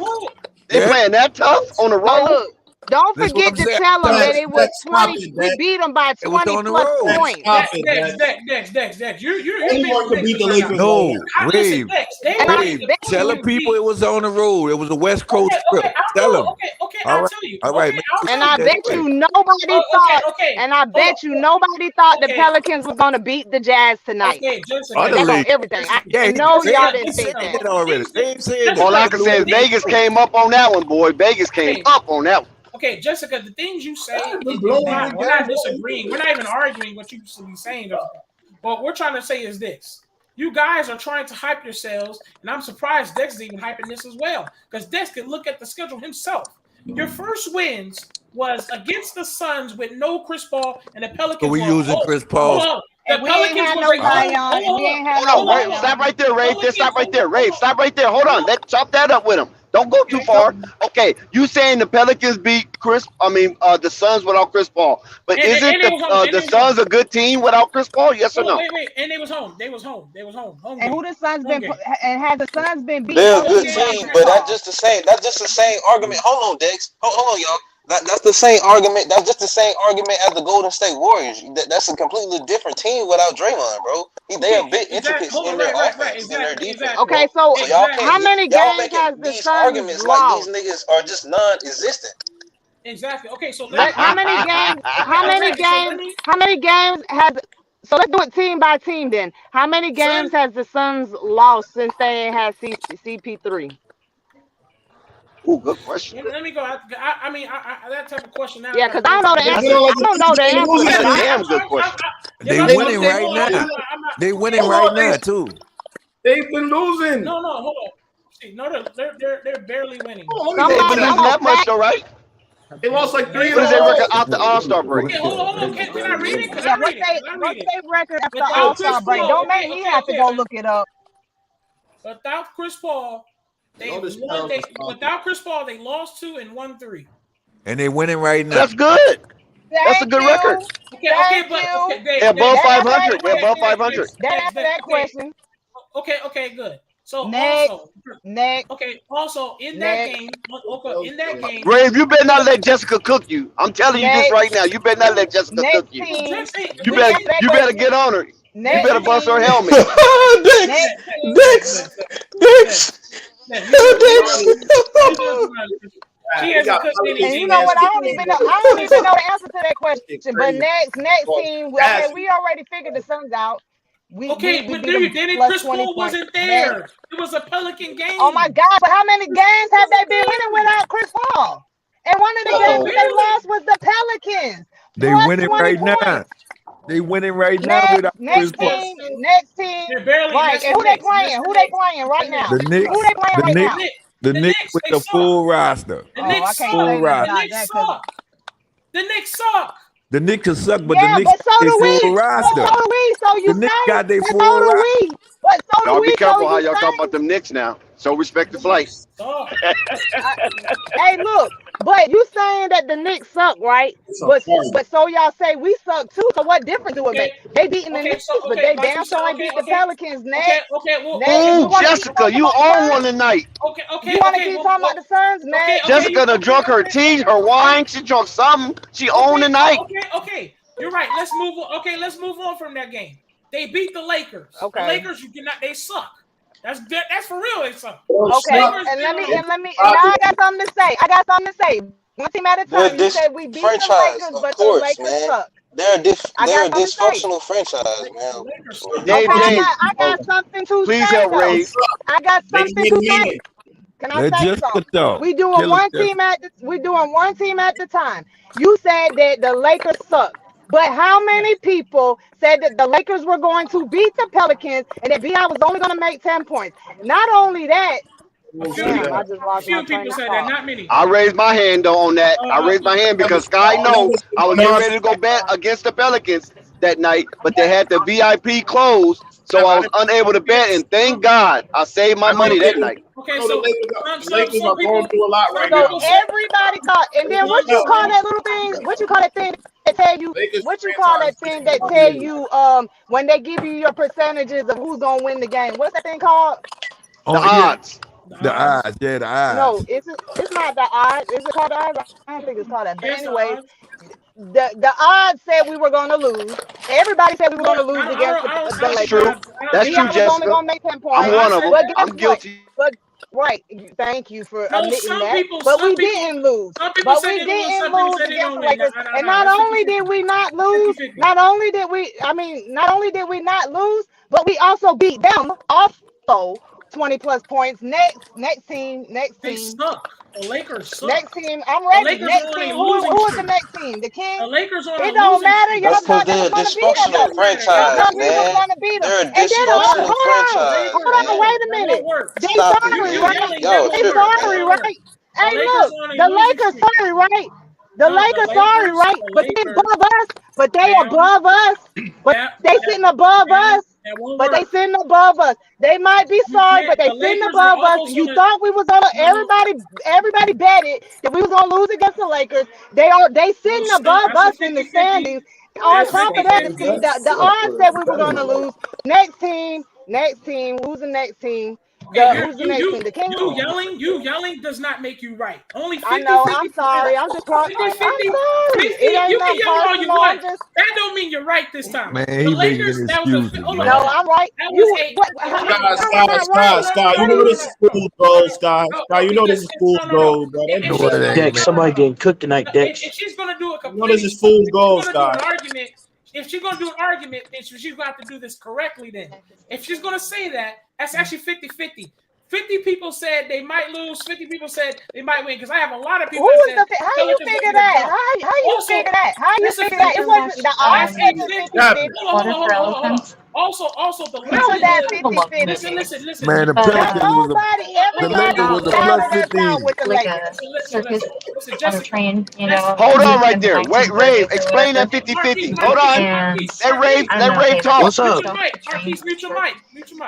Okay. Rave, you gotta explain that 50-50 people you talking about. That is 50-50. I was in the stream. I've been in this Man, fucking here you stream go every with day. All right. I've seen people several times say, and you was the counting Pelicans heads. win. And you was counting Hold on, heads. Jessica. Hold on, Jessica. I heard. Hold on. I heard a whole bunch of people say the Pelicans gonna win. Man, you ain't say heard the nothing. Lakers That are ain't going facts. to- Hold up, that is facts. No, People it said ain't. that, Y'all some people bad said the Pelicans Lakers all there the time. counting, Who you was gonna believe counting that? everybody in the chat.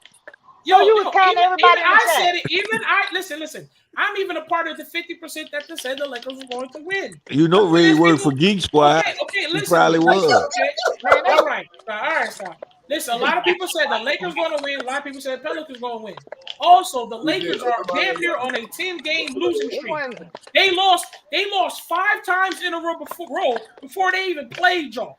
So they are in a worse predicament ever. Their whole shit is down. Right. You bet it on the Lakers today, you will lose a lot of fucking But money. Vegas still had them favored though, Ray.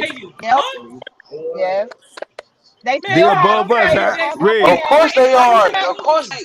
Since you They're love above us, talking huh? about, since you, Y'all tripping, but Ray, since you love talking about the fact that we in the 10th seed, the Lakers sit above us. They do. Next. But that's because they got all those So wins we in the played the beginning of the Kings. season. So we played That's the because of the Kings. wins So in we the played the beginning of the Kings next. season. My thing is this right here.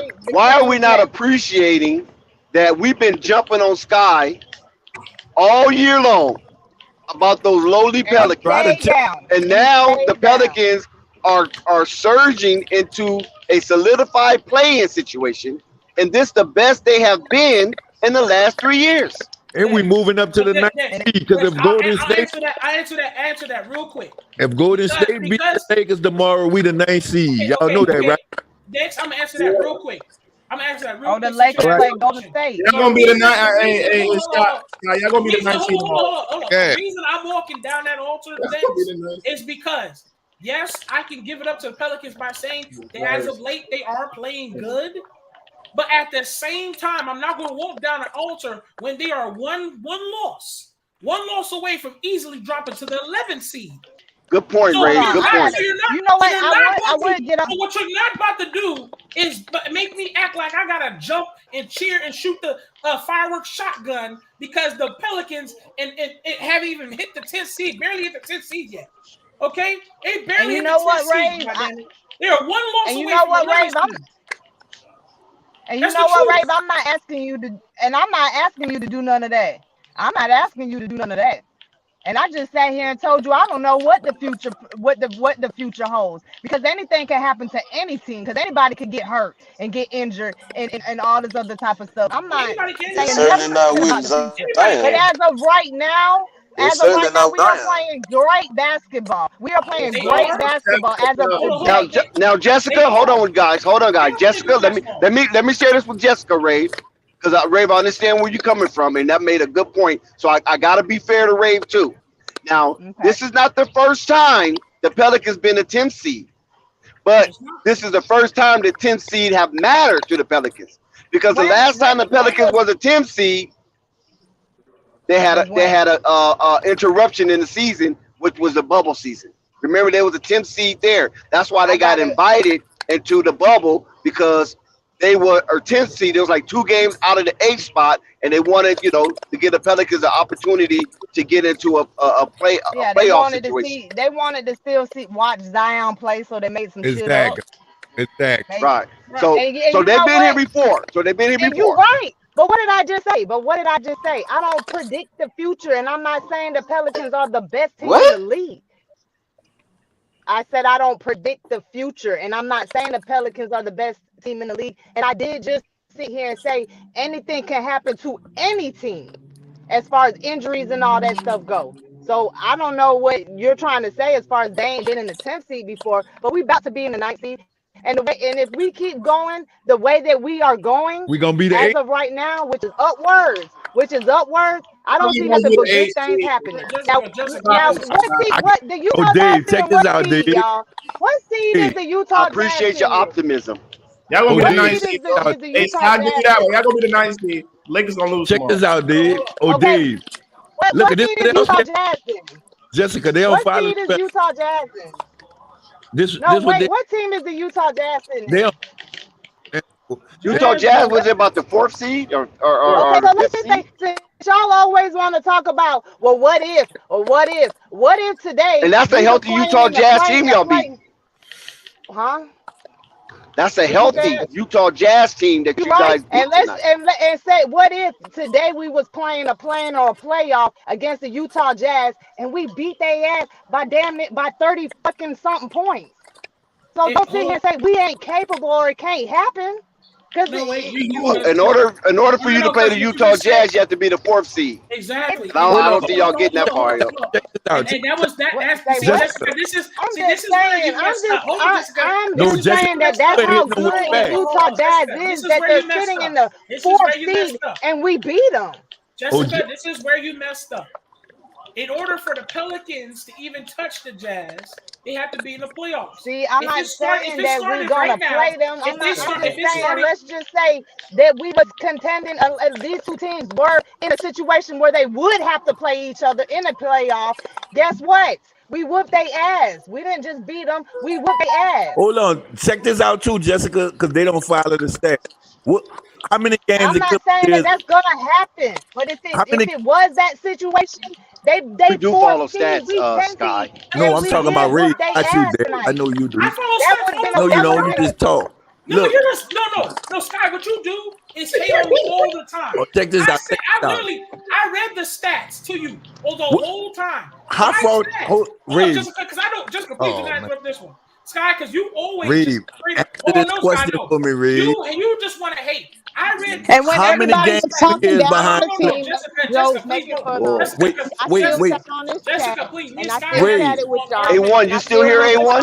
I'm here. Reed, how many games we is behind the Clippers, Reed? Okay, I'm just listening, man. Reed, how many games we is behind the Clippers? Because they got the 80 spot. 2, right? You guys 2, right? Okay, how many games? Let me talk to him. No, because he always saying we 2 games from being out the 11th.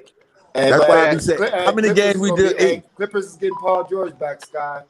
No. They're gonna be hard to beat, bro. We beat them already with them. So if it come down to our record tie, we get in. We beat them already. We beat them already. With Paul George. What you talking about? We beat them with Paul George. Go look at it. Go look at it. We beat them with Paul George. They got some new guys, man. They got some defensive guys. Sky. Yeah. How many games we is? Sky, you're damn near 8 or 9 wins before you even touch Clippers. No, they ain't. What the Clippers No, look hold on. You need to go look that up. Yeah, you got to look that up. Go look that up. Clippers have 34. The Pelicans have 27. But how many games they lost? You got to go by that too. No. It don't matter. The Pelicans, hold on, because y'all think y'all really that damn good and you're not. Man, how many games I they read lost? it to you, my nigga. Old stats. Because you trying to what you trying to do? Man, I finesse. asked you how many games they lost, man. You say that steady we talking was about how that many good. games they won. As of today, we playing great. Pelicans lost 31 games. Keep playing like this, we are doing good. Hold on. How many games? I keep telling you, I ain't saying we the best. Jessica, please. Let him go, Jessica. Go ahead, Ray. How many games they lost, man? They lost 31 games. Pelicans 30. The Clippers record is 34 and 31. All right. How many games we lost? 36 games. All right. So that means we what? 5 games behind them? No. Also, you only have 27 wins. So you need at least. about 8-9 wins, bro. What you talking about? They played more games than us. They played more games than us, right? You're not listening. The Clippers are in the 8th. The Clippers are in the 8th seed, sitting on 34 wins and 31 losses. Pelicans only have 27 wins, but 36 losses. You need about a good 8 wins, bro. No, we don't, man. They played more games than us. Bro, the Clippers is about to. Unless the Clippers just have a huge drop off in losses, bro. They always because I'm a sports I'm person. gonna say this right here. I know one thing for sure. Y'all never thought it was gonna be like this, though. No. 1 and 12. You keep bringing in these arguments I know. that we can't disagree. Be like, what? You guys gonna miss the plane?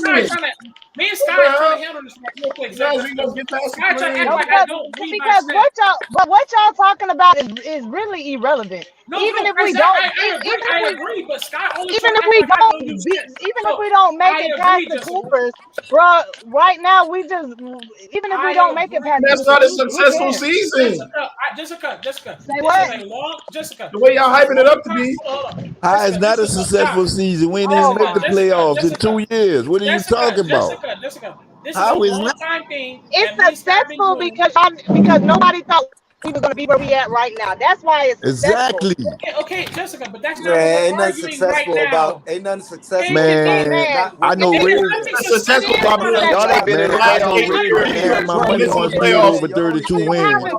I know Ray better have my money. Having 3 Only successful Pelicans fans because y'all used to not winning shit. That's why it's successful. I know after 32 wins, Ray better have my money. and it's gonna be more successful next year.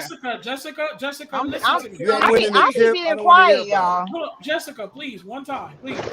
Me and Sky is trying Yeah, to let settle Jessica something get in there because next. we've been doing this, we've been arguing about this, and Sky act like I can't talk stats and all. And have my money after after 32 wins, man. Have my money after 32 What you're wins. saying is right. This is a relevant conversation. He just wants to challenge me all the damn time, and I'm sitting him by facts. Rave, have my money after 32 wins. You said we win in 32 games, just have my money. Okay, Sky.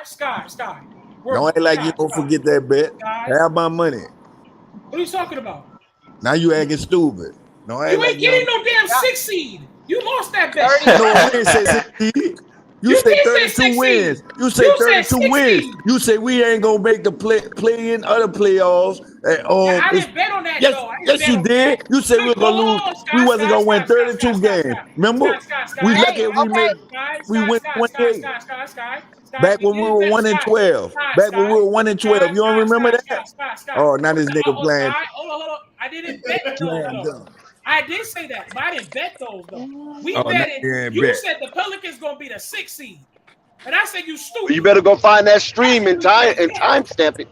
Exactly. Yeah. And I got the time stamp. You don't want to do that. You I bet ain't caught up for no money. You can keep that little money. Sir, you can keep, Sir. No, because I think Hold up, Jessica. Damn, hold up.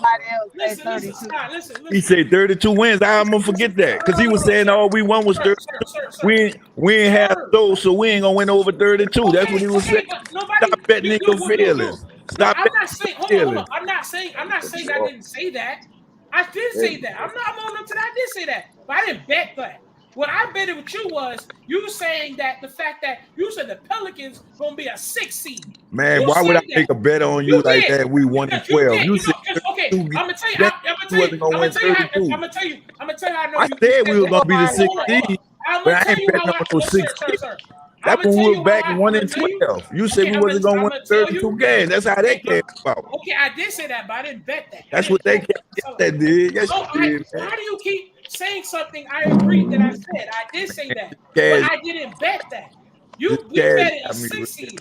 You, the Pelicans, you said that the Pelicans are even better than last year. Just because you see, better than last year. Next in flight. Did that nigga Scott not come up here and say the Pelicans are going to be better than last year? We is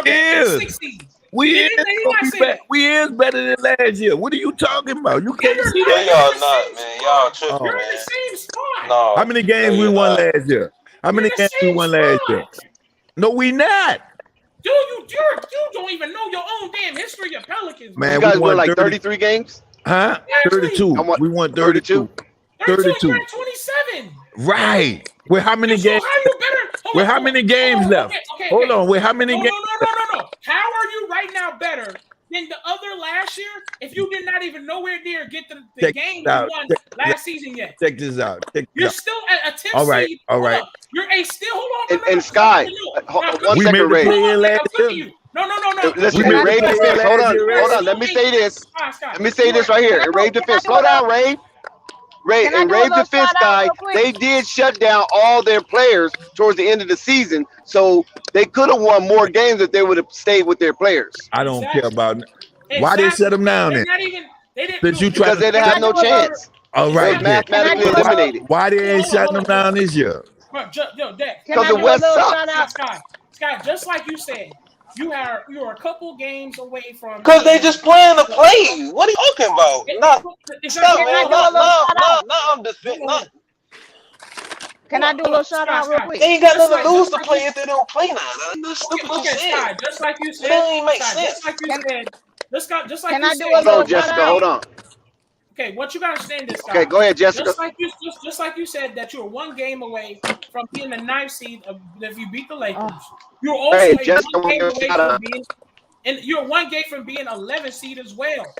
You are in the same route as if you did last year, and last year they still was about to, just like Dick said, you're going to get more wins last year if they didn't sub everybody out for the last 10 games that was. So they probably had like 35 wins. I think it was the last 5 games. Go ahead, Jessica. Get your shout out. Ray, let her get her shout out. What up, Flight? What up, panel? Shout out, panel. What up, Flight? I want to shout out to Isaiah. It's Chance, man. What's going on, y'all? Oh shit. We heard you. Hey, let Jessica get her shout out, man. Damn. What's wrong with you guys? Hold up, y'all. What's up, Chance? Oh, I'm sorry, ma'am. I didn't mean to do that, ma'am. I didn't just hear you give it a shout out. I'm sorry. Go ahead. I apologize. Go ahead, Jessica. I just want to shout out to Isaiah Curry, 15 in the chat. He said Herb Jones held Donovan Mitchell to 0 to 6 shooting.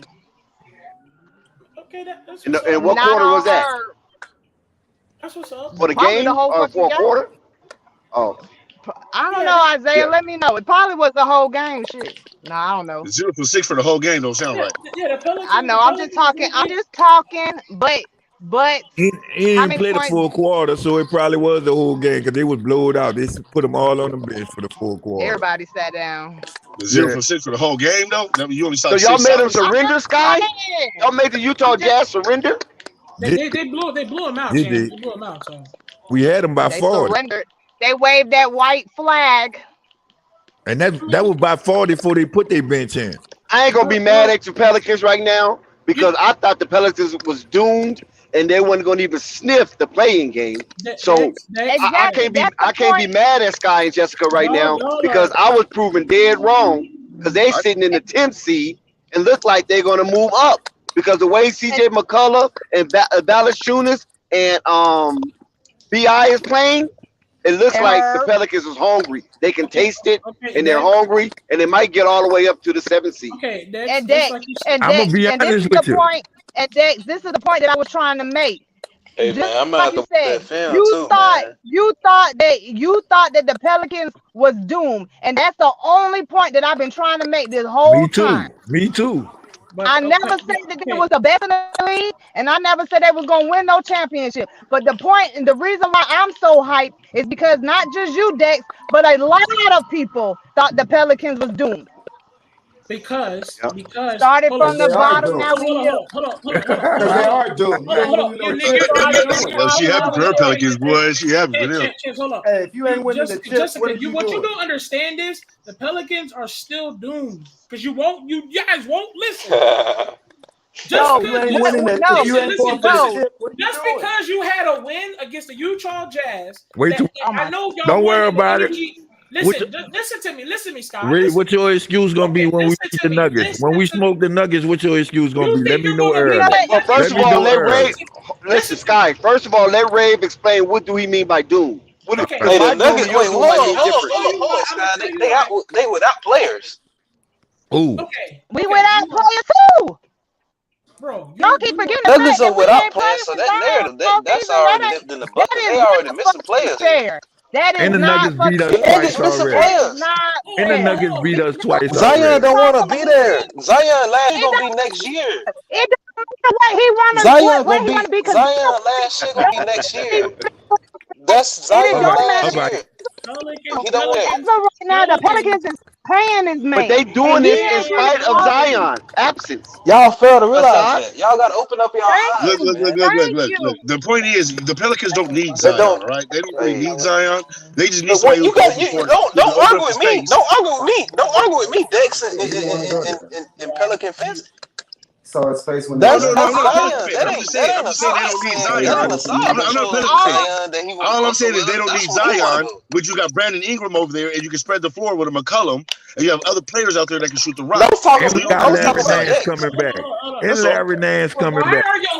And even though you say we don't, we don't need Zion. You've been raving the whole time. I did, man. One mic, guys. One mic. Come on, man. Let's get organized. It's like you guys go through this trauma and you guys can't help. What makes me feel like y'all are delusional is because y'all all sit here and pretend and keep acting as if like your team is not a 10th seed still. You're talking as if like you're a 5th seed or something, and you're not. Right, but what? Hold on, listen to me. What did I just say though? You're not listening to me. You're not listening to me because I ain't delusional because I just sat here and said. Guys been arguing an hour. Since you're so smart, who do you play? Why are we arguing about the Pelicans? Thank you. At the bottom. Thank you. That's really raised arguing. Okay, the Pelicans. Nobody else ain't arguing about no Pelicans. We don't Y'all really worry about making a first. No. Ain't nobody was trying to argue about no stupid Pelicans. Y'all came here with that Pelican energy. And ain't nobody talking about you Pelican birds. That's the whole organization is trash. You ain't got to do all that now, Ray. You ain't got to do all that, Ray. Man, let Ray talk, man. Ray work for the Geek Squad, man. Let Ray talk. Listen, the Pelicans already on sale for $5.99. Can we mute Ray's mic? Right now, I can buy the Pelicans. Wait, can we put Dave on timeout for a minute? He's behaving badly. $5.99. Okay, they on sale. Athletic one was good, man. All right, I'm asking you this: who do the Pelicans play next? The Nuggets. But why we keep Rave? You doing that on purpose? No. We try to get off the Pelicans. They had enough shine. No. Yeah, they had enough shine. We gave them a lot of shine tonight. The Bulls lost, so y'all don't have nothing to talk about. Scott, are you going to Scott, don't do let's talk about that, something else, man. Y'all keep on talking about the Hey, you know what, man? Hey, look. Let's just talk about the one team that Flight don't want to talk about, which is the Miami Heat. Pelicans, because he's scared of them. All right. Oh, I thought you were talking about the Knicks. You know, we're talking about the Miami Heat, man. We know the best team in the league right now, the Miami Heat. That's what we're talking about. All right. So now, if y'all got an argument against that, then we can chat. But we ain't talking about no Pelicans no more. Let me ask A1 a question. A1, do you think the Miami Heat's going to hold on to that #1 slot? No. Why you going to ask A1? A1 ain't no Miami Heat fan. I don't care what A1 got to say about my Heat. But listen, we know you're a Heat fan, so let's get the poll of the panel. Let's get the poll of the panel before you go on your rant. Yes, sir, Dex. Yes, sir. So A1 says no. Do anybody believe the Heat is going to hold on to that number 1 slot? Hell no. Yes. No. No. I do. The Heat. Why is not? Literally like a Colossus from falling down. They're a good defensive team, and I love defense, but no. They got their best. Yeah, you're right about that. You don't have to They have damn to be good the on number 1 defense. team in the league. You have to have the number 1 slot to be the number 1 team in the league. I didn't say they have to finish the number 1 team. I mean, I number 1 love slot. defense, They y'all. are the number 1 team in the league. Y'all know I love. Are they fool's gold though? Are they fool's gold? Or are they real? How you gonna say they fool's gold? They beat people without their top 3 Nah, people. the Heat is not fool's gold at all. No, they definitely They real. beat teams. They beat teams without their top 3 No, they scorers. definitely real. Come on, bro. And everybody on the team is still giving you 20 points. Bro, the other night, hold on, Ray. The other night, right, against the Nets, what happened? Three players is out. 3 of our top players is out. That's And crazy, right? Four players scored 20 points. Fellas, we talking playoffs now. All right, this regular season, I get it. But we talking playoffs now. Miami, Miami Heat in the 7-game series, shit changes. Those guys off the bench getting 20 points in the playoffs. No, wait a minute. Miami Heat just came off of going to the finals a couple of years ago. So I don't think it We're can stopping whatever you do best. Wait a minute. That's the playoffs. Let's not jump into the playoffs. We skipping. Even the regular season, the Heat is not the number 1 team in the NBA. They're number 1 team in the Eastern Conference. They're not the number 1 team in the NBA. The number 1 team in the NBA is the Suns with 50 wins and only 12 losses. No. They have the best record in the NBA, but they're not the number 1 team. Come on, brother. We know that's what you said. They got the Suns got the best record. And bro, I said the best record don't always mean that you got the number 1 team. Y'all dancing But around he is not the semantics number over 1 here. team. What are you talking about? Hey, well, my eyes ain't the number 1 team, brother. You got a problem with that? Dex, what's up with these people dancing around semantics tonight? Ray, in my eyes, ain't the number 1 team, brother. You got a problem with that? I feel Man, Quiz, you know niggas be procrastinating on it, and they be deflecting, man. Hold on, let me put the bulletproof vest on. My bad. Hey, Quiz, you know niggas be procrastinating on here, man. I agree. I feel you. But the Heat can lose twice, and they drop down to like the 3rd seed. They can lose twice. No, but you know what? The race is so tight in the East. I mean, you can literally lose 3 games and you're out, and you're in the 4th spot. You know what I'm saying? So, I mean, it's going to be neck and neck in the East, man. Like we've been always saying this whole year, it's dog eat dog in the East right now. But listen, you don't see the Philadelphia 76ers. You act like you don't see them. I see them. No, I see them. I don't want to talk about them. That doesn't mean I want to talk about them, Dex. I don't want to jinx nothing. You know what I mean? I don't want to talk about That's my number 1 team. So my number. Are you a block? I got them being the first. I got them being the number 1 seed. Yeah, I don't care what you got. I don't care. See, Chase, you want to be a blind believer, and that's what happens. Not blind, but a true believer. Yes, a true believer, but okay, not blind. You need not to look right over your shoulder and look at the 76ers that's snapping at your heels. They got a great squad, man. They got a great squad, man. They got a great squad. Hey, listen, they got a great squad. Flight, listen, let me tell you something, Chase. Me and Flight, right? While we was talking about the stream earlier, Flight injected a question about the 76ers, and he asked me about Maxey. Oh my God, I love that dude. Ever since Kentucky. Go back and listen to the early part of the stream. And listen to my Maxey. Look what happened. Yeah, I got to check. Flight had the intuition to ask me about Maxey. I don't know where it came from. And then I gave my spill on Maxey, and look what happened tonight. I was like, I'll be damned. I mean, look.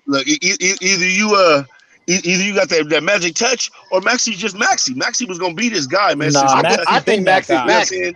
Yeah, I think Maxey's gonna be this guy. Got nothing to do with me. All you had to do, all they had to do was He's one of the fastest guards in the league, man. They had them straights on that boy. They had the shackles on his ankles. Boy cold, so they had to take the shackles off his ankles. Once they took the shackles off and they took the restraints off his arms, you see what happened. He turned into an animal out there right now. You know what I'm saying? So and that's what it was in Kentucky. I've listened to everybody on this panel talk. This is what happened with Maxey. Maxey was playing out of his position all season until James Harden came over there. Now they have a point guard. Now he can go play his 2 guard and man. They just had to let him loose, fam. They just had to let him loose, man. Maxey gonna do Maxey. They just had to let him loose, fam. That's it. Sometimes you just gotta let the boys out. You know what I'm saying? Let them loose and let them play. Let the dogs out. Damn, ladies, Who let the dogs out? He just don't got it. Now he don't got to play point guard. Now he's playing in his proper position. Well, I mean, but look, even at Kentucky, he was playing point guard. So at Kentucky, he was playing point guard. He was averaging 16, 17 points a game. So he's still good regardless, point guard or shooting guard. It doesn't matter. He hasn't had chains on him all year. Now he doesn't have the responsibility of doing stuff that he ain't supposed to be doing to begin with. That's why the Sixers are dangerous. And he don't have to look over his shoulder quiz because Ben Simmons ain't coming back. That's the thing. That's the thing, right? That's why I said they took the shackles off. They took the chains off. He ain't got to worry about nothing. Now he got control of that rock. I can do whatever I want. I can shoot when I want. I ain't got to answer to nobody. I ain't got to look to the sideline and think if I'm going to be coming out soon or not. That's the things you think about when you balling. If I take 2-3 bad shots, is the coach going to look at me and be like, all right, man, come on out. When I just need to get warmed up, that can mess you up. But I always believed that Doc Rivers really appreciated Max. You know what I mean? Yeah, of course. Doc is a PG. So he appreciated how Maxey was quiet and he was a silent assassin. Because Maxey was going like a dog in the playoffs while Ben Simmons was looking like a little chihuahua. And let me say this before y'all continue. Chat, whoever everybody's listening. Jessica's been here, you know what I'm saying? She found Fight Source TV. And I got kind of, comfortable talking to Jessica. She's been up here before. What I heard from me and Jessica, that this craziness. Trust me, don't get that confused. Shout out to Jessica Anderson. She's cool. She's smart. She knows her shit. You know what I'm saying? So shout out to Jessica. Me and her were just having it. It's all love at the end of the day. Just entertainment. And we talking. You feel me? So everybody know. You gotta put out a disclaimer or something. People that's man, listen. You got the beautiful females on the panel. And we're talking sports, man. You can't be sensitive talking. No, man. Come on, man. It don't look good, man. No, he needed to put out that disclaimer because Erica was on her way and she heard how Ray was bantering against Jessica. She was like, "Oh hell no, I ain't getting in that." What? Nah, I don't know about that, but it does look a little wild, you yelling at look, man, I don't care if you're an alien, male, female. Look, if you can't talk sports and if you can't handle a little rowdy talking some sports, then you don't need to be up here. Oh no, I know. I just just respect me. It's all good. She was respecting. No, Jessica was cooking Ray. Yeah, you was cooking Ray. She was cooking you. What you talking about? I asked the questions. I wasn't debating nobody. Ray. I came in and Ray was on the ropes. Rave. He was gasping for air, wasn't he? Adrian! Adrian! What's on the ropes when you had a Sky coming with the upper, you know what I'm saying, that left. Yes, Sky had her back. Yeah, Sky had her back. You can't do that, Dex. He won with you had Jessica coming in with the drill. So Jessica had Mick in her corner, huh? Dex wasn't making it any fucking better. No, listen. All I was doing was instigator. That's all Dex's job is to do. I might have been a little, I might have been a little messy. He Dog King right there. He promoting. I might have been a little messy, but at the same time, Ray wasn't putting certain facts out there, so I was just trying to him out, but he was just ignoring me. No, Ray was too busy raving and being on the ropes in defense mode. I said some facts. I don't care what y'all got to say. I know she had you gasping for air, Ray, and it wasn't the way that you wanted. You still ain't fully come out of it. Ray's still shaking. He's still shaking. You can hear it in his cadence. Listen to his cadence. And let me ask y'all something. And do y'all think that Luka Doncic win in Dallas over the Warriors, do y'all think that showed a little something that could go on in the playoffs coming up, or was that just a regular season? Regular season. Okay. Nah, I disagree. I mean, that's Luka. Hey, man. Luka cannot get out the first round. What are you talking about? He might not have got out the first round. Hey, whoa. Let's not do that, Dex. Because he was dominant. He dominated every series he ever been in the playoffs, man. There was other issues in that team. Say that again, aside. One player can't win a series. One player can't win a series. He still didn't get out the first round, though. Yeah, a lot of teams get knocked out the first round. Wait, hold on. Stop. Wait. I'm saying Luka. I'm not saying a lot of teams. Like any nigga can. Luka, like any nigga can. He can't do it by himself, man. The man was dominating every series he was in, man. Okay, you had the coach, you had the general manager, you had the owner, you had Chris Snap. a lot of, like you said, a lot of extenuating circumstances surrounded those first 2 years that Luka has been a ball dominant guard for the Dallas Mavericks. I knew this was going to come to an end with Chris Pax. I knew they was going to trade him sooner or later, but I had no idea the coach, the Hall of Fame coach, is going to quit. Carlisle. Now let me ask y'all something. Do y'all think Dinwiddie had anything to do with the turnaround for Luka and the Dallas Mavericks? That's possible. Somewhat. I mean, it gives him more freedom, man. Like he doesn't have to be ball dominant as he can, man. He can pass on. He can rely on passing guys the ball, and he know they can score. They can score, dribble. They can come off screens. They can be real versatile offensively, man, with those guards, man. So hold on, listen. I want to share with you something that nobody's talking about with the Mavericks. The Mavericks are like the number 5 defense in the NBA right now. Facts. That's what I was waiting for somebody to say. That's one of the reasons why you can't get out the first round, because they couldn't play no damn defense. Getting rid of Kristaps, bringing over Dinwiddie definitely helped them defensively. Luka is still doing Luka. He's still ball dominant, but he has a team around him. And they're not even playing with Tim Hardaway Jr. yet. Nope. When is he expected to come back? That's why I brought that up. Good question. I have no idea. I don't watch the Mavs like that. Wait, hold on. I know Rave is by computer. Rave, look that up, Rave. See when Tim Hardaway coming back. I know Rave by computer. Listen. I ain't looking nothing up. You know why? It ain't got nothing to do with the Bulls or Zoe. He ain't looking nothing up. Listen. No. I look stuff up when it was Zoe. Listen, I took an L because the Bulls lost, the Pelicans winning. But my revenge will come when the Bulls win. See, it's good to beat me in a conversation because my team is losing. But when my team starts winning, I want my revenge. It's gonna come. That's all There's gonna be hell to pay. Ray's gonna be unleashed and it's gonna be hell to pay.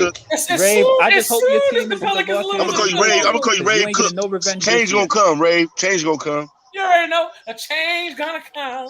Yes, it will. Just so long as your team ain't the Lakers, because otherwise you dead and stinking.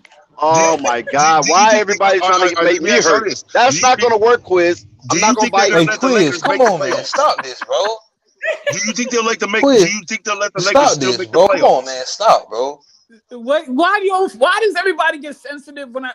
Come on, I don't want them. I don't want them to make the playoffs. I don't want the Lakers to make the playoffs, man. They're gonna get. Do you think that the league will still have the Lakers make the playoffs? No, they shouldn't. They're not going to do anything without Anthony Davis. That's for sure. This is the most dysfunctional team. They're the most dysfunctional team this Davis, season, they getting man. cooked. Now remember, you got to think about ratings here. I think if Anthony Davis, got healthy and got his mind right. Anthony Davis got married. He bought that $35 million house in Malibu. I mean, the guy is living high off the hog right now. Ratings now, fam. Basketball might not be the first thing on his mind right now. Well, that's a sad shame. All the money that he's getting paid to do it. Yeah, he might come back next year. Right now, he's in his honeymoon phase still. He might as well, and don't act like the Lakers wasn't getting cooked with him out there too. Look. What it was that's what I'm saying. Anthony Davis was on the LeBron regimen. Listen, his body was here with you, but his mind was on the other side of town. He was on LeBron's regimen, and he got too big for his body. Remember, he was a skinny kid. He got too big for his body, man. His ankles was snapping under all that weight. Okay, when did he get on LeBron regimen? Did you see how big that dude? Man, he was looking like Dwight Howard out there. Dwight Howard was looking like him. It looked like the role reversal. Oh my God! He wasn't that big. Anthony Davis out there all looking all swollen. Like, come on, man. That dude is hella fragile. Let's be real. You know he already mean. You know he ain't got them legs. He's too big for them damn legs. Chicken legs. He should have been working on his legs. That's what it was. Well, listen, that extra meat on his back helps him because the Lakers are dead and stinking. We already know that. They just playing out this soap opera. Look, man. You know, but they dead and stinking. Look, man, you're not gonna win nothing with a old niggas and Russell Westbrook on your team bound to that point blank, man. You're not winning with those niggas, man. So let's I don't know why LeBron didn't learn from the last Laker, last Laker debacle with the old niggas. Nah, he didn't. Remember, he started. Remember Karl Malone? Remember when they had Karl Malone and all them on the team? A bunch of old motherfuckers on the team trying to win a Don't championship. talk about how old they are. Remember, LeBron's sensitive about that. He sent an early season tweet. No, that's a false narrative, Chase. Because with that team, they went to the championship. No, it's not, Dex. Because they had Shaq. Because they had Shaq and Kobe. They had Shaq and Kobe. Everybody was getting They older. won without Shaq. Everybody on that team was getting older, fam. They tried to get people rings. I know what happened was this is the truth.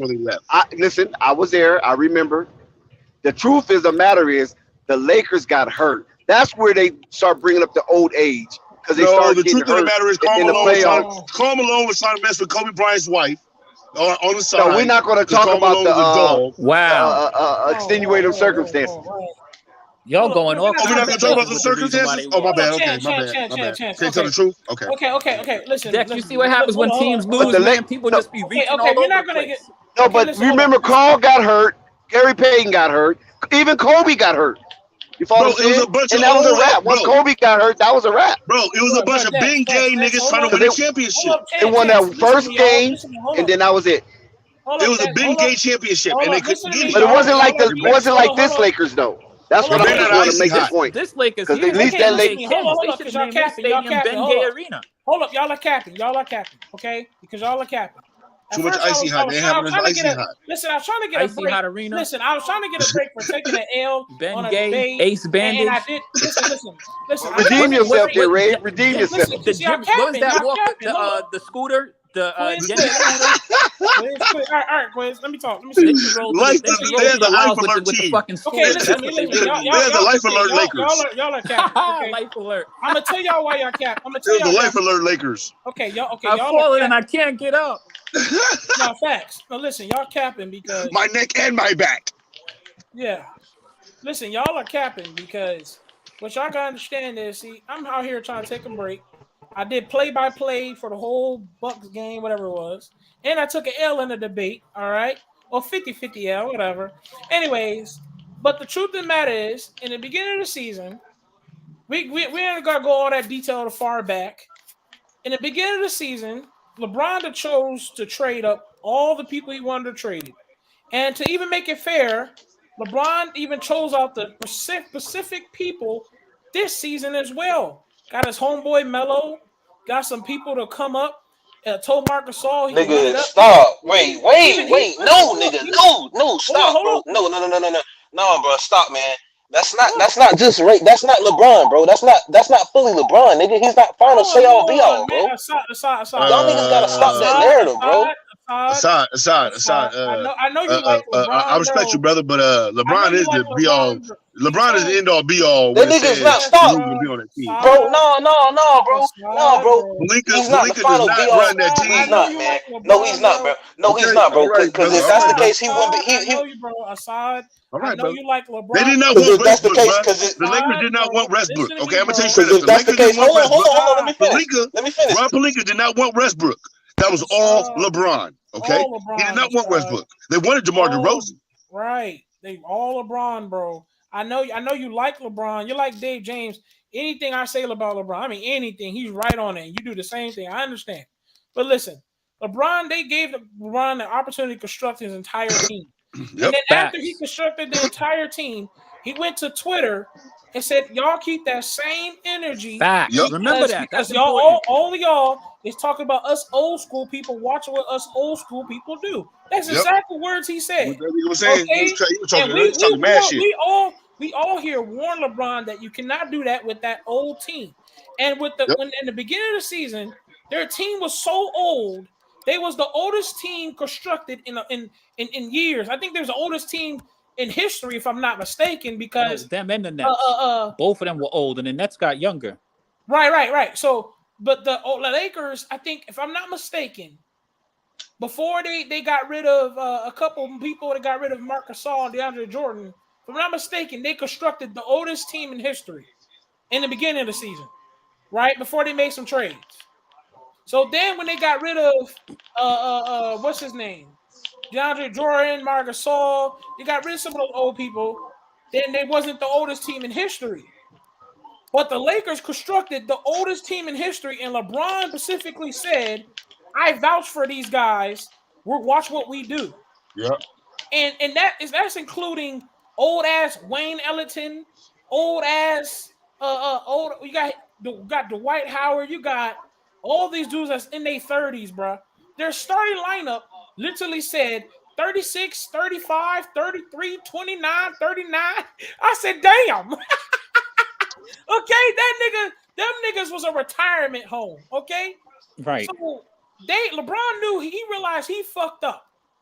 Okay, LeBron knew he fucked up. When did he realize look, that? LeBron knew he fucked up when they had to go get extra ice for the ice machine. Exactly. They were like, man, we gotta get a lot of ice. He fucked up because let him know, Ringo. Because he hold up. This is when you knew he fucked up. It's because he made a quick decision move when they made that trade to go get Malik Monk from the Hornets. They had to get rid of. We got to get rid of some of those old dudes. You know what I'm saying? Because at first he was. So why the hell did they bring DeAndre Jordan over there to begin with? He didn't realize he fucked up then.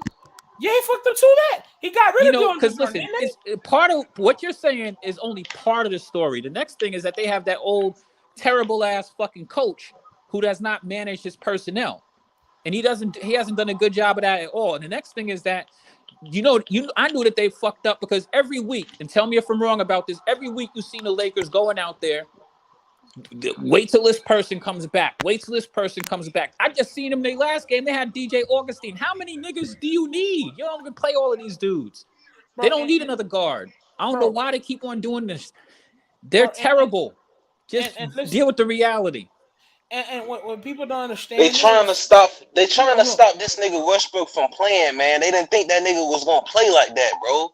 That's what y'all not. Man, it's that's not what just y'all Westbrook's not fault. thinking about, man. It ain't just Westbrook. Come on, man, y'all gotta stop, bro. Westbrook in the beginning of the season. Wait, whoa. Whoever said, wait, hold on, stop. Whoever said it was just Westbrook, bro.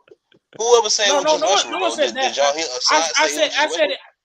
No, you misunderstood. I said that it ain't just Westbrook. Right, and that's what I said too. It was other issues. It wasn't just look, man. The point is they're not gelling as a team, all right? You got a bunch of dudes on the team. They are. They all think they're the best guy. Thank you. It's dysfunctional, man. They don't gel, fam. It's okay. Some people just don't. Look. You can be friends. It's dysfunctional, of course, nigga. Hey. Flight would probably know this the best. You can be best friends with a dude, right? But as soon as you go to the business with him, the whole friendship is just downhill, explodes, right? Facts.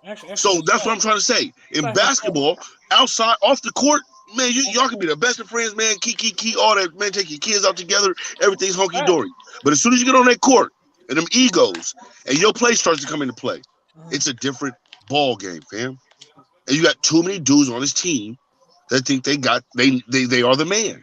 Okay, now let me say this. You need role players. That's where they were better at. That's why they won a championship. That's why that's why that year they were really doing their thing because they had role players that knew their job. Wait a minute. No, because I'm gonna say something about that championship. I know a lot of people. I know a lot of people don't like it. It was a fixed bubble. It was a fixed bubble championship, man. Hold on. No, it's not, bro. How was it fixed, nigga? I knew that was about to happen. Y'all niggas sound stupid, bro. How y'all gonna say it's fixed? How y'all gonna say it's fixed when niggas didn't come in to play, bro? That's not the Lakers. Hold on, nigga. It's not his fault because niggas didn't come in to play, man. Y'all niggas sound stupid, bro. Okay, hold on. Let me say this aside. Okay, I was not gonna say fixed. That wasn't what I was gonna say. No, it wasn't a fix. But I'm gonna tell you this. This season and y'all mad at us because they won and niggas didn't come in and play hard, man. Y'all niggas sound delusional as hell, man. Okay, Assad, I'm gonna say this. This season and several seasons are the truth of the matter is of a long 85 stretch of games plus a back-to-back playoffs plus a championship. When the Lakers won that championship, they had that long break. You had at that time, LeBron was a top 5 player and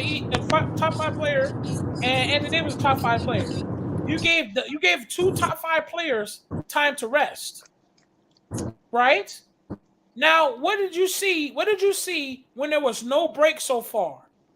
The first season the Lakers had, you saw the inevitable. No that's what injuries. You saw. Ben Gay. It was injuries. Icy hot. It was injuries, body Life damage. alert. Right, injuries, body damage. Last year, Lakers was a first-round exit, right? First-round exit. You know why?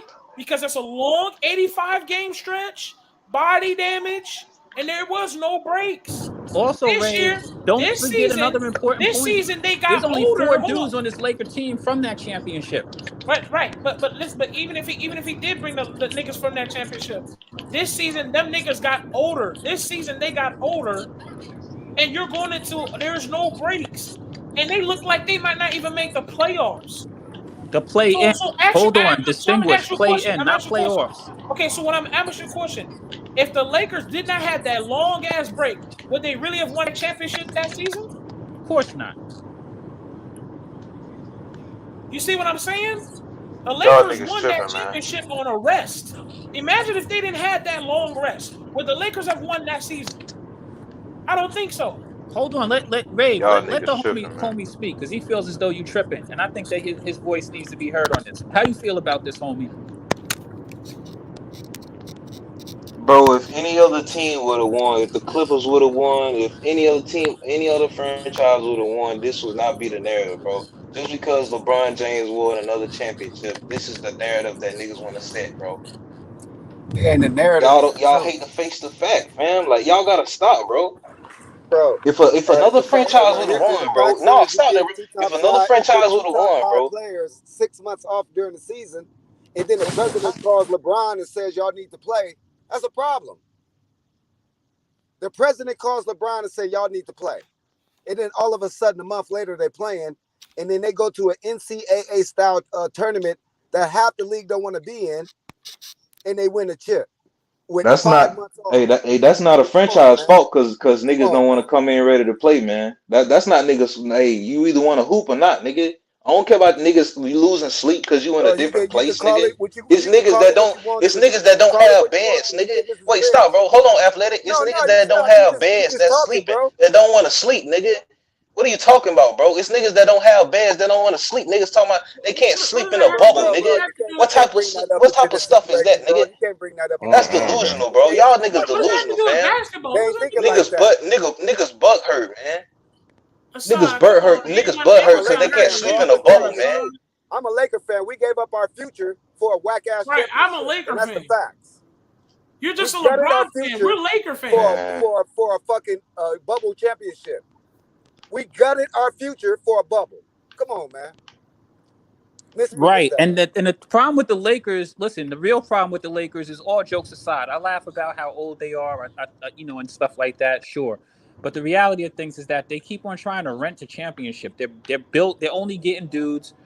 They're paying next to nothing a pack of francs for 1 season rentals, and this season is a complete effing total. Because we don't do this, bro. Disaster. This is a laughable season. This is the LeBron way. That's why Magic shot deuces. This ain't the Lakers way. This is the LeBron way. The only person that can talk to LeBron and make sense to him is Magic. He ain't there. And the sad thing is that, like, of all of the things that we say, right? That shit's mad. Now people can point the finger at all of these various players. LeBron is old. I give him that. LeBron is playing very well, but people pick and choose. They complain about Russell Westbrook's stack pattern. You see LeBron running around out here stack pattern left and right because they're not playing no winning basketball. And he, as the leader of the team, so you would think that he'd be able to carry them over and at least win a handful of games by himself. Bro. Look how many times they've been blown out by over 20 points. Hey, have you watched the last 5 games, Playboy? Have you watched the last 5 games? You tell me, after LeBron makes a shot, does he even try to run down on defense? Exactly, he doesn't. And he gives up on plays regularly. And he's been doing that since last year in the playoffs. If you look back at last year in the playoffs and the end of the season, he was doing that then too. And Kobe was 35, running down on playing defense the hard as he can with no fucking legs. Right. And even old ass. That's because he had something to play for, man. That's because he had something to play for, man. Well, honestly, the Lakers exactly. They had something to play for. They did. The Lakers they're an embarrassment to themselves. To be honest with you, they could figure out what they need to do, but they're an embarrassment to themselves.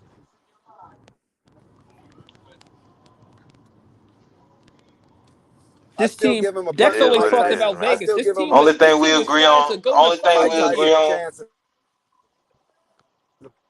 thing we agree on is they shouldn't have traded. I still give them a mic. Traded Lonzo Ball. That's the only thing we agree on. Man. They shouldn't have traded Lonzo Ball in that package. That's all we both agree on. What do you disagree with? Okay. Can y'all hear me? Yeah, Ray, but hold on. Okay. What you disagree with? You said there's things you don't agree. It's that right there, what you just said, by saying the Lakers have something to play for. This is why people don't understand. No, I said they don't. No. Hold on. I said they don't. I said the difference is the Kobe and them had something to play for, nigga. LeBron doesn't have nothing to play on, bro. Hold on. What is he playing? What is he playing? He already playing hard to score. Hold up. Let me tell you something. Kobe had nothing to play for. Kobe could have retired that year and still been a fucking legend. But you gotta understand, this is the difference between a Kobe and a LeBron. You gotta understand, this is what I mean by being a Laker fan. Y'all, what LeBron brought his culture and what he does over here, saying he ain't gotta prove nothing. Kobe, day in and day out, whether he won the MVP or whether he won the championship, he came in there willing to put it all on the court all night, all day. Whether it was a loss or a win, he was ready to break his leg for us. That's the point. Why we don't accept this mediocrity, okay? The Lakers are known for not only championships, but successful seasons and dudes who go out there 150%. And LeBron is coming over here with this narrative of that we should be subtle because they gave us a one ring and it was a bubble ring. Kobe even said, Kobe said it best. Never said y'all should be Kobe said it best. Kobe said it best. I should never have to recruit anybody. Kobe said it. I should never have to recruit anybody to come to the Lakers, all right? If you don't want to be a Laker, then it's just not in you, and you don't have that championship quality in you. You should never have to recruit anybody to come to the Lakers. That's what he said. When they told Kobe Bryant, hey, man, you should go after, why don't you talk to LeBron James about coming to the Lakers? He said, I should never, ever have to go to nobody and ask them to come to the Lakers. You should want to come here because of what we do. Yeah, that's a fact. That's a fact, because LeBron wanted to come over here. What are you talking about, nigga? He didn't have to do that because he wanted to go over there, nigga. What are you talking about, bro? No, LeBron. No, that was not LeBron's. Bruh, stop, man. LeBron already said that he was making choice. He had options, man. LeBron said he had options himself. Man, that man was going to LA. Whether come on, man, stop, bro. He wanted to make. He wanted to set up his companies all that in LA, bro. Bro, you can still set up your you can set up your companies anywhere, fam. You're LeBron James. You can set up your companies in LA and still fly out. LA, it don't matter. Bro, all right, bro. So I put like this. No, you're gonna say that. Hold on, you're gonna say that, right? Now, didn't LeBron just say, "I can still leave"? Did he say that? In the All-Star break, did he say, "Oh yeah, it's still"? You know what I mean? They never say never, right? I can still always leave LA. So if you got all your companies set up in LA, then why you gonna leave LA?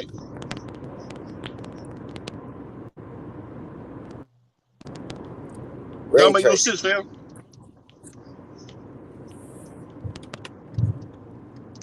Chasing that ghost. That's what he's doing. He's chasing that ghost, man. I'm telling you. Trying to catch that ghost. LeBron said it himself. LeBron said it himself. He feels like, man, that team dysfunctional, man. Y'all can scratch your claw y'all want to. That team dysfunctional. Listen. LeBron said it himself. I already said that. What? I said that team was dysfunctional. I said that team doesn't mesh well, bro. I already said that earlier. Right, we agree. Besides LeBron, this Lakers, this horrible mesh. Frank Vogel, Jenny Buss act like she can't talk. She just sipping cocktails and shit. Bitch, like do something, all right? We see the issues. And don't get it wrong. Before LeBron James came, we still wasn't doing so good. But what you gotta understand is though, all the things that LeBron is doing and all the things that the Lakers been doing, that's not what we've been doing though. The Lakers would have been a better team if they would have just built what they would. If they would have just built around Lonzo Ball, we turned into that. If they would have built around Lonzo Ball, if they would have built around Lonzo Ball and Ingram and all the other players that they had on that team, instead of just giving it all up for LeBron, I think they would have been all right. I honestly do. I think they would have been fighting right now in playoff hunt, in playoff contention in the West. every year, I believe so. And by the way, but they did not. They did not groom these young players. And now, if you look at these young players, now, they're shining in on other squads. Hold on, every single That one wouldn't of have them. mattered, fam. Every Because B.I. don't single like Even one of them. playing with Kuzma's doing his Lonzo, thing nigga. That with wouldn't have Washington. worked out no way, Like, bro. how do you know it wouldn't have worked out? That nigga don't It like was playing working. with Lonzo, man. Huh? That nigga don't like playing with Lonzo, bro. He Who? said it, bro. Who don't? No, bro, stop, bro. That wouldn't Who have worked don't? out, bro. B.I. B.I. doesn't ain't like never Who? playing with said that. Lonzo, bro. That's He blasphemy. He ain't his never pat. said that. No, stop it, bro. I heard I'm trying somebody. to ask That's you not who said that. blasphemy, bro. Assad. I heard Stop about Assad. that, that. bro. Who That's said not that? blasphemy, Hey, bro. you Assad. gonna That's say not that? Assad. blasphemy, Bring bro. up the That's evidence. not Who You blasphemy, gonna say bro. that? said Bring that? up the That's evidence. not Man, blasphemy, I'm trying to bro. ask him who said that. That's That's not blasphemy. blasphemy, bro. I heard. That No, is. No bro. one ever said No, that. bro. I heard. Who No, said bro. it? I heard some. No, bro. I heard somebody very close, like a trainer or something like that, that was talking about Lonzo playing too fast, bro, and he didn't like that, fam. So y'all stop Well, that, no, bro. no, Just no. because Fuck a y'all didn't trainer. hear about What it, player? don't make it Fuck a seem trainer. like What player said that? don't What make it player seem said like that? Say don't some make it trainer seem or like I something don't and know say what I'm stop talking that, Bro, about, bro. bro. I'm trying to That ask you that a ain't simple evidence. question. Look, hold Just on. Hey, hold on, Flag. I'm asking one simple question. What player said they don't like playing with Lonzo Ball? It was a close BI. Somebody that know I don't want to BI. hear no close Somebody nothing. said No, no, that no, he no, don't no, like no, you know. nigga. No, no, Well, no. Ain't nobody else speaking for don't me, take it Cam. out. How you gonna get mad with me, fam? How No, you no, gonna I'm get telling mad you. with I'm me, asking you a fam? simple question. Because what Don't give somebody me else nobody said, else's bro. answer. I'm asking you what player said it. Don't give me Well, nobody else's answer. I What can't player? say nothing then, bro, because you ain't gonna like it, bro. Bro, I'm just asking Well, what maybe I player, don't know fam. then, I'm bro, not because playing. it didn't come out of his mouth, so I don't know, bro. Okay, then that's all I I'm gonna don't know, say. That's bro. all I'm gonna know. You right, bro. If I it don't know, wasn't a bro. player that I said don't it, know, bro. I don't care what trainer. I don't. I don't care It what didn't trainer come or out of his manager said. mouth, bro. So I don't know, bro. All right, cool. You right, bro. Where's that You right, information? bro. Okay, can you bring us that information some way? Can you You bring right, us that bro. information that? Bro, I just want to hear from a player. I don't About want to hear that? from no management. I don't want to hear from No, no it's all trainer. good, bro. I want to It's hear all from a good, player. fam. Okay, I I don't want okay, to know know what I'm what okay, talking player about, said he bro. don't like playing with Lonzo Ball. okay. Let me hold up, Chance. Let me say this about the people that did say this about Lonzo. For one, from what I heard about Lonzo is, for one, some people like him because they know good and well that they can say Lonzo pass the ball. He gonna of all people, he gonna pass the damn ball. Now, guys like Kevin Durant, JJ Redick, Kyle Kuzma have also said out of their mouths that they said that this guy is the ultimate team player. I heard that. Why? That's what I heard. Because you can never go wrong with Lonzo because he's a Exactly. player that's gonna Exact. play hard. He's gonna give you what he got, whether it's bad or good to you. And he's the same guy that's gonna always pass the ball, always play his position, and never be big-headed and stay Now, humble. all I'm saying aside is that's coming from There's players. Aside. nobody. That's not coming from trainers. Hold on, That's Chance, coming hold from on, actual Chance, players that said that about him. That's all I wanted. I Chance. just wanted players that said they didn't like him or they didn't like to play with him. That's all. No, it's not. Hold on, let me It finish wasn't asking. players, bro. It was just one singular player, bro. Because if you look at Chance. Bi style, he doesn't like speed up tempos, bro. If you look at it, bro, Bi But playing with he McCollum, like that McCollum plays like ISO that. type of game, bro. Yo, hold on. But aside, McCollum kind of plays Chance, like that though. hold on, McCollum plays speed up. Hold on, Chance. Aside, that cannot be true because Brandon Ingram's best scoring was when on fast tempo. Did you know that? His best games was during the fast tempo. Hey, bro. That doesn't even make sense. His best games was during fast tempos. You know why Brandon Ingram, more than likely, he likes more than hate? Because Brandon Ingram knows that Lonzo Ball is going to give him that damn ball. There's nobody in this league that would say they don't like Lonzo Ball because of all the things the team asks for. Not him, bro. I said his game, bro. I didn't say this Lonzo Ball. Just his game, bro. That's all I said. Just his game, bro. It's not that serious, bro. I just said his game, bro. Not the human being, just the game. That's yes, it, bro. yes, I'm talking about the game. No player in this league could ask for any better teammate than Lonzo Ball. That's a game.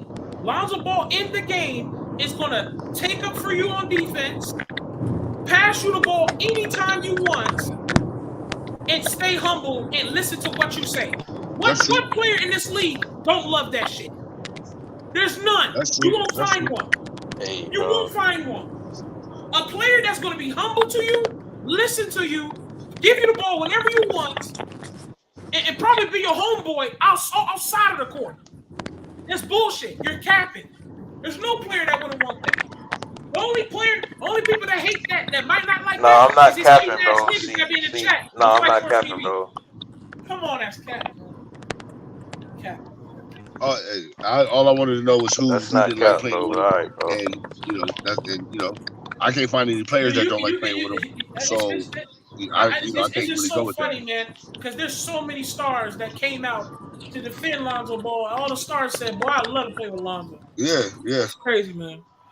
Of course it is, Thank you. bro. Of course it is. He's my favorite fucking guard in the league, bro. I would know, bro. Trust me, I would know, bro. But but you got it, Ray. All right, bro. Yeah, all right. No, I mean we ain't going against you or nothing. We just it's just that little narrative right there. We just got to go against. We're just gonna pick at that little one. You know what I'm saying? Because some of us don't agree with that because we ain't heard it. So that's all that is, fun. That's all that is.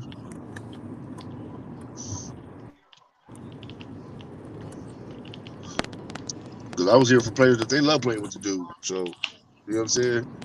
But I know everybody like playing with Jimmy Butler better in Miami, so it don't matter anyway. So everything y'all saying right now is cap anyway because it ain't got nothing to do with Miami.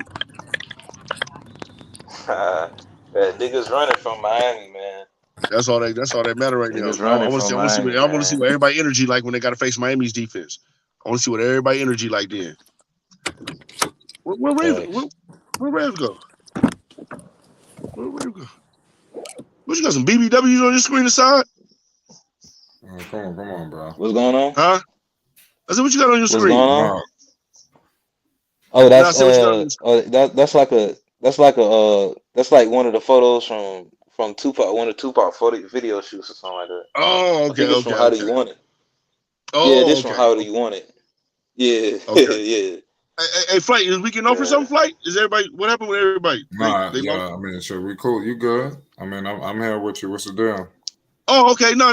Just everybody dropped out. And I was like, wait, people don't drop out like that. Hold on, is Flight ending the stream or something? Nah, I'm cool. I mean, more people will join. Okay, cool. I just want to see if he was ending it or whatever.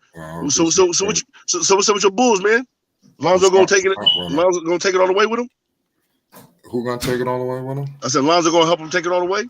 Well, listen. I don't know. I hope so. I don't know about all the way. I know that Lonzo gonna take him far. I all the way. I don't know if it's the year to go all the way. But people talking about the frozen. People keep talking about this the frozen, man. I don't know if he's frozen or not, man. He looks a little hot right now, to me personally. Well, I mean, like I said, to be honest with you, they got to turn it up because you got a lot of teams coming out the All-Star break. So they got to make sure that they keep pace because teams are turning up the heat. Is Levine back? Who? Levine. Yeah. Oh, he back? Okay. Yeah.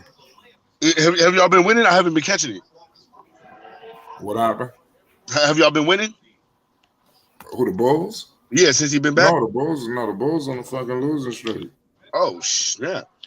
Now, do you think that's because Zach LaVine comes back and he hogs the ball? Say that one more time. Do you think it's because Zach LaVine comes back and then he hogs the ball?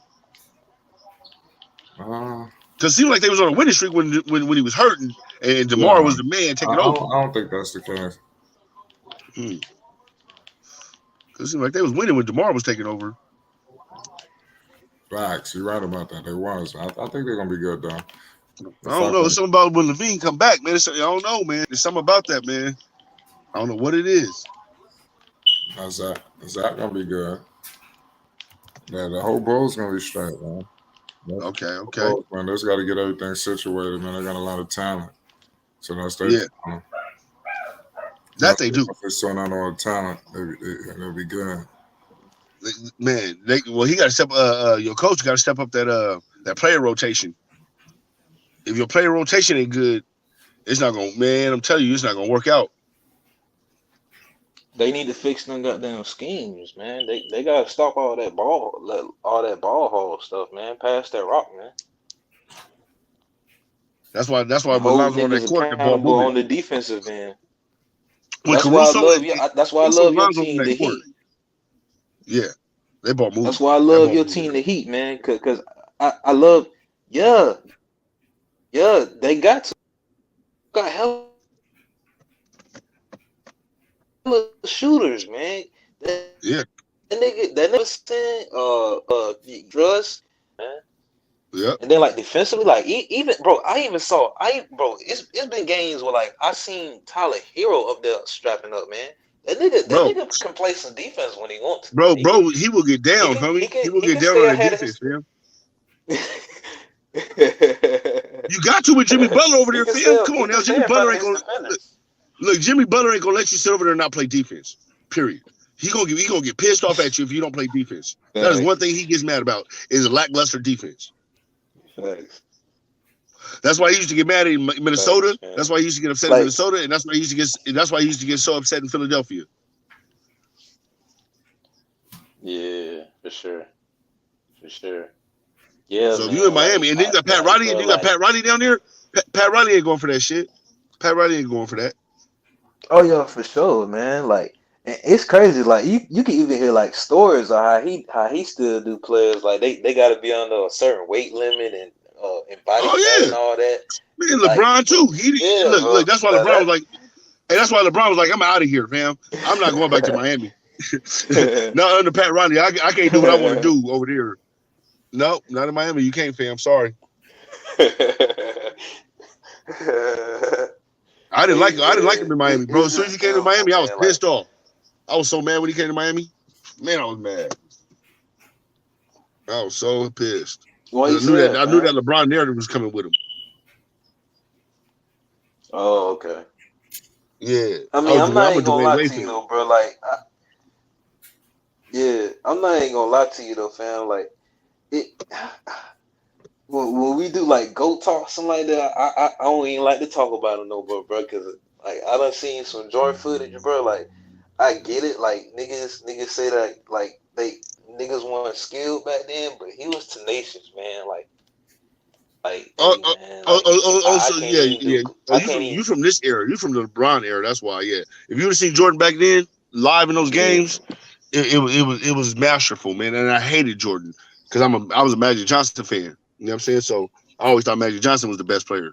So when Michael Jordan came in and Michael Jordan was doing what he was, I mean, I hated him, man.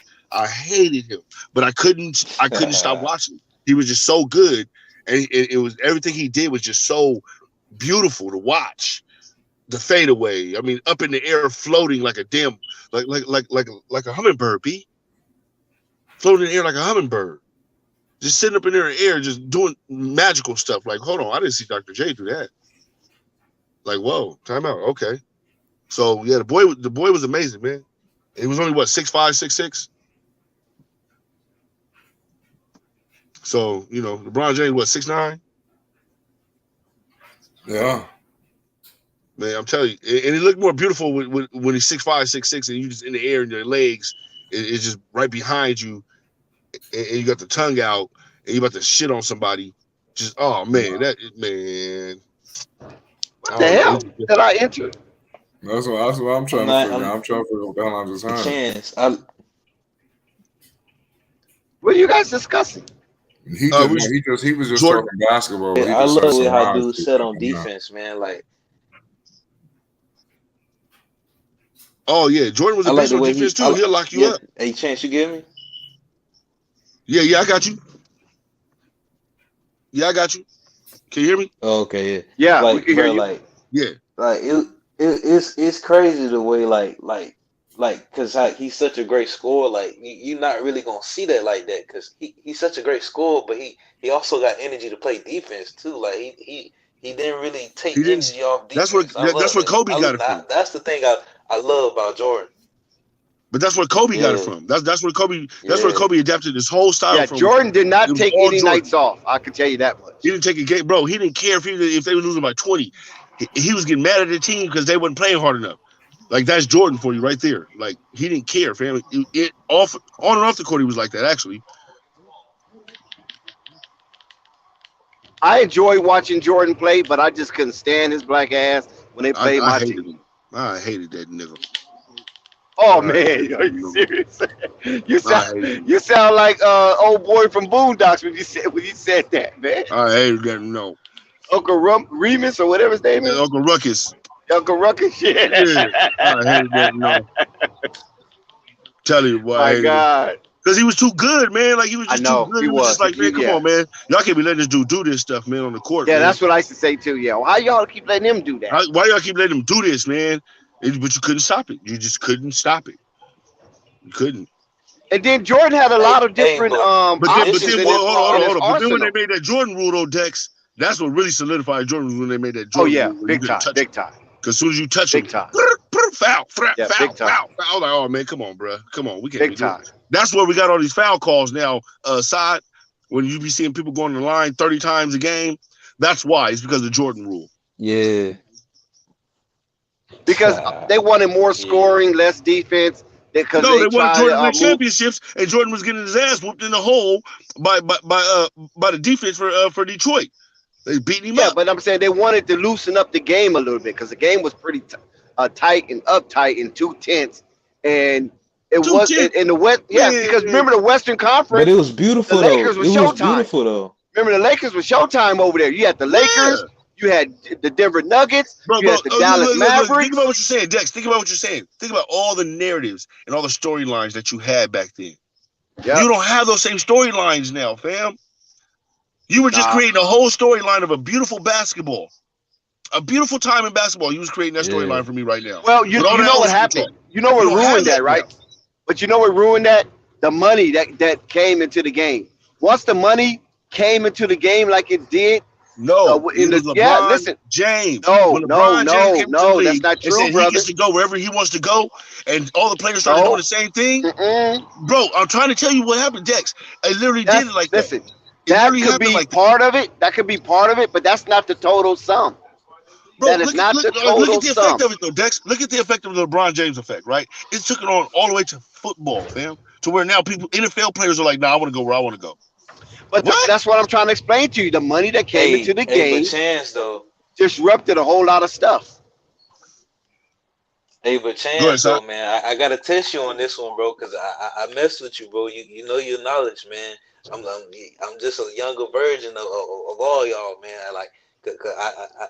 I just study defensive players, man. Like defense in general, I just love it. But not to get off topic, but like, go ahead, do you think, fam? I got it. Yeah.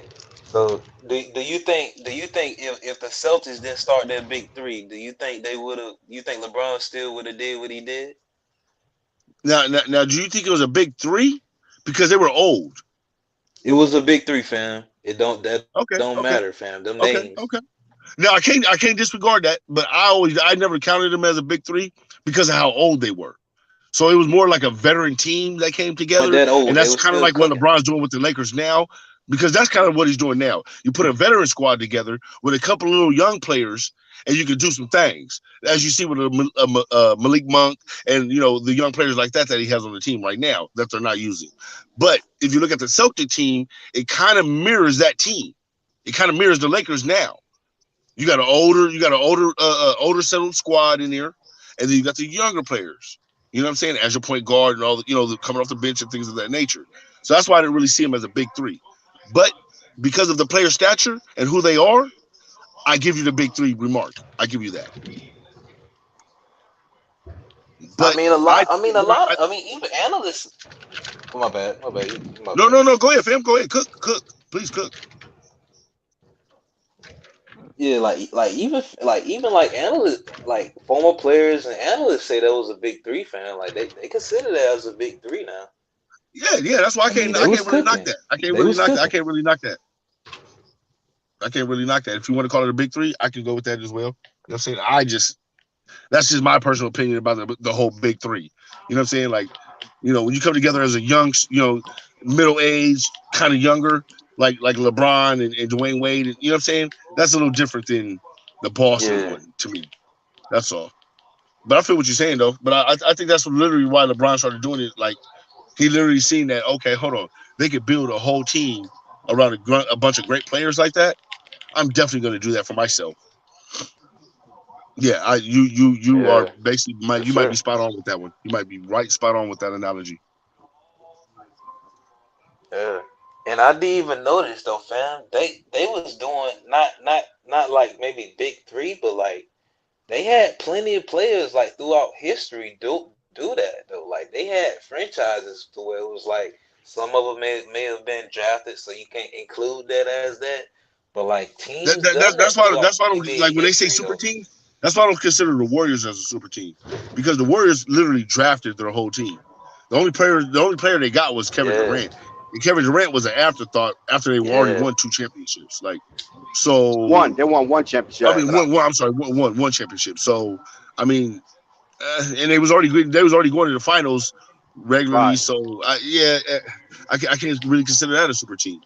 But when you want to do what LeBron did in Cleveland, now you're starting to go to kind of a super team, fam. Like, now you're starting to go down those lines of trying to get all the major players. Like who? Like Kevin Love? Yeah. You well, you know what LeBron does is he just looks at a team and then he sees a collection of assets and wealth, and he just goes there and just ravishes it. You know, just go and just take over. You know, just set up shop. You know, move over who we need to move over, take over the front office. Bro, now you're in this shit that he's dealing with right now. And the only one who like can a new get them out drug of dealer it is that come him. in. The only one who can get them out this shit is LeBron. Yep. And he don't want to do it. He want to put it on everybody else. He need to go out here and put up there for like 30 to 40 like to close out this season. He need to go turn back the clock and do what he do, you know, just take over the. He been doing that though. He been doing that. He been scoring about 30 points a game. No, take it over and win it. Don't take it over for a couple of possessions. I mean, go and take over this game and win this. He's not clutch though. Like, you know, you're not clutch, Flight. Bro, I mean, like I said, the Lakers are full of shit. No, you don't have that clutch gene. He clutch, man. He done. Aside. We went through so many breakdowns aside. We went through so many breakdowns on here. Okay, then. So that means chance. There's no magnet in the ball. Then, if LeBron is not clutch, there's no magnet in the ball. Man, look. LeBron ain't putting the ball up high enough for that magnet to activate. he keep throwing up them line drive jumpers. You know what I mean? Them line drive free throws. So the ball ain't getting up high enough for that magnet to something. I don't know, because you can't be, man. How you be missing free throws like that? But you banging them from half court. Like, no, fam, no. You supposed to be having Curry numbers at the line. You can't bang them from half court and then come up there and choke two major free throws. I know, but you know what? This is what I can tell you. When I played basketball with this one guy, right? And he was so good all over the court. He had good touch and good everything. And he was like 6'9". That's what we used to call him, 6'9". That was his name, 6'9". And he couldn't shoot free throws. And I was like, damn, how this dude got so much beautiful touch? Probably because he's scared. Shoot free throws. He's scared. He's scared at the line. Sometimes I just think it's the trajectory. Hell no. When you stand at the line. Look, if you could do an inside runner down the lane off your left foot, but you're doing it with your right hand, bruh, no. You're not going to tell me that you can't make a free throw. I know, but when you're sitting at the line, right, there's no movement. That's what I mean. It's your nerves, fam. It's your nerves. Okay. Then. It's all about nerves. Got you. Okay. Because think about it. Think about it. If you play basketball, right, and that's what you do. Yeah, I was a good free throw shooter, so I never had a problem. You're in the gym all the time, set shooting. All the time. So you mean to tell me, you in the time when it's time, you can't put up free throws? Nah, that's nerves, fam. That's nerves. Got you. Now, I've seen people get the free throw line and legs start to shake and all kind of stuff. I'm telling you, fam, it's nerves, man. Because they know. Look, some people just got that clutch gene, and it's like that. It's like that fighter. It's like that fight or flight syndrome, right? That your heart start pumping real fast. You know what I mean? Your heart start beating. You know what I mean? Feel like you're about to pass out. You don't know what you're about to do. It's fight or flight, my nigga. Like, what you gonna do? Yeah, you get all tense. Yep. Either you're gonna slow your breathing down and keep your composure, and take your 1, 2, 3 or count to 10 or whatever. That's why you see. That's why you see people at the free throw line. They tossing the ball around to themselves. Right. Talking to themselves. They get into that. Yeah, you got you.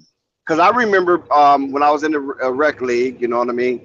I was in a clutch situation that I blew. I screwed it up, and I'm a good free throw percenter. I think I shot about maybe 87% from the free throw line or somewhere like that. Yeah, that's great. And so I got into it. We was in the playoffs, and I think it was down by 4 or 5 or something like that.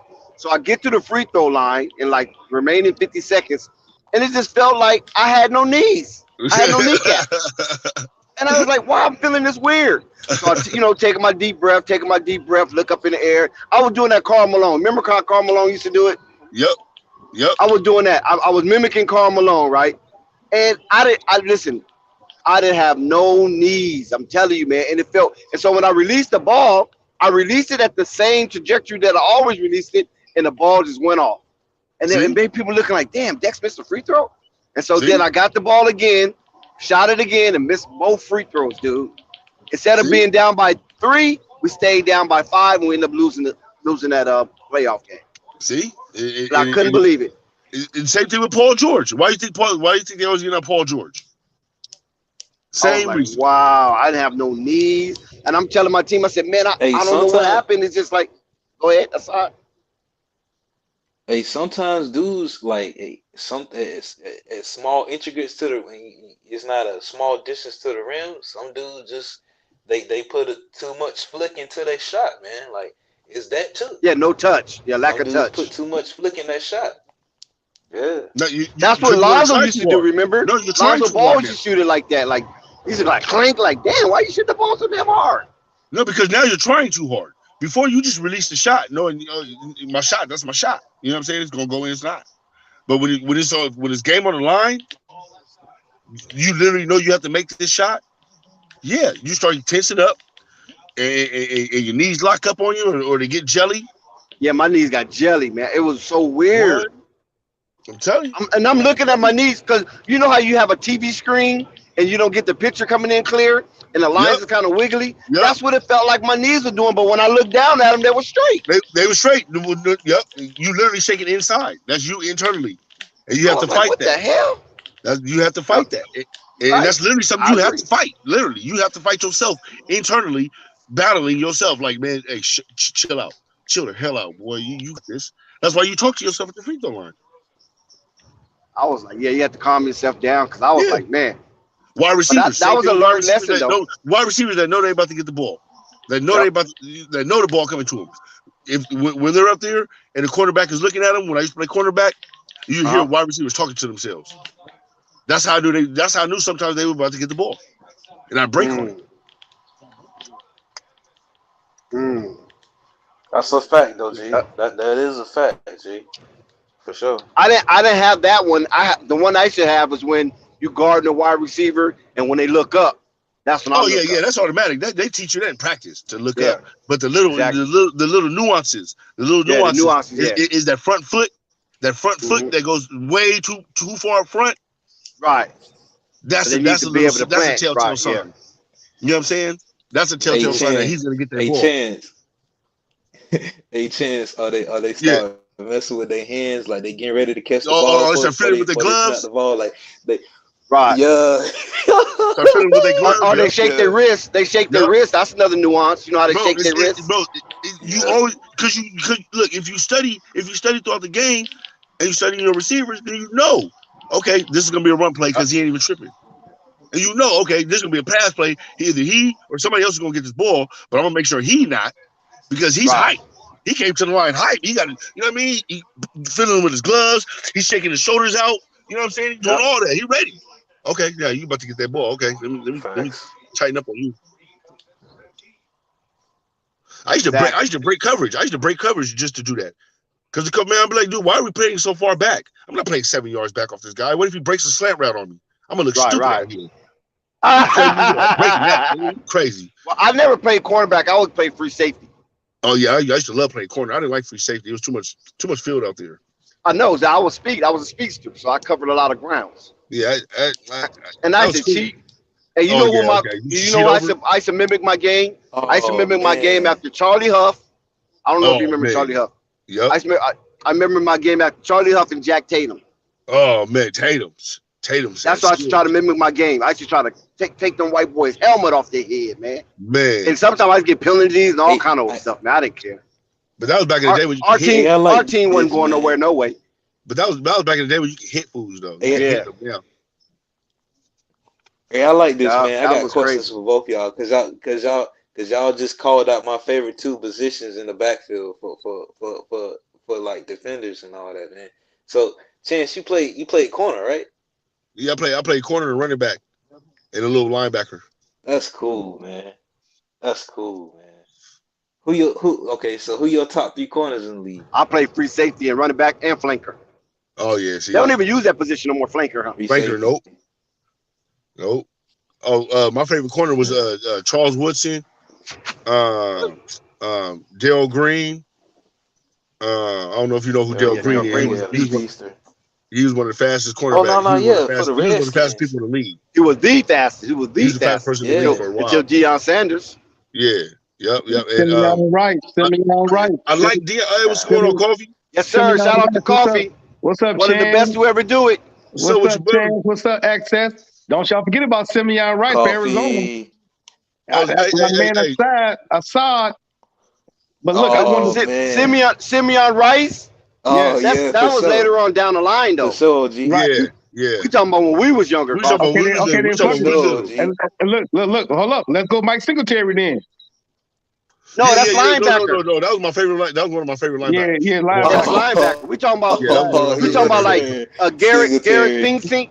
Remember Garrett Finksink? Hey, what about your man? What about your man with the murder case? The played for what's the name? Called Harper? No, not him. The other one. Harper? No, not him. He beat that case. Who you say, Chance? You talking about Ray Lewis? Yeah, Ray Lewis. No, you talking about linebackers. We ain't talking about linebackers. Okay. He talking about linebackers.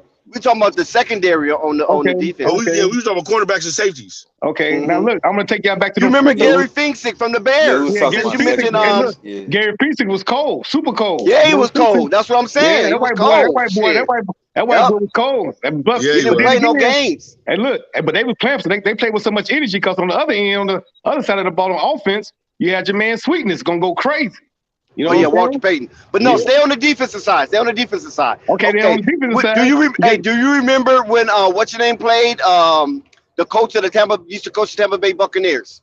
Oh, you talking about Tony Dungy? Tony Dungy, yeah. You remember when he played? Tony Dungy and Donnie Shell. Yeah, but let's go back. Let's go back to the Bears. You talking about Look, Gary Finksick had your man. No, the Eagles was the other dude, Herman. Herman was back.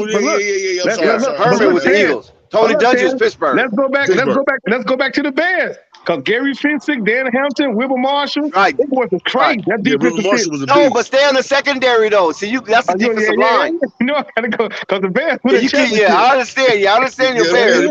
And it's the Bears. Who else defensive secondary you remember, Coffee? Oh man, I was strictly a Chicago Bears fan, and one Chicago Bears. I was looking at Dallas. I was looking at Dallas Cowboys. I love your man. Okay, well, Dallas Cowboys, yeah. I love. Right. But I'm a prime time dude. Yeah, Emerson Wall. But what about Daryl Harper? You didn't like Daryl Harper?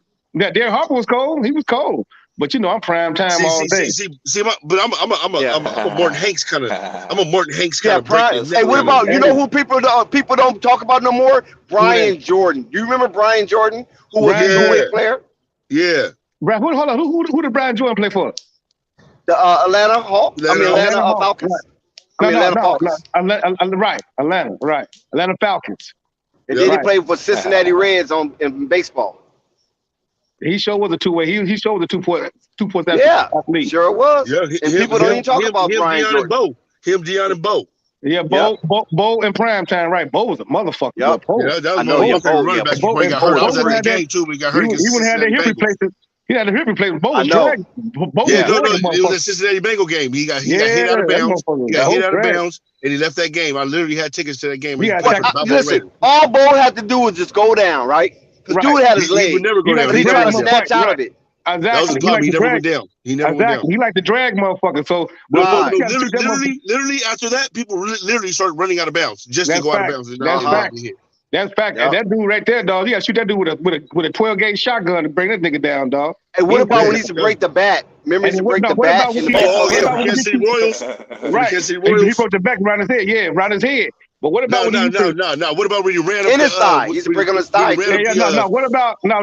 Since y'all want to be on the Brian Bosworth. When he ran up the fence. Since y'all want to be on the what about shit? What about when motherfucker he hit your ass first?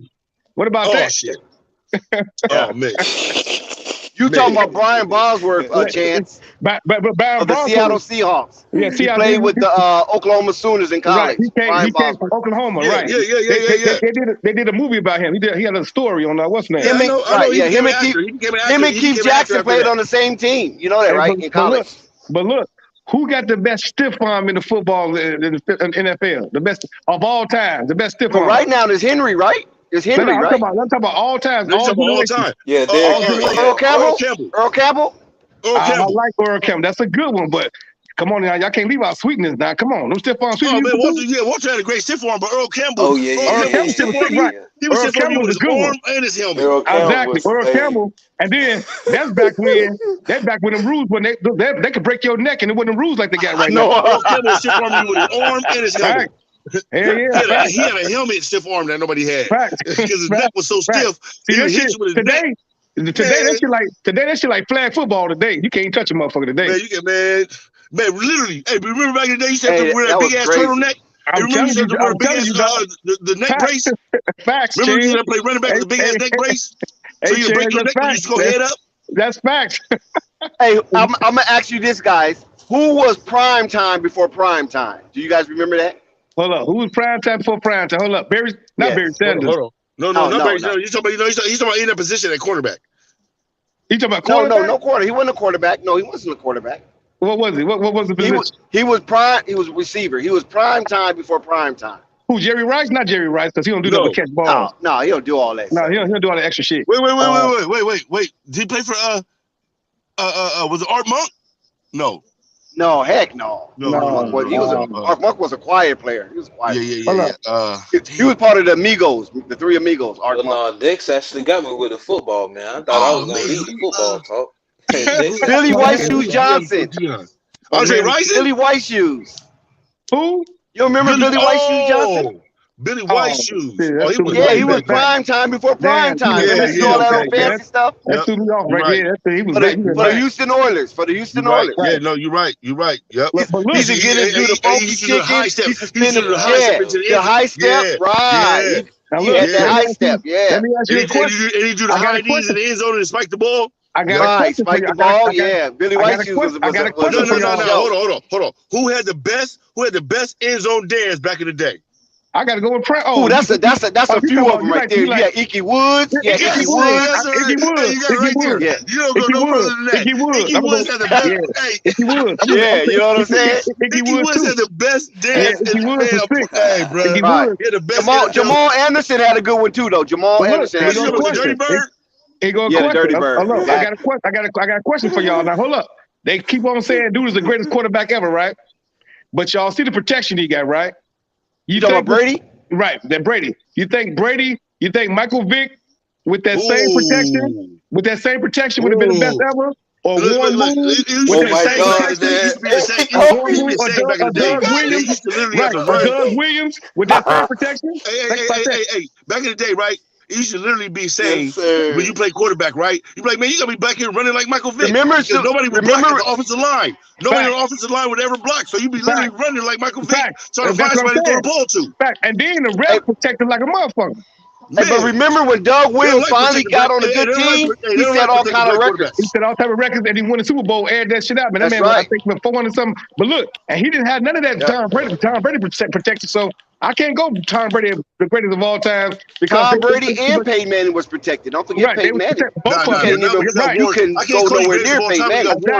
We got Warren Moon out there getting. Warren Moon getting fucked up. Michael Vick getting fucked up. Doug Williams getting fucked up. But Warren Moon didn't play until he was older, because remember he was in the Canadian League. Yeah, and he's crushing, and he's still crushing motherfuckers. Killing him. Yeah, right, he's still killing him.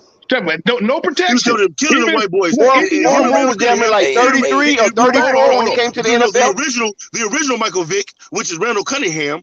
Yeah, that was the original Michael Vick. Hey, look, Randall Cunningham. Well, no, he wasn't the original Michael Vick. The original Michael Vick was Fran Tarkenton. Well, Tarkenton, no. I gotta go Cunningham. He was just the original scrambler. Cunningham was so Tarkenton was the original scrambler. But for black quarterbacks in the NFL, we had Randall Cunningham. That was our scrambler first. Randall Cunningham was so cold. That motherfucker had Whitney Houston at his shit. You know, Whitney Houston was cold at that time. Yeah, remember that? Remember that? Yeah. In Philly. Randall Cunningham was a player. That fucking. But I'm just saying. Look, Fran Tarkenton was the first scrambler. Yeah, we know that. Yeah, Fran Tarkenton ran too, though. What about remember Fran Tarkenton had the record for the most rushing yards from a quarterback. Minnesota Vikings. I remember Minnesota Vikings. But look, what about your man for? Hold up, let's go even current. If he would have had the protection from Charlotte, what's your man play for Charlotte? Cam Newton. Cam Newton. If he would have had that protection Brady had, he'd have been a motherfucking monster. No, he wouldn't have. Yeah. No, he wouldn't have. He never had. No, he didn't have. Look, no, he wouldn't have. No, he wouldn't have. Everything he do, they popped it. I don't think he had the mindset for it. No, he don't have the mindset for it, fam. He did have the mindset, and he was athletic with it, but they don't let that motherfucker do nothing in the pocket because they want you to stay in the pocket instead of running. That's what you do. They want you to stay in the pocket. All them three drops, 7 drops, and all that bullshit. But if they would have protected that nigga like Brady, if you were literally looking at Cam Newton's game, you can see his arm something was going on with his arm. Ain't never wrong with that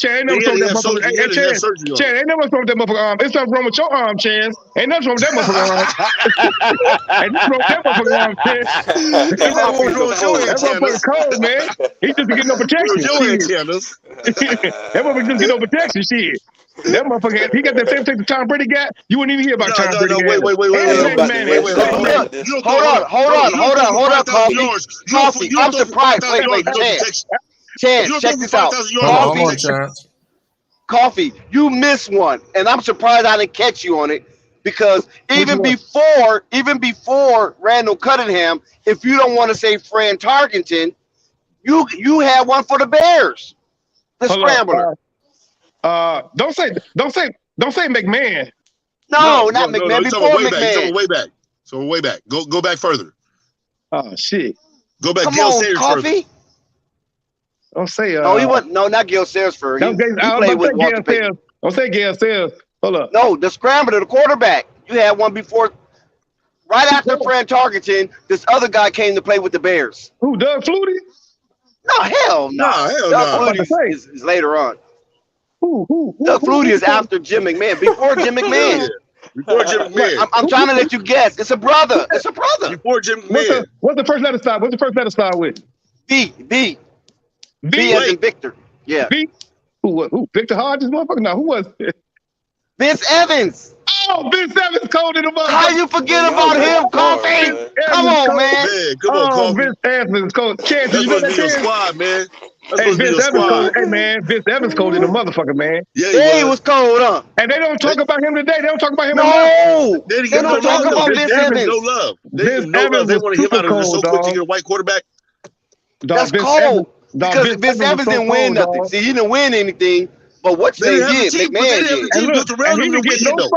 He didn't get no fucking protection. He was still doing no protection, and he was still doing it. That's right. Fucking Vince Evans cold, dog. I'm surprised you didn't remember him, Coffee. Why you didn't remember Vince? Yeah, you fucked me up with that. Dex. You went back in there. You know, hey, I know you like that shit. I really get fucked with you. What you got, Side? What you got, Side? What you got, Joe? Hey, I'm about to mess y'all up with this one. All right. So, Pete, Ed Reed is the greatest safety of all time. But if this one player would have stayed alive with his college teammate, Sean Taylor. If this one player would have stayed alive, yes, sir. Yeah. If he would have stayed alive, he would have been a greatest safety of all time. Man. Sean Taylor. Sean Taylor was a killer. I mean, that's still an iffy though. You still got Ronnie Lott. Thank you. Ronnie Lott back then. You still got Ronnie Lott. You got Kenny Easley. He's more versatile. Hey, y'all. Kenny Hard hitting easily. Wait. Jack Tatum. Wait. But we forgetting about one of the hardest white boys to ever play the safety position, though. Hold on, you talking about for Chicago Bears? You forgetting about one of the hardest white boys to ever play the safety position. Dick Buckets? Dick Buckets? Dick Buckets didn't play safety? Dick Buckets played linebacker. He played linebacker, fam. Right. He talking about Lynch. I already know he talking about Lynch. Right. Yeah, Dick Buckets. Yeah, he played middle linebacker. Right. What you talking about, man? Dick Buckets. What? Right. Chance, what you talking about? He was talking about that? Chance, it's hard to stump me, Chance. It's hard to stump me now. I'm talking about that boy John. I'm talking about that boy Johnny. Oh, he got you, Dex. No, Dex got it. He said John Lynch. John Lynch. Oh, okay. Well, hold up. Well, then look. We got to go back. See, because we ain't talking about enough. We ain't saying shit about Barry Sanders. Come on now. We ain't got to the running back yet. That's the greatest running back of all time. Hands down. Barry Sanders? Barry Sanders is the greatest running back of all time. I ain't never seen a running back that ain't never had no offensive line do the thing that this man did. So you're going to take Barry Sanders over Jim Brown? He has to run back 10 yards. That's crazy. He has to run back 10 yards before he runs. Jim Brown retired after what, 5 years or something? 9 years. You gonna take over Dickinson too? 9 years, they didn't want to let him out of his contract. I got Sweetness, but Dickinson was a monster. He was a monster too.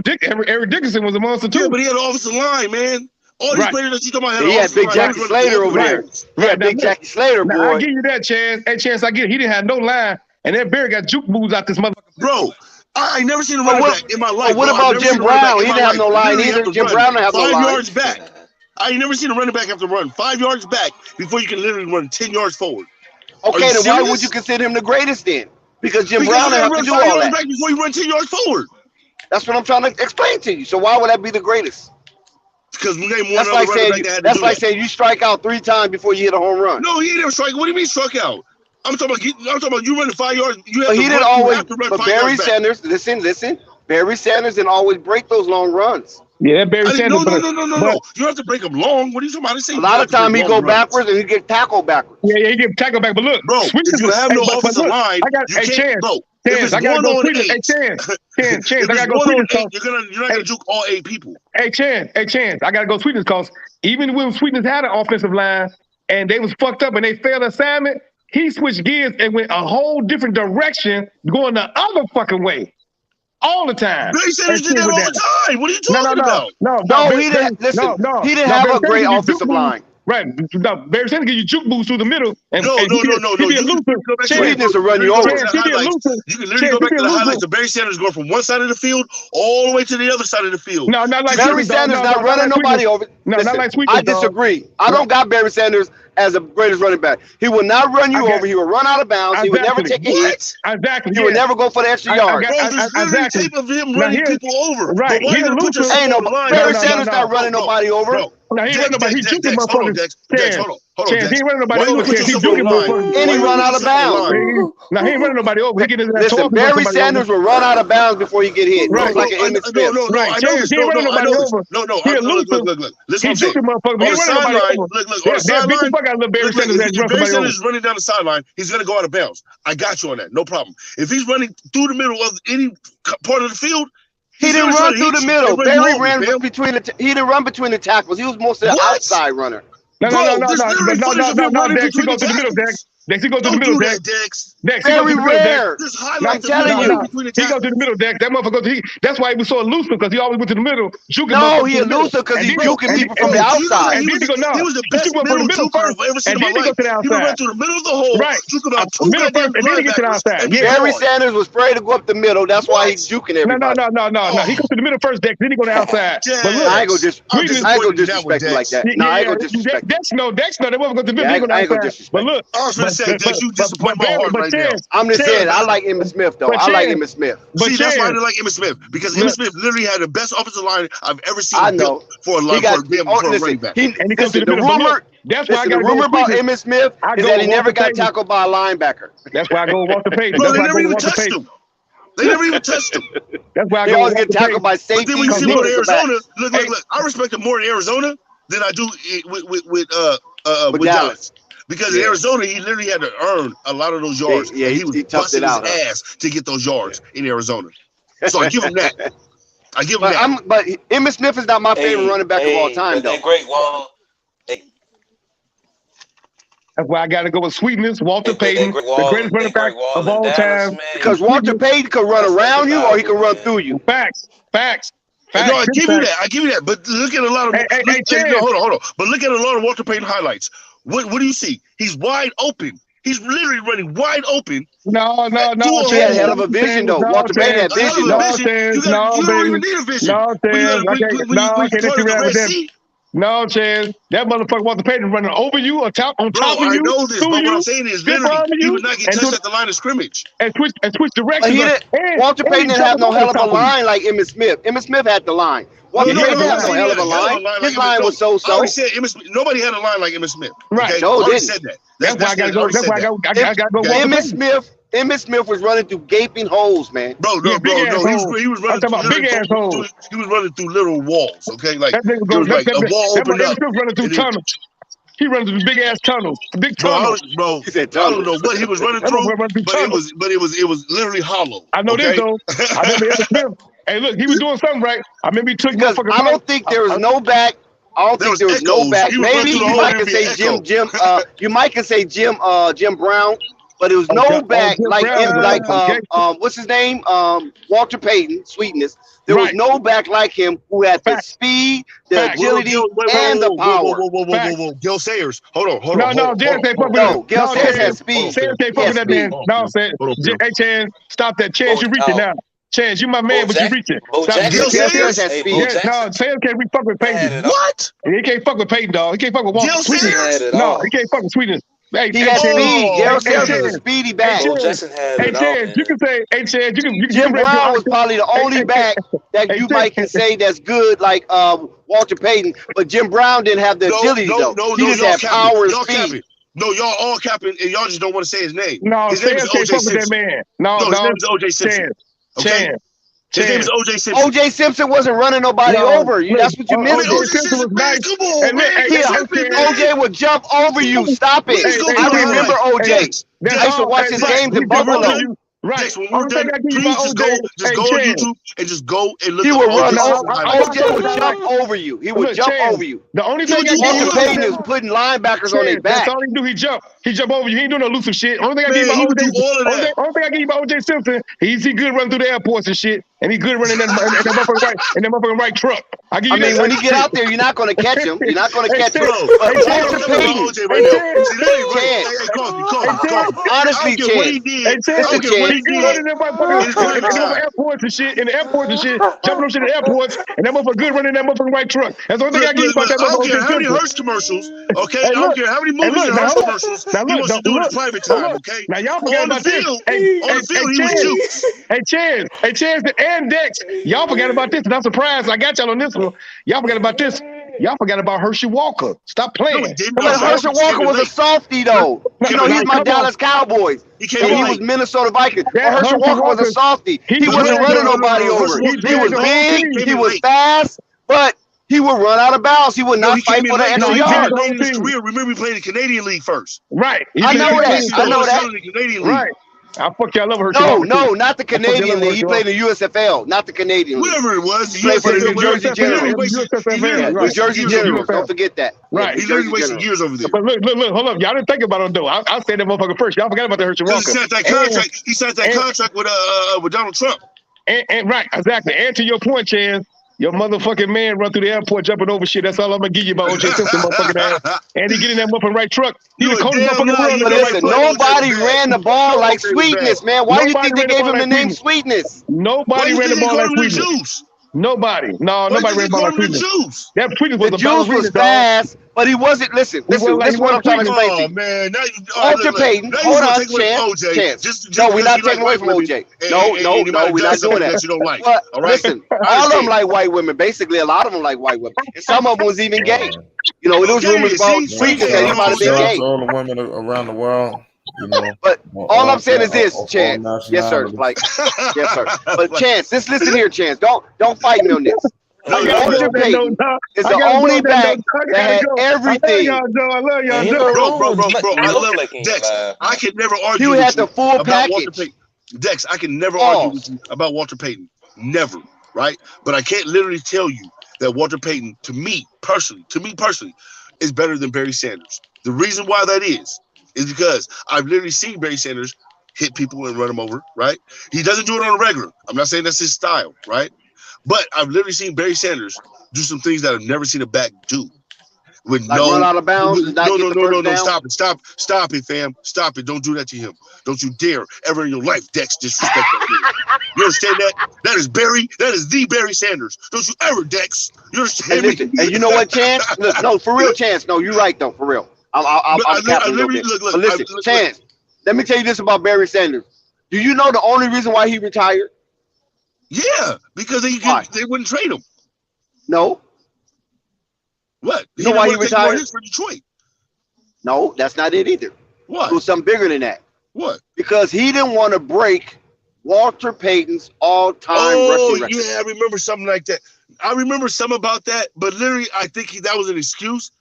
At first, I think that literally was an excuse. But I'm just saying that came out of his mouth. Because no, it did. But I literally think that it was an excuse at that time because of the contract issues and him trying to get his money still from Detroit. Because remember, Megatron had that problem too, trying to get his money after he left Detroit. Right. And Barry Sanders had that same problem, trying to get all his money. But they did him dirty, and scamming him out of his money. They did Calvin Johnson dirty like a mother. It's literally he wanted to get out of Detroit, and he wanted to end his career somewhere else because he was literally tired of getting compared to Emmitt Smith and him not getting the love or the accolades that Emmitt's getting at the time. But he's literally a better running back, and you can see at Oklahoma State. I mean, come on now. Well, hold on now. He wasn't a starter at Oklahoma State until his senior year. Huh? When he didn't start until his senior year, he became the starter, right? Yeah. Do you know who was in front of him? Yeah, another Hall of Famer. Thank you. That's right. Another Hall of Famer. That's right. Yeah, you got Thurman. Thurman Thompson. Yep. That's one of my favorite running backs of all time. Because he's literally the first running back to teach you how to do everything. Buffalo Bills. Yeah, catch the ball, but see, he was the first one to literally show you how to run. He was Marshall back, Falk before Marshall Falk. Yeah, he was Marshall Falk before Marshall Falk. Yes, he showed you how a running back is an all-around running back. Don't just give me the ball and expect me to just run through the hole. No, throw me the ball. You can pass it to me down the field. Things of that nature. He was literally the first running back to show that running backs can do everything. That's right. So that's why I loved him. Right. He was like my Magic Johnson. He was like my Magic Johnson for football. He literally couldn't win a Super Bowl, huh? Couldn't win a Super Bowl. No, they literally. I don't know how many kicks. I'm still to this day perplexed on those kicks, man. I don't know how you missed two. I'm never gonna talk about that. Let's not even talk about that. That brings up bad memories. Yeah. Hey, I'm gonna have to agree with y'all both though, man. It's hard to choose between Barry Sanders and Sweetness, man. It's hard, man. It's hard. I mean, I can't. I'm not going to. But I just literally have Barry because of the things I've seen him do with no offensive line. I mean, you got 5 dudes in his face. Yeah, that's you act like Walter Payton had an offensive line, though. You act like Walter Payton had an offensive line. I'm not saying he had. I'm not saying he had an Emmitt Smith offensive line, but he literally. I've seen Walter Payton highlights of him literally running through open holes. I don't see those with Barry Sanders. You literally don't see no open holes with Barry Sanders. Hey, Dick. You can run through very rare. Hey, Dick. I remember one time they played Dallas, right? They played Dallas, and that offensive line that you call bad and even deplorable gave him a gaping hole, and he took the ball and ran like 65 yards untouched. You remember that? One time. He came out of there like a freaking torpedo. Okay, but what'd you just say? He came out of there like a fucking torpedo. Why? Because he was like, wow, did you see this hole? I've never seen one this big before. Yeah, he galloped through that thing. I remember I was like, good gracious, nobody wasn't even close to touching that guy. Yeah, and he ran it all in for a touchdown. And that was the first time you probably ever even get to see him do it because he's never had a hole like that ever in his life, Dex. That's the problem. I mean, yeah, I agree with you. That offensive line was horrendous. I do agree with that. But I'm just saying that the Chicago Bears offensive line wasn't all that great either. But they ran, but Chicago Bears ran more of a smash mount, throw the ball here, chuck it. You know, like a West Coast smash mount kind of form of offense. You know what I'm saying? Yeah, because Jim McMahon, he never really got no credit. No. And they had world-class receivers like the Willie Gaults of the world. Yeah, I know. And they never got the rock either. Right, never got the rock. Never got the rock coming. Literally.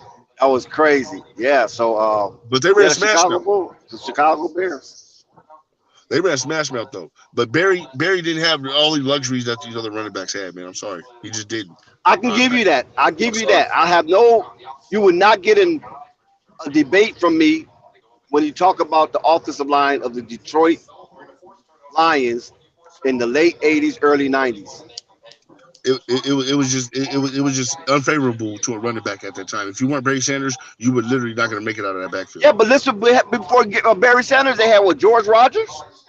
Wasn't that thing? Bro, nobody literally made it out that backfield, fam. They didn't survive. They killed George Rogers' career. Killed him. Nobody survived out of that backfield, fam. They literally couldn't run the ball at all before Barry Sanders came. So when Barry Sanders came, he revived a running game that was impossible to even survive in. And not only did he survive the running game, he made Scott Mitchell look like a world-class quarterback. Man, you remember Scott Mitchell? Man, I love this, man. Man, Scott Mitchell was garbage. He was garbage. He looked world class, man. Barry Sanders got him a big. Yes, aside. Barry Sanders got him a big contract. Scott Mitchell was at one time the highest paid quarterback in the league. But did Barry get that contract? No. So why would you want to leave Detroit? We having great football talk, man. Real talk. So why would you want to leave? So why wouldn't you run out of bounds to try to sustain your career longer? No, I understand all that. I understand the contents of all that. I'm just. Look. If I had an offensive line, he wanted an Emmitt Smith contract. If I had an offensive line like Emmitt Smith, I'm balling out. But I ain't got that.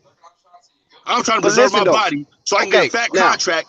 So I can get a fat contract later on down in my career. Since let's Detroit go back. Do me foul. Let's go to the Emmitt Smith discussion. Now, a lot of people like to come down on Emmitt Smith because he had that world-class Hall of Fame line with the boy that got caught with all that weed going down I-10 from Louisiana, from Leon Lett. No, not Lett.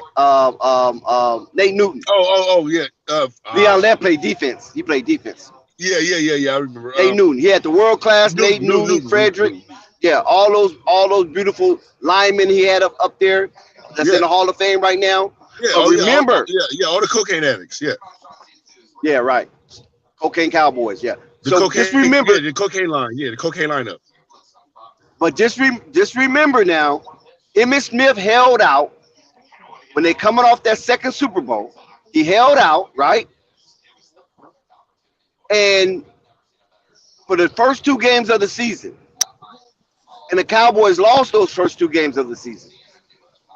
If that line did so well, who was the running back that took Emmitt Smith's place when he sat out those games, the first 2 games of the season and all of the preseason? I forgot what his name was because he didn't get no PT. Derek Lassick. Yeah. He didn't get no Coming PT. out of Alabama, roll tide. He didn't get no PT. He didn't get no PT. So why he didn't excel? Because that's what Jerry Jones was thinking. He thought the same thing as that narrative. Oh, we got a beautiful line. We got the best line in the league. Wait. Are you talking about after he left? After Emmitt left? No, not after he left. No, I'm talking about when Emmitt Smith held out for his contract. But lastly, look, he wasn't no Emmitt Smith kind of running back though, fam. But you said the line was so big, so you saying that a freight train could run through that line. I mean, but literally, if you would have probably gave him some time, he probably would have. He probably didn't even know the playbook that well. But what I'm saying is that he had a backup named Derek Lassick, a decent running back coming out of Alabama, roll tide. You follow what I'm saying? And when they replaced him. When they replaced Emmitt Smith with him, that dude didn't do nothing. He laid it. Hey, they hurried up and gave Emmitt Smith his money. Yeah, they did. They did. So you see what I'm saying? No, I see what you're saying, but it still doesn't negate the fact that they had one of the best offensive lines to ever be. I know that, but why? What I'm saying is that it wasn't just the line; it was his vision. It was. I never said Emmitt Smith wasn't good. I just said Emmitt had one of the. I can't call him one of the best. I can't call him one of the best because he had one of the best offensive lines. That's all I'm saying. Yeah. Emmitt Smith would never be. He would never be a Gale Sayers. He would never be a Walter Payton. He would never be a Barry Sanders to me. Just because he had that offensive line. And he's the leading rusher of all time, right? Is he the leading rusher of all time? Yes, because he played the longest. Yeah. Right. Look at LeBron. He definitely had longevity. The leading scorer of all time because LeBron literally played the longest. Okay, Kareem played the longest too then, right? No, LeBron's going to end up playing the longest out of all of them. And that's why he's going to end up being the leading scorer of all time. Because he played the longest. Well, anyway, yeah. So I just I knew Chance had to do it. I'm sorry. I didn't mean to do it to you, son. That's why I'm finna take it back, Assad. I'm finna take it back because he's trying to go there. I ain't gonna let him do it. Now, who is your favorite wide receiver of all times? Jerry Rice. Is it because he got the numbers? I say Terrell Owens. No. I say Terrell Owens. I want to say T.O., but people always fight me on T.O. Because of his mouth, the charades and escapades and stuff like that. But literally, T.O. was one of the best wide receivers I've ever seen in the clutch. Besides that one game where he dropped 6 balls, but he caught the ball in the clutch. Remember that. So he dropped all the balls throughout the game, but when it mattered, game on the line, he caught that ball in the end zone. Remember that, Dex. So, but Terrell Owens do not have a Super Bowl. And that is literally because of Donovan McNabb. Or is it Donovan McNabb or because he had a broke leg? Broke ankle. Bro, T.O. had 10 touches. He had 10 catches for 126 yards. That is a great game for a Super Bowl. What do you mean? On a broken leg? Remember he had a broken ankle. He played on a broken ankle. That is a great game. What do you mean? That's not T.O.'s You think he could have done more? You had 10 catches for 126 yards in a Super Bowl game on a broken leg. I'm not debating that. I'm asking you. Do you think he could have done more? Damn, he got to do more than that? I'm talking about if his ankle wasn't broke. Because that's a hell of a number with a broke ankle. But still, but literally, if his ankle wasn't broke, okay, cool. I might have got 150 with 15 catches, something like that, maybe. Okay. So then Donovan McNabb didn't do that bad then, right? If No. Donovan McNabb was throwing the ball into the goddamn ground, bro. And he was throwing up in the huddle. Don't forget that part. Yeah, and we definitely can't forget. I was gonna say that, but I was gonna get to the ball going into the ground. Didn't he poo-poo on himself? Did he poop on himself? Who was a quarterback that poo-poo on themselves? No. It wasn't Donovan McNabb. It wasn't Donovan McNabb. I forgot who that was, but it wasn't Donovan. Yeah, it was a quarterback that poo-pooed on himself. Yeah, it wasn't Donovan. He played the rest of the game with boo-boo in his back. Yeah. Boo-boo back. Oh, man. But literally, Dex, if you look at that game, Donovan McNabb was throwing that ball all into the ground, fam. That's the trajectory of his ball. He's been doing it since Syracuse. He floats the ball literally floats in the air and goes straight to diagonal to the ground, fam. I don't know what it is. Wasn't that Donovan McNabb's best year when Terrell Owens was on the team? Statistically, it was his best year. Because he was an MVP candidate, right? Or did he win MVP? Did he win? He won MVP that year, right? No. Donovan didn't win MVP. He didn't. He was just a runner-up. Something like that, but he wasn't MVP. Yeah, he was. Yeah, but literally, look, this is your best statistical year, right? And all you did was complain about T.O. was getting more love in Philadelphia than you. But Donovan McNabb won an MVP one year, though. He won an MVP. I don't remember him winning MVP. So. Yes, somebody got to look that up. He won MVP with one of them years with Terrell. I think with Terrell Owens was on that team. He only played 1 year with Terrell. Then it was the next year he won MVP or something. He won an MVP.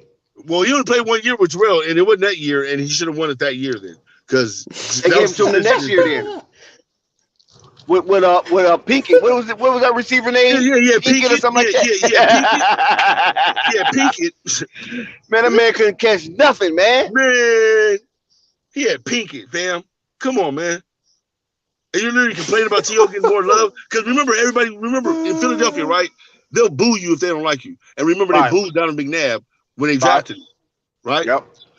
He psychologically never lived that down, and every time he messes up, they start to boo him, and he gets in his head. But then when T.O. comes, everybody's doing the T.O. sign. T.O. He hated that, fam, because he was Philadelphia. Because remember they asked him, because the reason why T.O. left because they didn't want to pay him, right? They didn't want to give him that extension. No, they asked Donovan McNabb, was it worth paying T.O.? And he was like, and he said let no. him go. He said no. He said no. We can win without him. Yep. That's what Donovan literally said. No, we don't need him. We can win without him. Yep. So what? Yeah. Oh, it's like that, Donovan? Okay, you want a bitch ass. Okay. He'd rather take Pinkett over T.O. Man, I'm telling you, man, Donovan, he was a sensitive. But T.O. was a little sensitive too. But Donovan was a straight sensitive ass dude, man. Yep. That was crazy, though, right? And check this out. They criticized T.O. for trying to come back and play in the Super Bowl, and after all he did, they had the nerve of some niggas to criticize him, man. Some of the analysts talking about, he sacrificed the game. He should have had somebody that was healthy. Man, come on, man. Right. Man, I remember all that. One leg out there, man. Off one leg. Come it was on, cooking. Man, that's wild, it was bro. They was cooking New England, man. Cooking. Thanks, Nick. Cooking. I'm just saying, man. That's one of the reasons why I got him. 10 catches, 126 yards, and you can't get it done? I don't know. Yep. I don't know. You tell me. Yeah. That's why I got him as the GOAT receiver, man. That's one of the reasons why I got him as the GOAT receiver. Well, I literally got to take Jerry Rice over that. I got to go with my boy Jerry. I'm sorry, I can't even do it. Because Jerry got 4 Super Bowls. But it's not even the Super Bowls. It's just the route running. Yeah. It was literally the crisp. It was literally the crisp of the route running. He wasn't the fastest receiver. He was literally one of the slowest. Everybody kept saying he wasn't the fastest, but you give Jerry Rice that slant. It was his route running because he juke you off the line, right? If you're playing too close, but nobody can catch him. After he jukes you off the line, it's a wrap. It's a wrap. Yeah, nobody can catch him. Yeah, so he couldn't be that slow. But he literally ran like almost a 4.8 or something like that in the combine. I think you know what I think. I think he wasn't even trying hard or something. Yeah, because so I mean, they said John Taylor was the fast receiver, right? Yeah. But Jerry Rice was catching all the bombs. He would go across the middle, and you could not catch that dude, man. But see, look. But see, this is why I love Jerry, right? Jerry would literally run across the middle and catch the ball over the middle at the time where you would get killed running over the middle trying to catch that ball. But that's what I was trying to say, that he had to be faster than what people gave him credit for. Oh, yeah. I remember him playing on my Cowboys. Hey, back in the day, you could run the slant routes. And back in the day, you run the slant routes, you was getting killed. Right. You was getting killed on the slant. Bro, you get your head took off. Go ahead, Assad. Hey, Dex, gain speed and combine speed is two very different things. That's right. Right, exactly. Yeah. Yep. That's true. Some people aren't great testers. Some NFL players aren't great testers. You look at some of their combine numbers, like some of these guys, and then you turn on and look at the field. These guys going some dudes. That's like Rocky Ishmael. Running like 4.4. Right. Assad, let me share something with you. I used to run. I used to race people for money, right?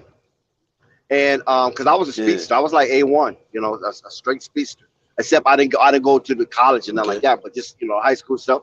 And I remember at football practice, we ran the 40, and I didn't have the fastest 40 time, and I couldn't believe it. Right? I didn't have the fastest 40 time. It was a dude named Oliver Bizzle. There was a guy named Oliver Bizzle who had the fastest 40 time. But when we ran the 100, because we ran 100-yard dash, we didn't run 100 meters. We ran 100-yard dash. Yeah. And when we ran the 100-yard dash, do you know I smoked that dude, man? But in the first I know you was heated. But in the first 40, listen, in the first 40 of the 100 meters, it was it was all in the pack. But I learned that they call it a second gear. That's what they used to call it. I don't know what they call it now. I had a second gear, pretty much, or my second leg of the 100 was my strongest leg. See, I didn't know that. I just thought I was fast because when I used to race people in the hood, I used to just beat them, off the line and just beat them. But then when I started playing football in high school, there was people on my team that had a faster 40 than me, but then they have a faster 100 than me. So Jerry Rice might have been one of them type of guys. In his 40 time, it might not be that good, but his back speed, it was outstanding. That's how my back speed was. You know what I'm saying? My back speed was outstanding. Once I got like a yard on you, it was no way you catching me. Because once I got going, listen, if you ever see A1 highlights, that's how I was in high school. He was at in college. But it's literally a difference between running with all them shoulder pads on too and all them pads back in the day too. I'm talking about with shoulder pads on. I'm saying when you're in the combine running, right, and you gain speed, all that running, doing a 4.3, doing all that without no pads, it looks good. But when you put pads on, I want to see you run that same 4.3 with the pads on. Right. It's a different ball game, fam. When you got the without a doubt. That's literally why players don't wear heavy pads no more. Right, exactly. That's true. Because they when I was in high school, we had them big ass pads. Everybody looked like he was a linebacker. Even a quarterback. Like he was an offensive lineman back there and running back. And he used to have we used to wear the Mike Allscott neck braces. Oh my God. I didn't have that. I didn't wear a neck brace. But my quarterback did. And I thought that was weird.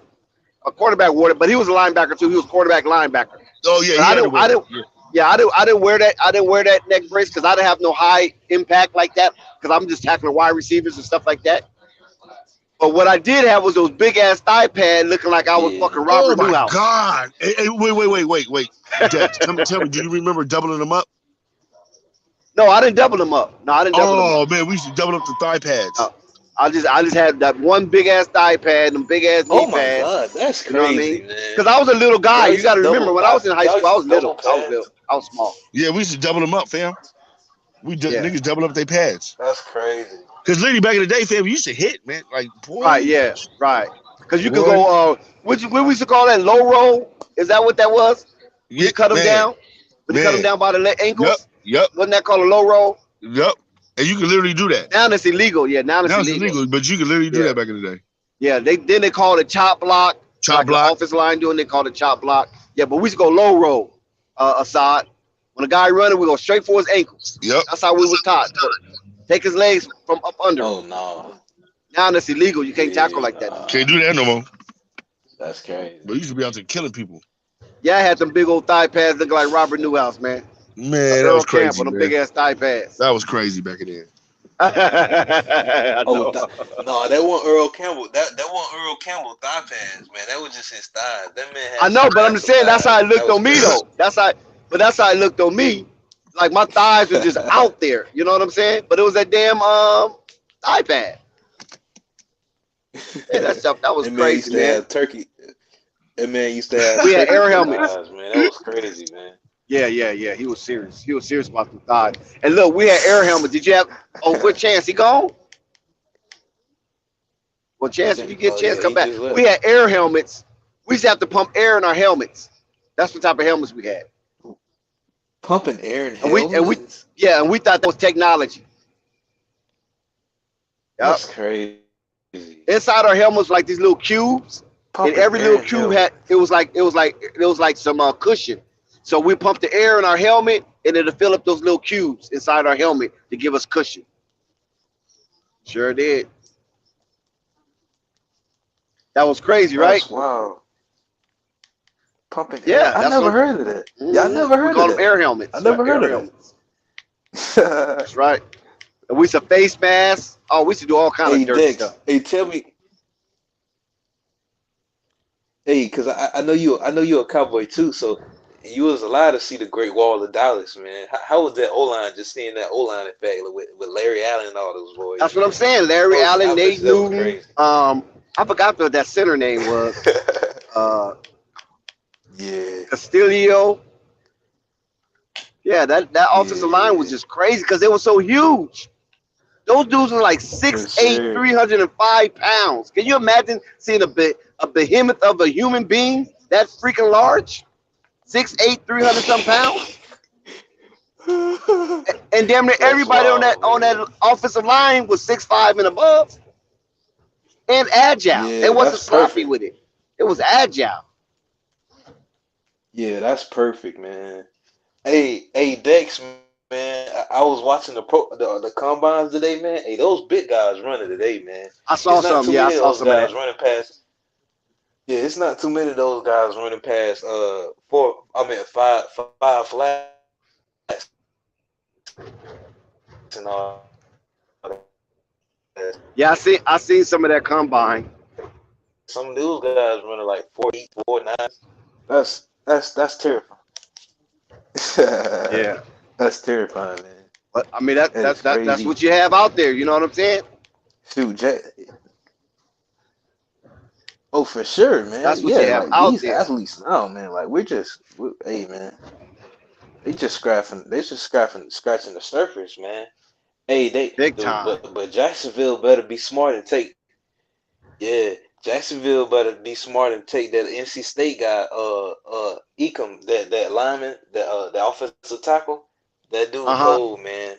He ran like a 4.8 flat or something like that. He had like the second fastest time. But he cold though. Right. Like he's agile and yeah.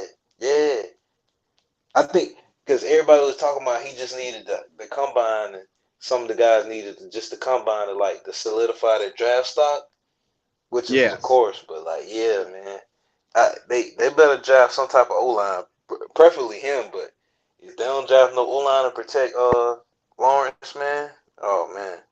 Because they got. I haven't really watched any college football. You know what I mean? Because with the pandemic, it kind of threw off my calibration as far as watching college football. Because I'm an avid college football fan. But when they start having the game suspension and they came later on into the season, it kind of threw me off.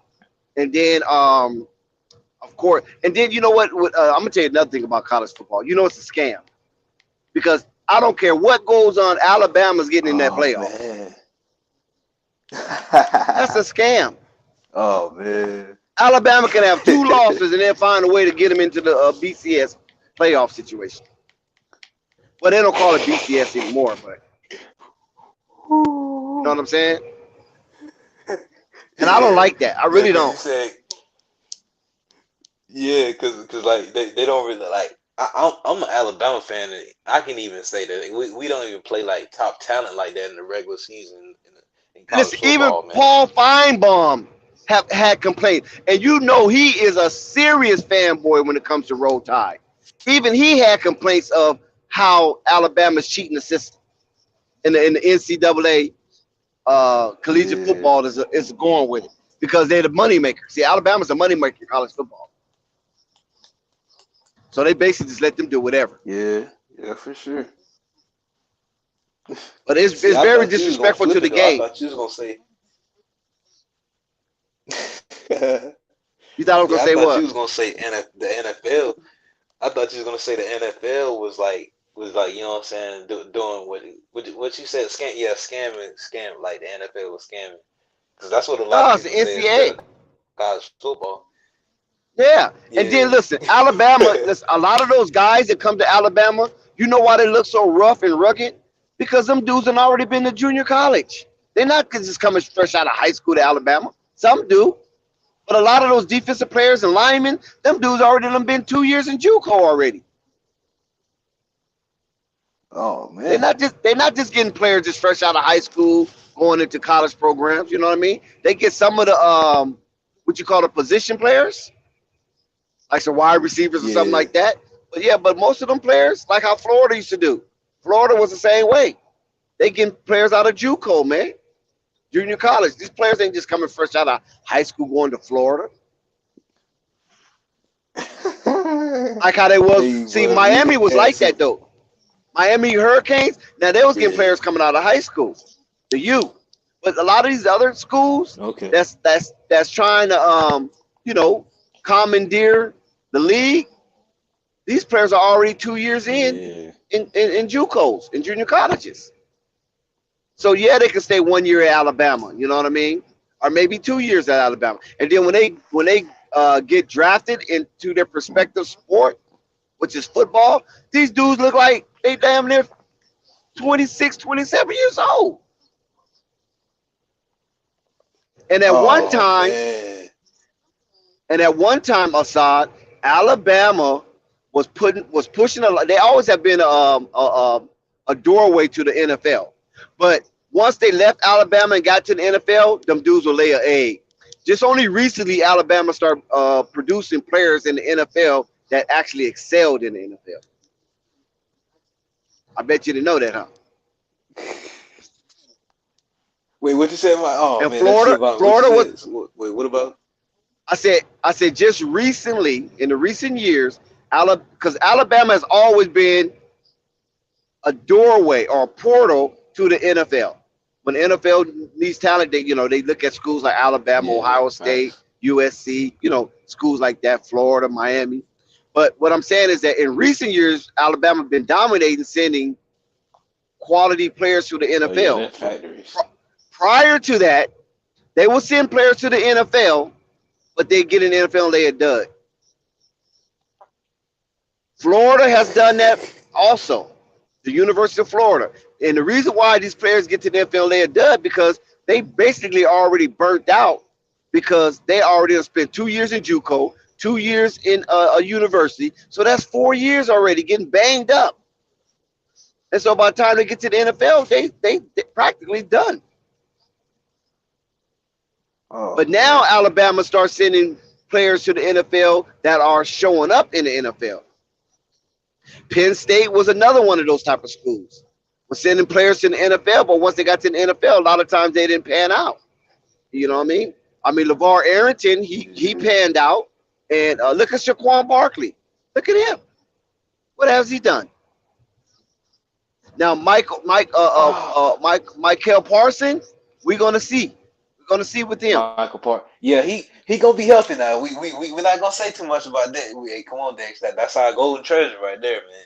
That's our. I know, but what But what I'm saying is, a lot of times these colleges, they putting out these old players, and it shows up once they get to the NFL because they're not as fast or as agile as they once were in college. So we're gonna see how this pans out with these with these players coming through the draft now.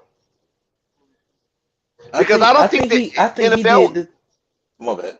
Go ahead. No, I was getting ready to say something, but it didn't matter. That didn't matter what I was going to say.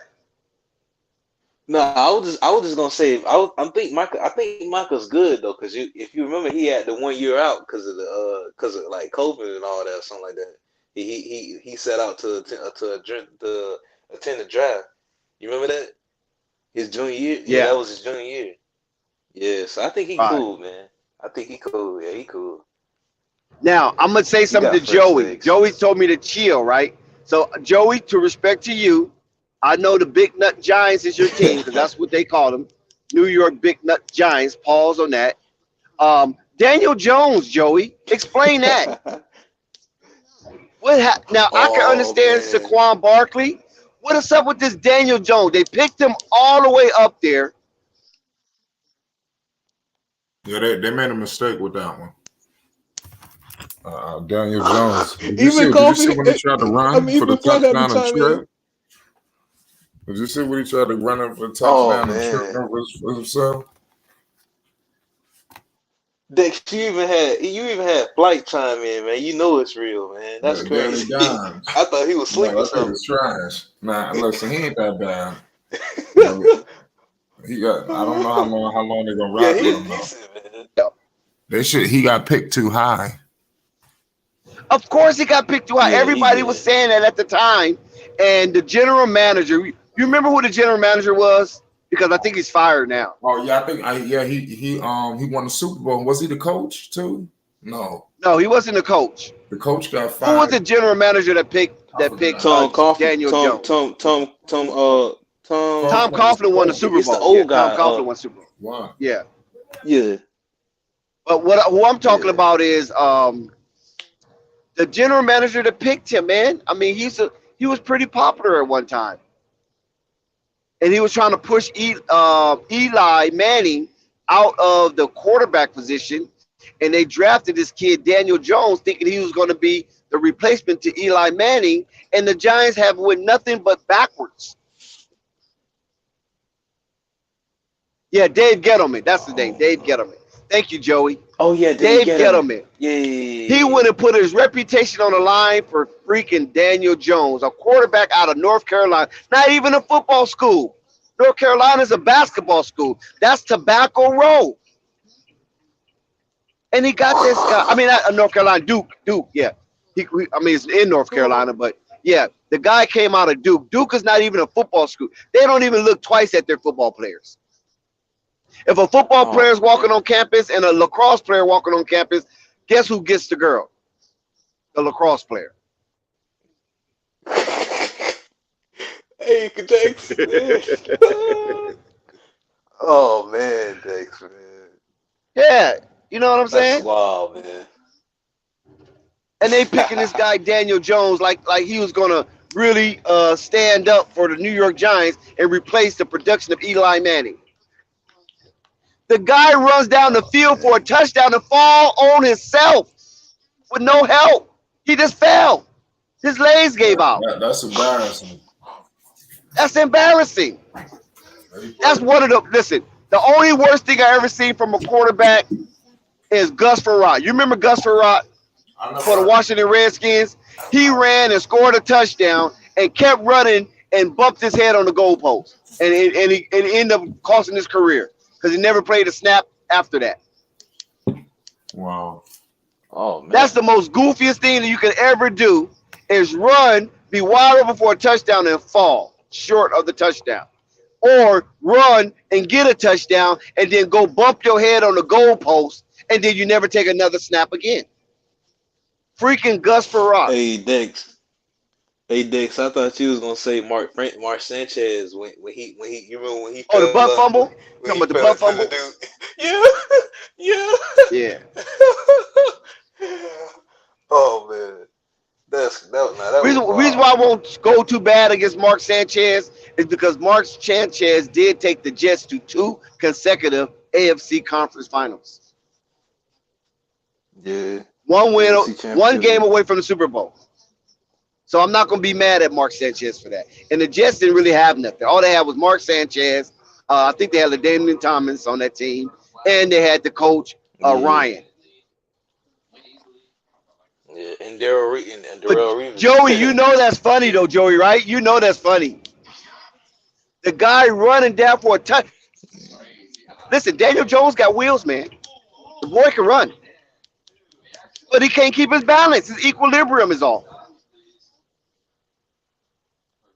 And that's who you pick at number 6. That's crazy, right?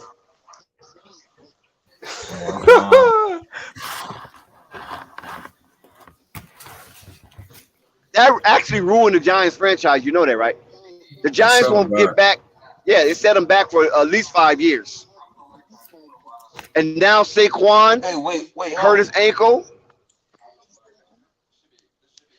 Wasn't Patrick Mahomes and all those guys? Wasn't they in the same draft? No, that wasn't the same draft. Don't That tell was me they was in the same draft I think with who got picked number 1 in that draft? Because that was only 2 years ago. Because I forgot that draft. Honestly, I forgot too because it was just so despicable. Oh! I think the boy from I'm trying to think who was number 1 in that draft, man. Was it Carson Wentz? No, it wasn't Carson Wentz. No, that was the draft before. Yeah, no, I think that was the year before. Yeah. I can't remember. 17 class. I think Jalen Hurts was in that draft. I think Jalen Hurts was in that. Yeah, was it Carson Wentz?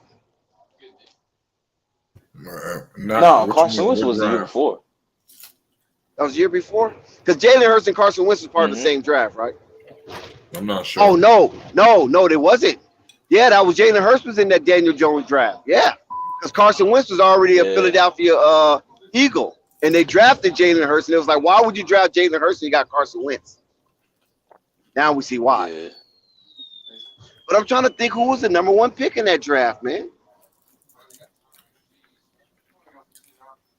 I can't remember. I really can't right now. I can't remember who was the number 1 pick in that draft. Somebody in the chat will figure it out. Because my mind, that draft was this. When I saw Daniel Jones go as high as he went over, what was the name of that guy from Ohio State he got drafted over?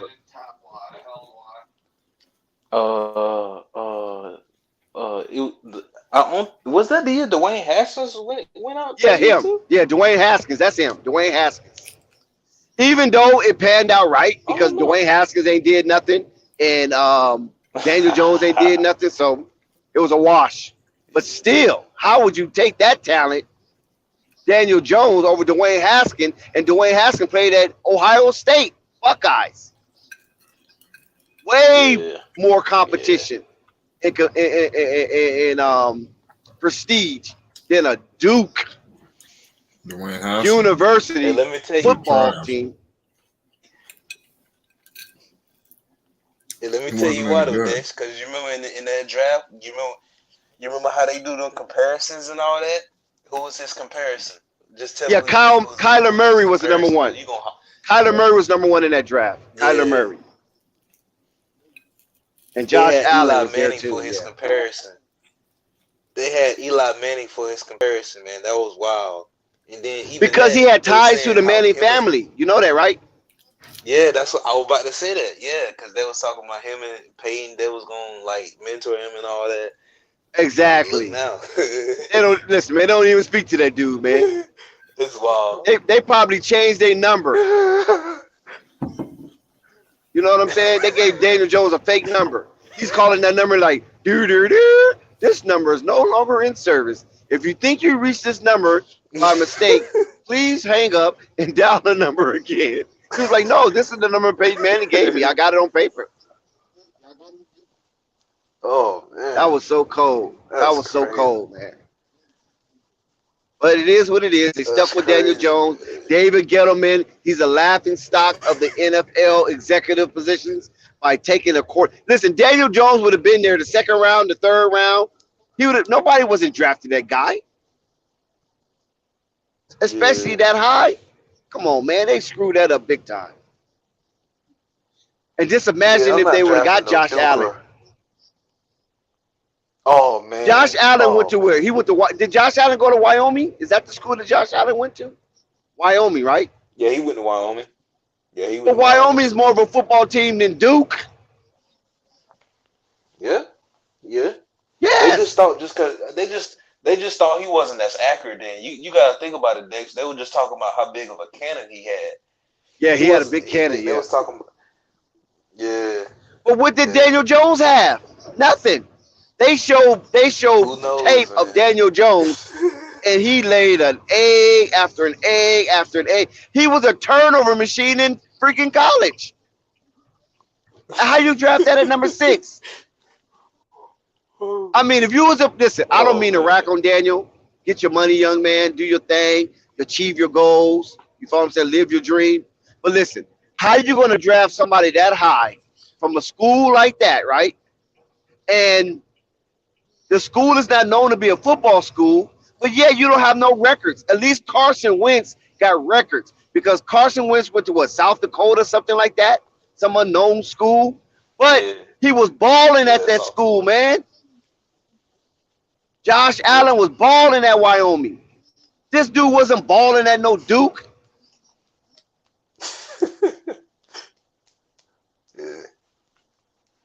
Listen, I'm telling you, you guys need to take David Gettleman somewhere in some dark alley and put him right next to Jimmy Hoffa.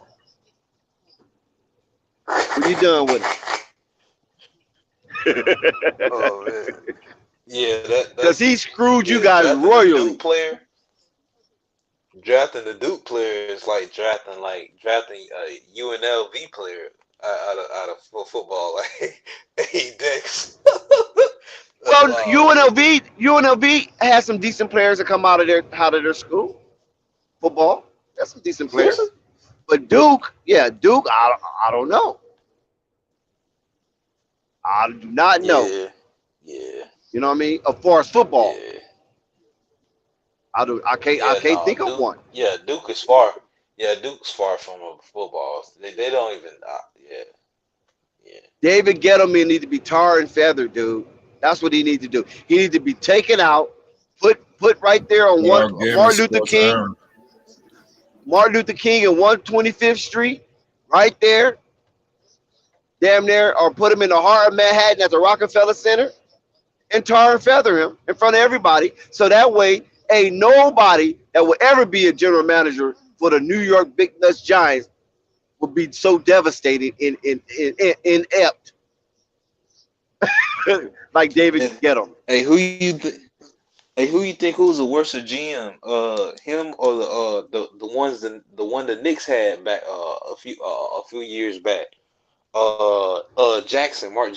Not Mark Jackson, but the other Jackson. Phil Jackson. Phil Jackson. Yeah, Phil. Well, was Phil Jackson the GM or he was the president? Which one? Flight. Was Phil Jackson the GM or the president? Who's the president for the Knicks? Yeah. Somebody else was the GM. He was president of basketball operations. The GM was Steve Mills. Oh, yeah. It was who? Who was it? Steve Mills.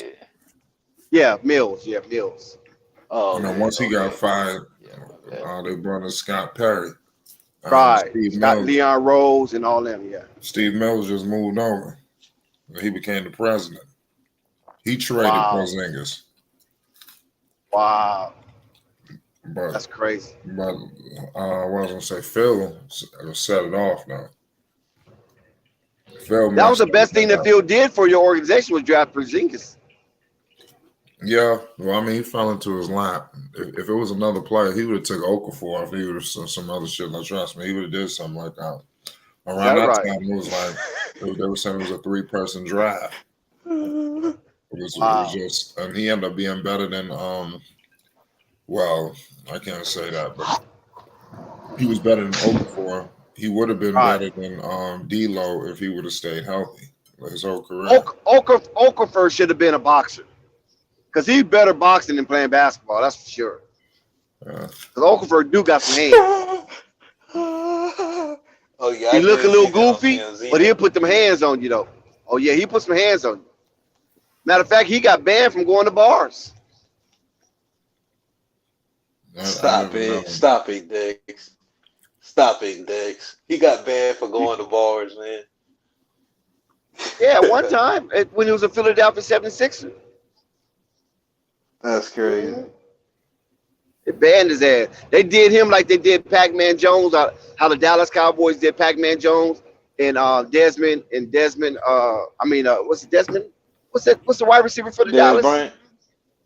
Yeah, Des Bryant. Put a security flanked on him 24/7. They had to do Okafor like that because he kept getting in trouble. The man have enough sense to keep his hands in his pocket. As soon as somebody look at him crazy, like, what's up, man?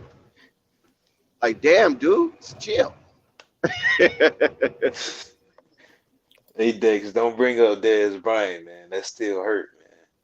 That was my guy. Yeah, man. Des Bryant, he putting his hand on his mama, man. I can never respect that, though. Oh, man. Wait, hold on, man. Oh, you didn't know about Des Bryant? Des Bryant's a fool, man. Yeah. I didn't know about that one now. Talking about over some money stuff. Now that's news to me now. Seriously, I didn't know about that. Now that's crazy, man. Now that's just over the top wild, man. That's what I'm saying. I mean, it can't get that bad.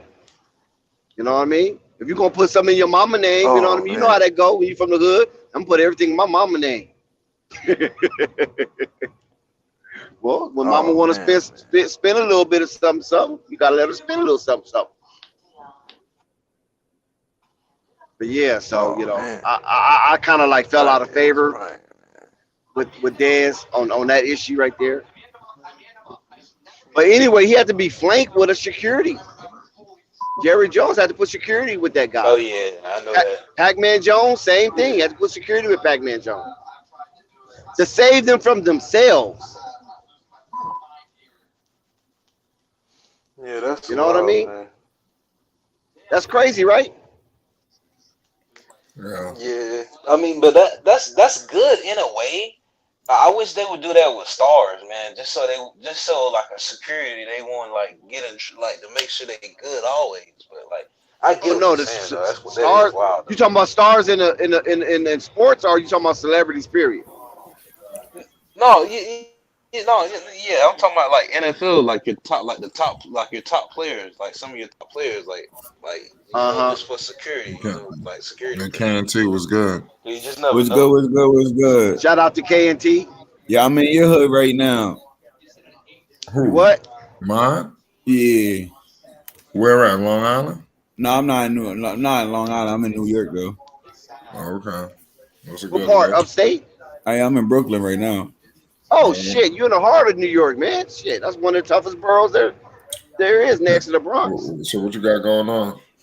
Nah, one of the models got a photo shoot tomorrow, so I'm doing the behind the scenes with that. So we around. Oh, that's what's up. Wow, that's a good look, man. Shout out to you. So you gonna go do an interview with her in person? No, I'm gonna be doing it behind the scenes. She's doing a photo shoot, so I'm gonna be doing it behind the scenes, doing little photos and doing drops and stuff like that. Wow, that was a good look right there. So, yeah. Well, what's going on otherwise? Did the movie come out yet? The movie come out next Sunday. I'm hosting the premiere, so I've been trying to get all. I ain't really been going live because I've been trying to get all my cue cards and stuff right, because there's a couple artists performing and stuff like that. I'm trying to get all my stuff right. This is the first time I hosted a couple local shows, and I hosted some basketball tournaments and stuff like that, but I never hosted a whole premiere type award show type formal red carpet event. You know what I'm saying? Yeah. So I've been going hard, like trying to make sure everything is good. I got my suit together, you know what I'm saying? So it's gonna be tough. And plus, I want to see the movie. I never seen the whole movie. I seen different clips of the movie. You know, the scene you shot first can be at the end. Yeah. You watch any basketball? Yeah, that's a trip. Oh, my bad. What you said, Daz? I was saying that's a trip when you got movies like that when it gets to the editing floor, because also I've been a part of a few productions. I'm not gonna tell you what movie I was in because I don't want you guys going looking all up for it. But when they shoot, you're thinking that they're shooting in chronological order, but it's not. It's a lot really of times, not. like you say, you can be shoot. They could shoot you like how he just said. The beginning of the shooting days, they could shoot you, but then that scene might not be until like the middle of the movie. Yeah, Yes, and then there's scenes that you shot and you think you did your thing and might not even and they make cut the it out. cut. Yep, they cut it out. Yep, I had that done also. Like, Yeah, there's just one scene where I think I did my thing, but I think they cut that part out because I think that they don't think it made the movie. But it was like it was an action scene. You know, I'm doing action scenes in the movie too. I did my own. You fighting? Huh? You fighting? No, I can't tell you what I'm doing, but I don't want to tell you. But I did some action scenes. You know what I'm saying? Okay. Believe it or not, I played a cop. I played a cop in a movie before. Yeah, in this movie, I played a main antagonist. Like the main character is Kevin Fulp. He runs a studio. He runs a record label, and the main competitor is me. The other label that runs the other label that's just as successful as his. And listen, KNT. Remember I tagged you on this guy's post? Yeah. That when I was like, you need to interview him. He was in a movie with me. He's an actor, and now he runs, hotels, 5-star hotels and things of that nature. So, and I think he's a nephew of what's his name for the Baltimore Ravens, Ray Lewis. I think he's Ray Lewis' nephew. So I think Ray Lewis have invested in some of his projects and things of that nature. That's why I wanted you to interview him, because he's a pretty good buddy of mine. You know what I'm saying? He's younger than me though, but we work together on some filming and shit like yeah. That's tough. I got a link with him. Most definitely, I got you. Yeah, I'm quite sure he got an interesting story to tell. You know what I'm saying?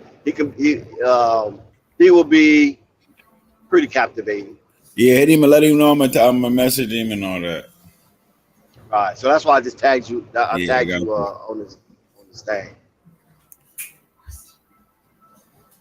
But anyway, yeah. So I know how that go. So I was just basically sharing that with you because I know how that go. I'm just happy like you didn't been in a movie, man. That's just a blessing, man. Like where we come from, like I'm saying, like we come from the bottom. You know what I'm saying? Niggas ain't even in no fucking movies.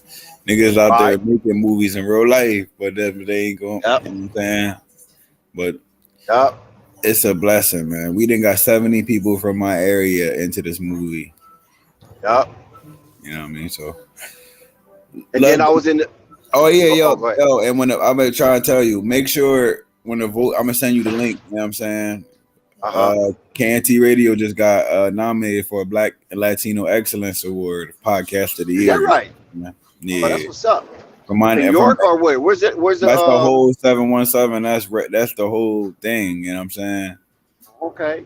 And they nominated me. Yeah, I'm saying. So when the voting goes live, I want all y'all to vote for me because they told me I always wanted to vote, write an acceptance speech, and they told me to write one. So hopefully I win, so I can use it. You know what I'm saying?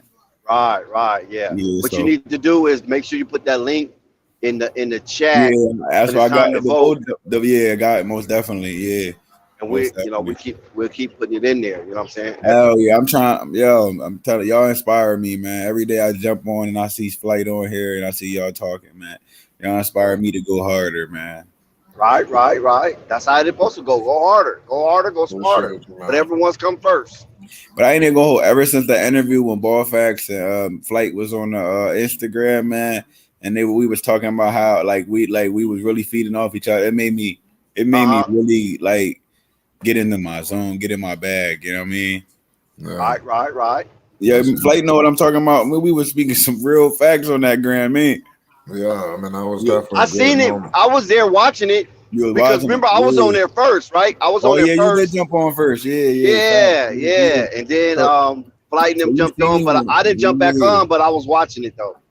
Yeah, they was like speaking on how we gotta conduct ourselves, like as podcasters, like you know what I'm saying. Not we on here for to do it, but at the end of the day, like we gotta, if we want to be paid like these big companies, we gotta have that same quality and control as these big companies as well. You know what I'm saying? Oh, most definitely. And why? Yeah, I'm saying with the content and stuff like that, and it really made content, the production. Yeah, what you post and who you posted and how you post it. Like he was Ball Facts was speaking to some shit, man. He locked me in, fam. I ain't even gonna lie, man. He locked me in the whole way, like you feel me, like.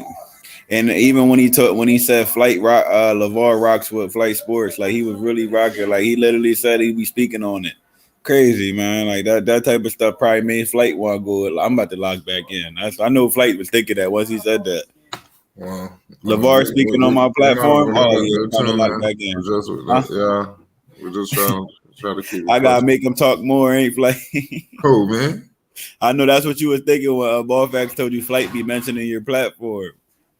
Yeah, nah. You heard that from Ball Facts himself, man. He said LeVar be talking about Flight Sports, man. So when you on here, LeVar might be listening. You know what I'm saying? Right. Real shit. So like stuff like that make you want to be like, damn, I gotta give him. I'm about to drive LeVar paying attention. Who else can pay attention in the future? You know what I'm saying? Yeah. I like going, like I said, I try to go hard. So sometimes you don't try, bro. You do it, bro, every day. Go ape shit, you start to get fucking exhausted. Not ape shit. We're not even talking about ape shit, like going, like locking in, like staying on your pattern, fam. Like just staying on your pattern. That's right. Exactly. Locking in don't mean go 20 uploads a week. You know what I'm saying? Burn yourself out. Yeah. Yeah, that's what I'm saying. You know what I'm saying? It's just locking in on what you need to do, handling your business. Even if it's going to that work job 5 days a week and then getting your money up, you locked in. You know what I'm saying? Right. It's just the locked in is just a mentality. Like when you playing 2K and it's the first quarter, you can't make a shot, and then you sit up and lean up. Oh yeah, you locked in now. Like, oh no, I'm not. No, let me lock in. I ain't gonna front. I feel like I just want to go like on a vacation where I could just make all my videos, like go on a vacation, just go somewhere, go to a nice tropical place, and I could just sit there one day and get my shit together. I turned 30 in August, man. So if you want to go to a tropical place, let me know. You know what I'm saying? Let me know, fam. The big 3-0. I'm definitely gonna be in a tropical place in August. You know what I'm saying? Yeah. You wanna get with me? Cause you I'm know gonna be in a tropical place next month. Yo, I might hop on the live. Yo, my man Dex be around. I've been watching Dex. Dex really be around. Like, yo, he's outside. Like, I rock with Dex. Dex is like me, man. We real life. I'm real life Diego from Dora the Explorer, man. Like, real life.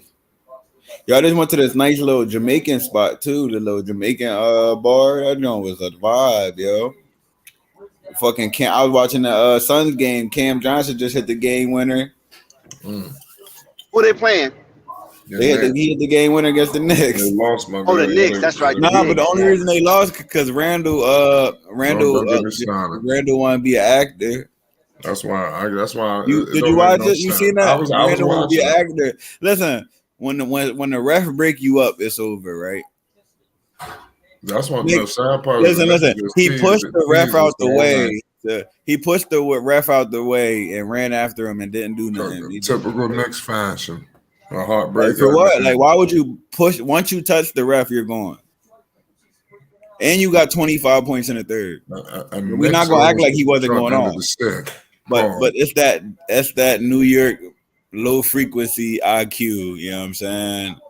That's your leader pushing refs when you know what I'm saying. They were up 10. You remind you that, and they were up 10 when he got ejected. 25 points in the third.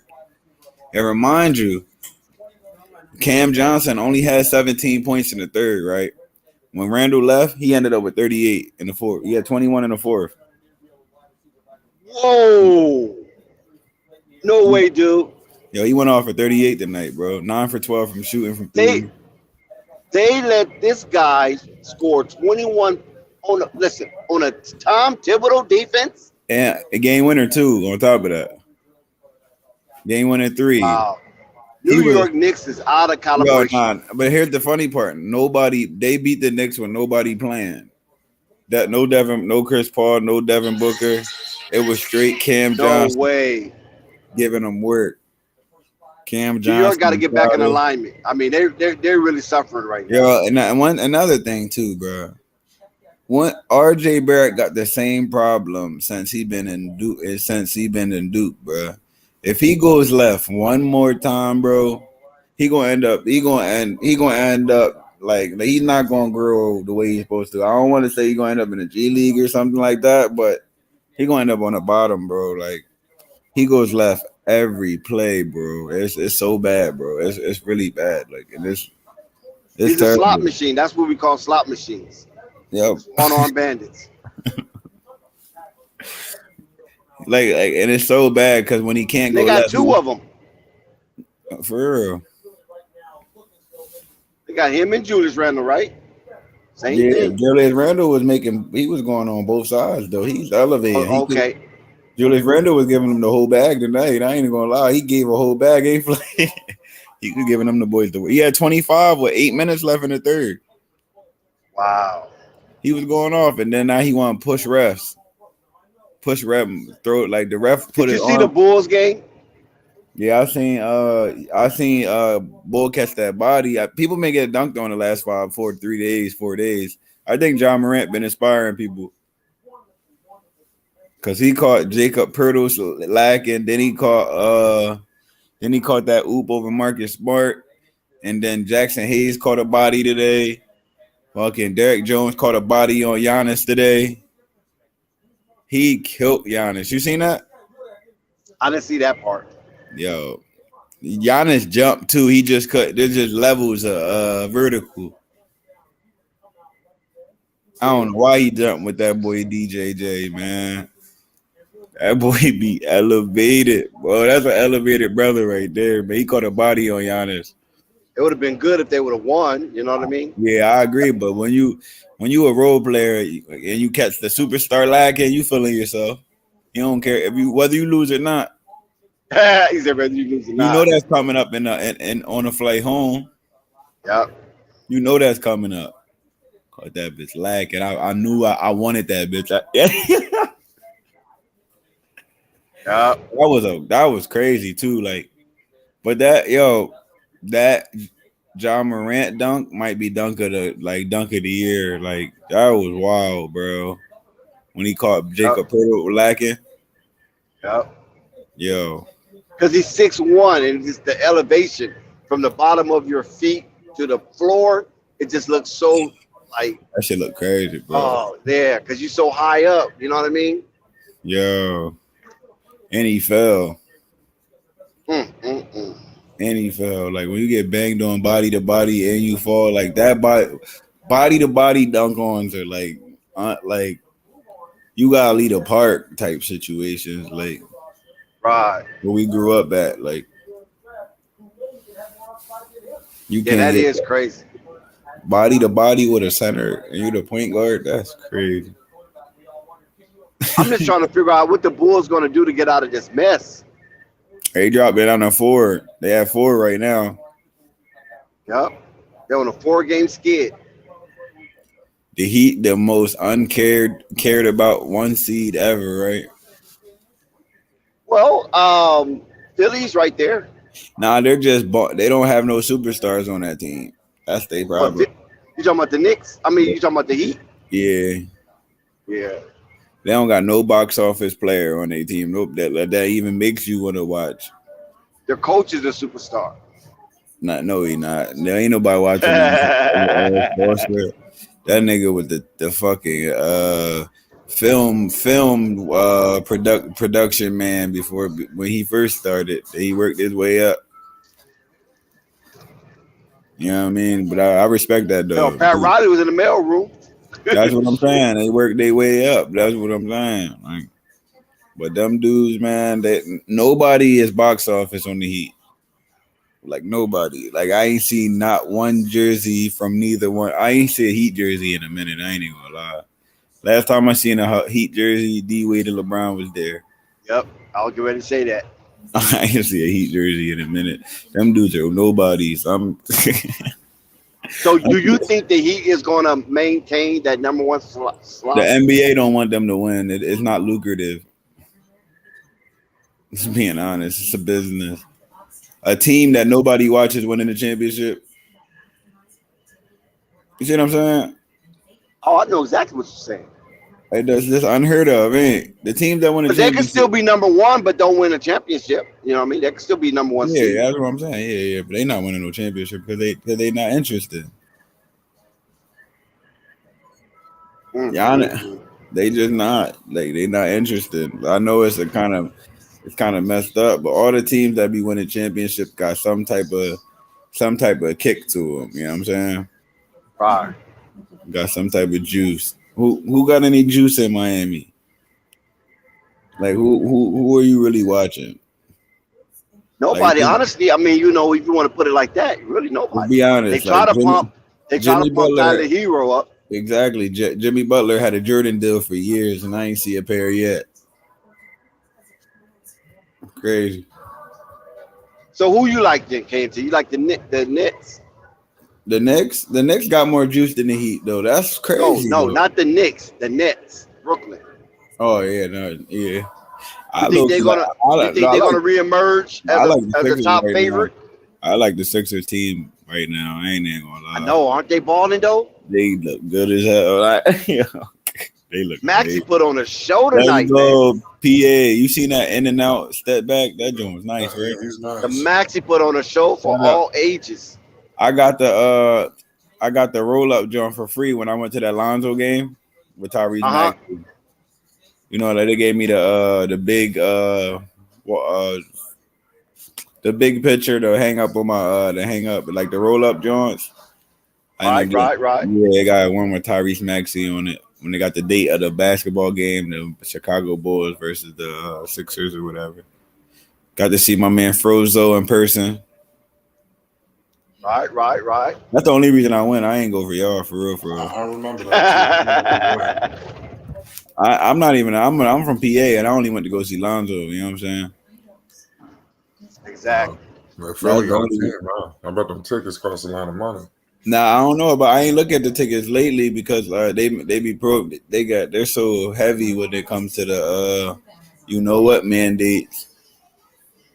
They so heavy in Philly. It's crazy, man. Like, well, California is easing those mandates. They practically damn near gone. But you gotta remember though, Philly is using the mandates as a reason to treat people different ways. And you know what I'm saying? They already wanted to treat certain people to certain ways, but now they have a reason. Like if you come to a donut, if you want a donut in the wrong neighborhood, I'm saying the wrong neighborhood, so you know what I'm saying. Right. You know what I'm saying? They can turn you away because you don't got your paperwork, aka when they've been wanting to turn you away anyway. You know what I'm saying? Right. Well, that's their business. Well, you know what I mean? You know, they don't want to lose out on money. Yeah, you ain't lying about that. That's another thing too, though. People started realizing. No, but people was like starting mad. There was mad fights early, like in PA and stuff like that. Because like the first fight was when a dude asked the boy for his health paperwork for a donut, and boy smacked fire out of you. From the rip, boy asked him for his proof of vax or whatever, and main man smacked fire out of him. Like, bro, for a donut, are you kidding me? And boy said, and the boy, I think he called him a spreader or something like that. He smacked fire out of him. Super spreaders, yeah. Yeah, that's what he said. Yeah. He smacked fire out of him. Lefty, yeah, right at the donut shop, smacked fire. But I think what happened in California, the reason why there's a shift in that policy is because of the success of the Super Bowl. That Super Bowl generated so much money in that area, it's ridiculous. Yeah, so now they claim that California has reached a threshold of unprecedented success for the amount of population that they have. Now you don't even have to wear a mask nowhere. and there's indoor dining. Mm. That's crazy. And you know, California was the most liberal state. Them in what? Massachusetts? But Cali a little bit more lax though on a lot of stuff though too though. Like if you like y'all, what y'all think is tight, and you know y'all gotta come to the East Coast, man. It's different, man. Like they make money off, like in the East Coast, y'all on the West Coast, y'all make money off y'all skills, and in the East Coast, the government make money off of us, off of doing things to us to make us pay them in different formats. Especially like with us being in the Commonwealth, you know what I'm saying? PA. Yeah, y'all in the Commonwealth, exactly. Bruh, Right. like yo, like listen, man. If I want to give a number, 94% of people in PA got had a fine before, or a warrant from a fine. You know what I'm saying? Type situation. Wait, say that again. 94% of the people in PA got a fine, right? Got a fine that they paying right now at the courthouse. Is that right? 94%. That's crazy. I'm just being honest. When it's so bad, if you don't pay traffic tickets, they'll take your license and everything. For like they'll take your license and lock you up in jail for parking on the wrong side of the street.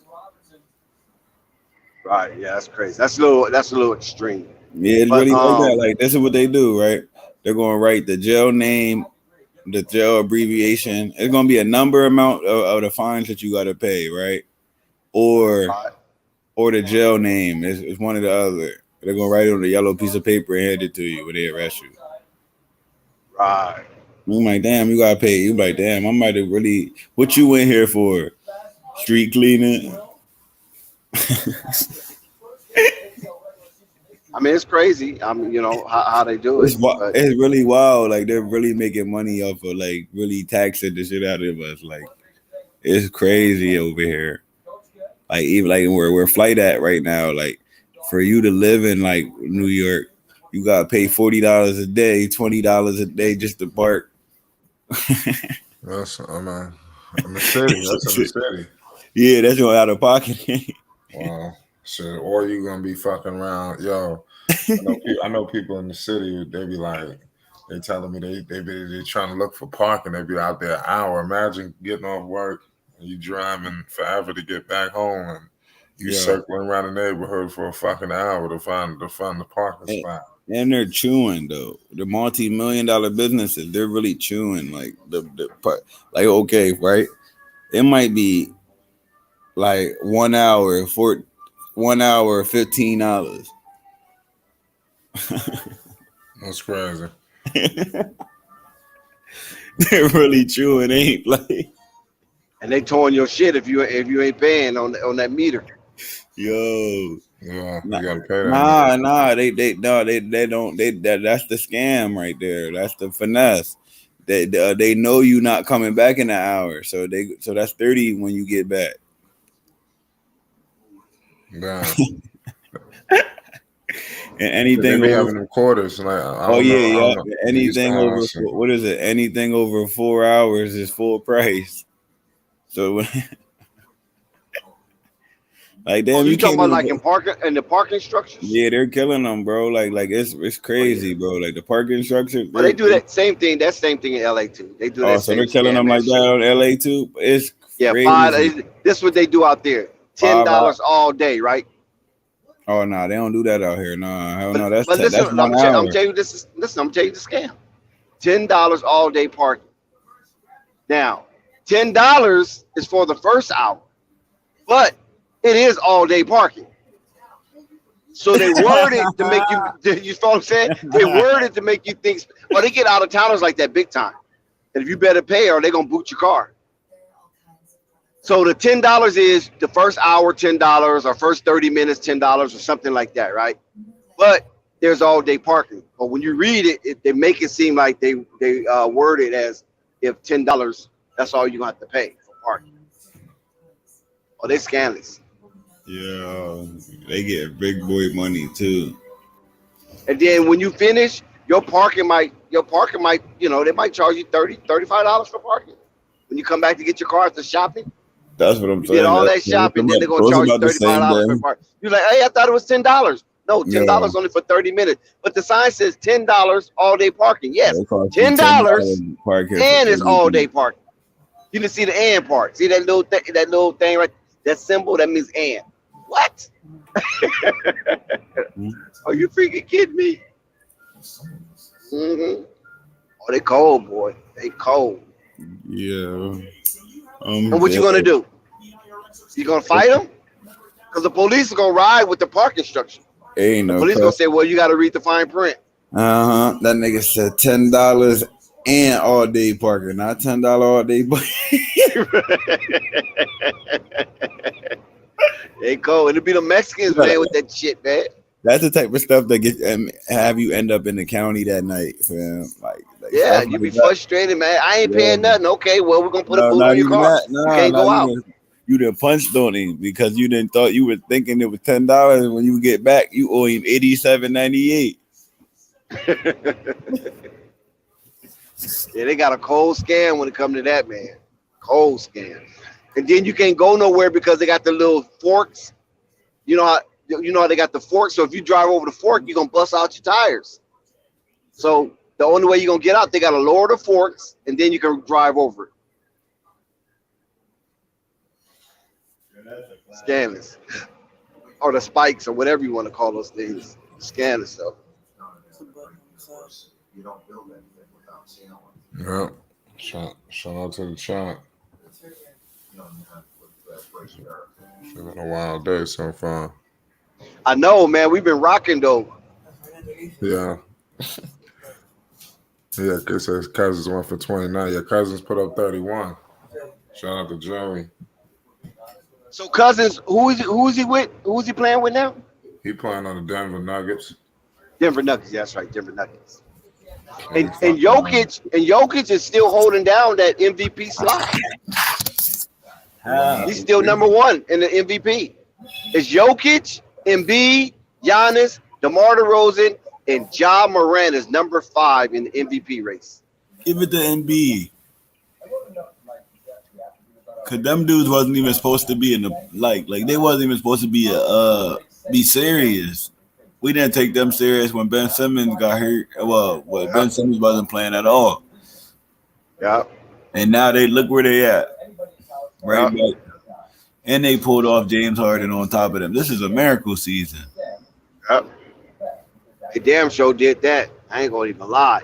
And I was telling people they gotta watch out for that. And they thought I was being a clown about it. Yo, I'm like, man, James Harden's not washed. Yo, nigga, James Harden just he put on his fat suit whenever he want to get traded.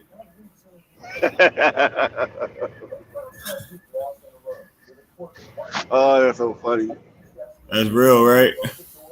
The combination of James Harden and Joel Embiid is crazy. It's a nightmare. That's it. That's the best duo in the that's the best duo in the East right now, and nobody want to talk about it. Give me James Harden and Embiid over Kevin Durant, Kyrie any day. Two different type players always win. Remember that a guard and a big always better than two dominant scorers. Just look, you know what I'm saying? No, I agree with you. Listen, when they first made that trade and I was breaking it down, I can tell that the panel was like, "Oh, Dexter, not again." I'm like, "Nah, man." They don't know basketball, bro. We speaking from a lot. You know what I'm saying? We speaking on them. We're talking about Joel Embiid and James Harden on the same team. That's all he been needing is somebody that can stretch be a threat. Can stretch the floor and not make it hard for him. Ben Simmons out there.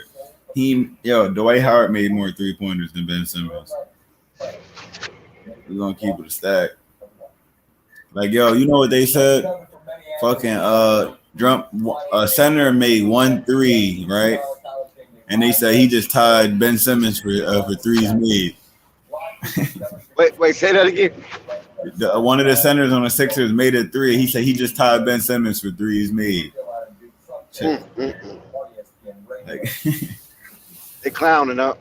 That's like, hold on, what? Niggas is funny as hell. But I think Ben Simmons is going to be a nice addition to the Brooklyn Nets because that's somewhere where he needs to be.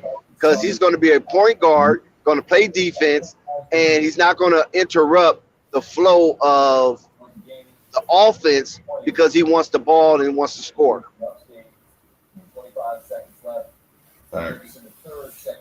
So I guess both of them, both of them got what they needed. He can't shoot, man. He don't have to be able to shoot. If Durant and Kyrie can shoot enough, Steph Curry, but you got Steph Curry, and you got Patty Mills. You don't need to shoot. In Philly, he had to shoot. Yeah, Philly had to shoot because it's just him and Embiid, basically. Over there, Tobias Harris sometimes. Exactly. He can be Draymond Green 2.0 for real, for real. Right. Thank you. I've been saying that. Mm-hmm. So I think it was a win-win for both. Yeah, I agree. But a lot of people thought that Harden was washed. And I'm like, nah, man, Harden's not washed, man. He's the type of player, he's a mama's boy. He had 16 assists his first game in Philly. Yeah. He had 11 tonight? He have 11 assists tonight? Yeah, bro, he do that every night, man. I want to ask you, did you see that female posterizer yet? I seen the first female posterizer earlier. I've been on Flight all day. Huh? I've been on Flight Stream all day. Oh shit! Shout out to you working, man. No, but I just seen a female dunk on another female for the first time. Like dunking is unheard of in female basketball, but a posterizer. Who was playing? Huh? Who was playing? I don't know the girl name. I seen it on Sports Center. I'm like, what the heck? She dunked on that female. She dunked on her too. I'm like, oh shit. That's tough. Well, I think Brittany Griner have done dunks like that before. A posterizer? I never seen a poster. I just seen her dunk, but I never seen her dunk on somebody like really poster somebody. If you would have seen that in the NBA, you would have been snapping like. Wow, is that right? She dunked on her like she was going to the rack. He really went to the rack and banged on her on the fast break.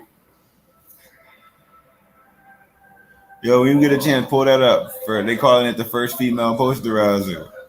Okay. Damn, and Candace Parker never posterized nobody? No, females ain't dunking unless they on the fast break wide open. Wide open. They can't wait to do that rim grazer too. Oh, that's so funny. That's wild, right? Exactly. The crowd go crazy. I remember when they used to throw the female inside of the dunk contest and she used to win with rim grazers. Right. Like, yo, this dude wasn't it a female beat? Who beat Zion Williamson? Was it a female that beat Zion Williamson? He probably can't. As a McDonald. No, wasn't Candace. No, Candace older. No, that's probably. Candace did. She won hers. Didn't she win hers? Yeah, she won her doing the rim grazing. The McDonald All-American. Who did she beat? You remember who she beat? I don't remember who she beat him, but I remember she did like a 360 windmill and he lost to a rim grazer because she a female. Yeah, I forgot who she beat on the slam dunk. Who was that she beat? I have to look it up. But I remember when she won that slam dunk contest. Yeah. I thought somebody beat Zion in the All-American slam dunk contest. Nah, Zion Jam fam, he ain't losing. No. Them Jam fam dudes is different, man. Like them dudes, they're like their bodies is different. Like Zion was dunking from the free throw line off one dribble, off one step though. You like, what the hell? But I thought it was set up though. That's what I thought when I saw it. I think if it wasn't him, but whoever it was, I think it was a setup for the female to win. All the females to do in that dunk contest is make the dunk, and she won. God, if you won. That shit is so corny. That's why they stopped it. Because main man out there doing all types of acrobatic dunks. A female just dunk it with one hand, get a 50, then dunk with two hands, get a 50. You know what I'm saying? Yeah, nothing spectacular, just dunk it. Yeah, exactly, pretty much. But I guess that's spectacular for a woman, you know what I mean? But that's, yeah. But that's crazy. That's crazy within itself. just to see a woman actually dunk the basketball. Yeah, imagine going to a park and just seeing a female just bang on one of the bros. Like, that'd be wild. Woo! Like, that's something that'll never get living down. Well, yo, I just want to hop on y'all real quick. We about to get up out of here. We're about to shut it down. Shout out KNT. Shout out Dax. Yeah, shout out everybody here. Peter Yes, sir. Salute. We'll kick it back up tomorrow. Support the videos we drop. It's Flight Sports TV. Peace and love. Shout out to everybody. Flight Sports TV, man. That's my dude. I rolls with him. You heard what the man said. It's Flight Sports TV.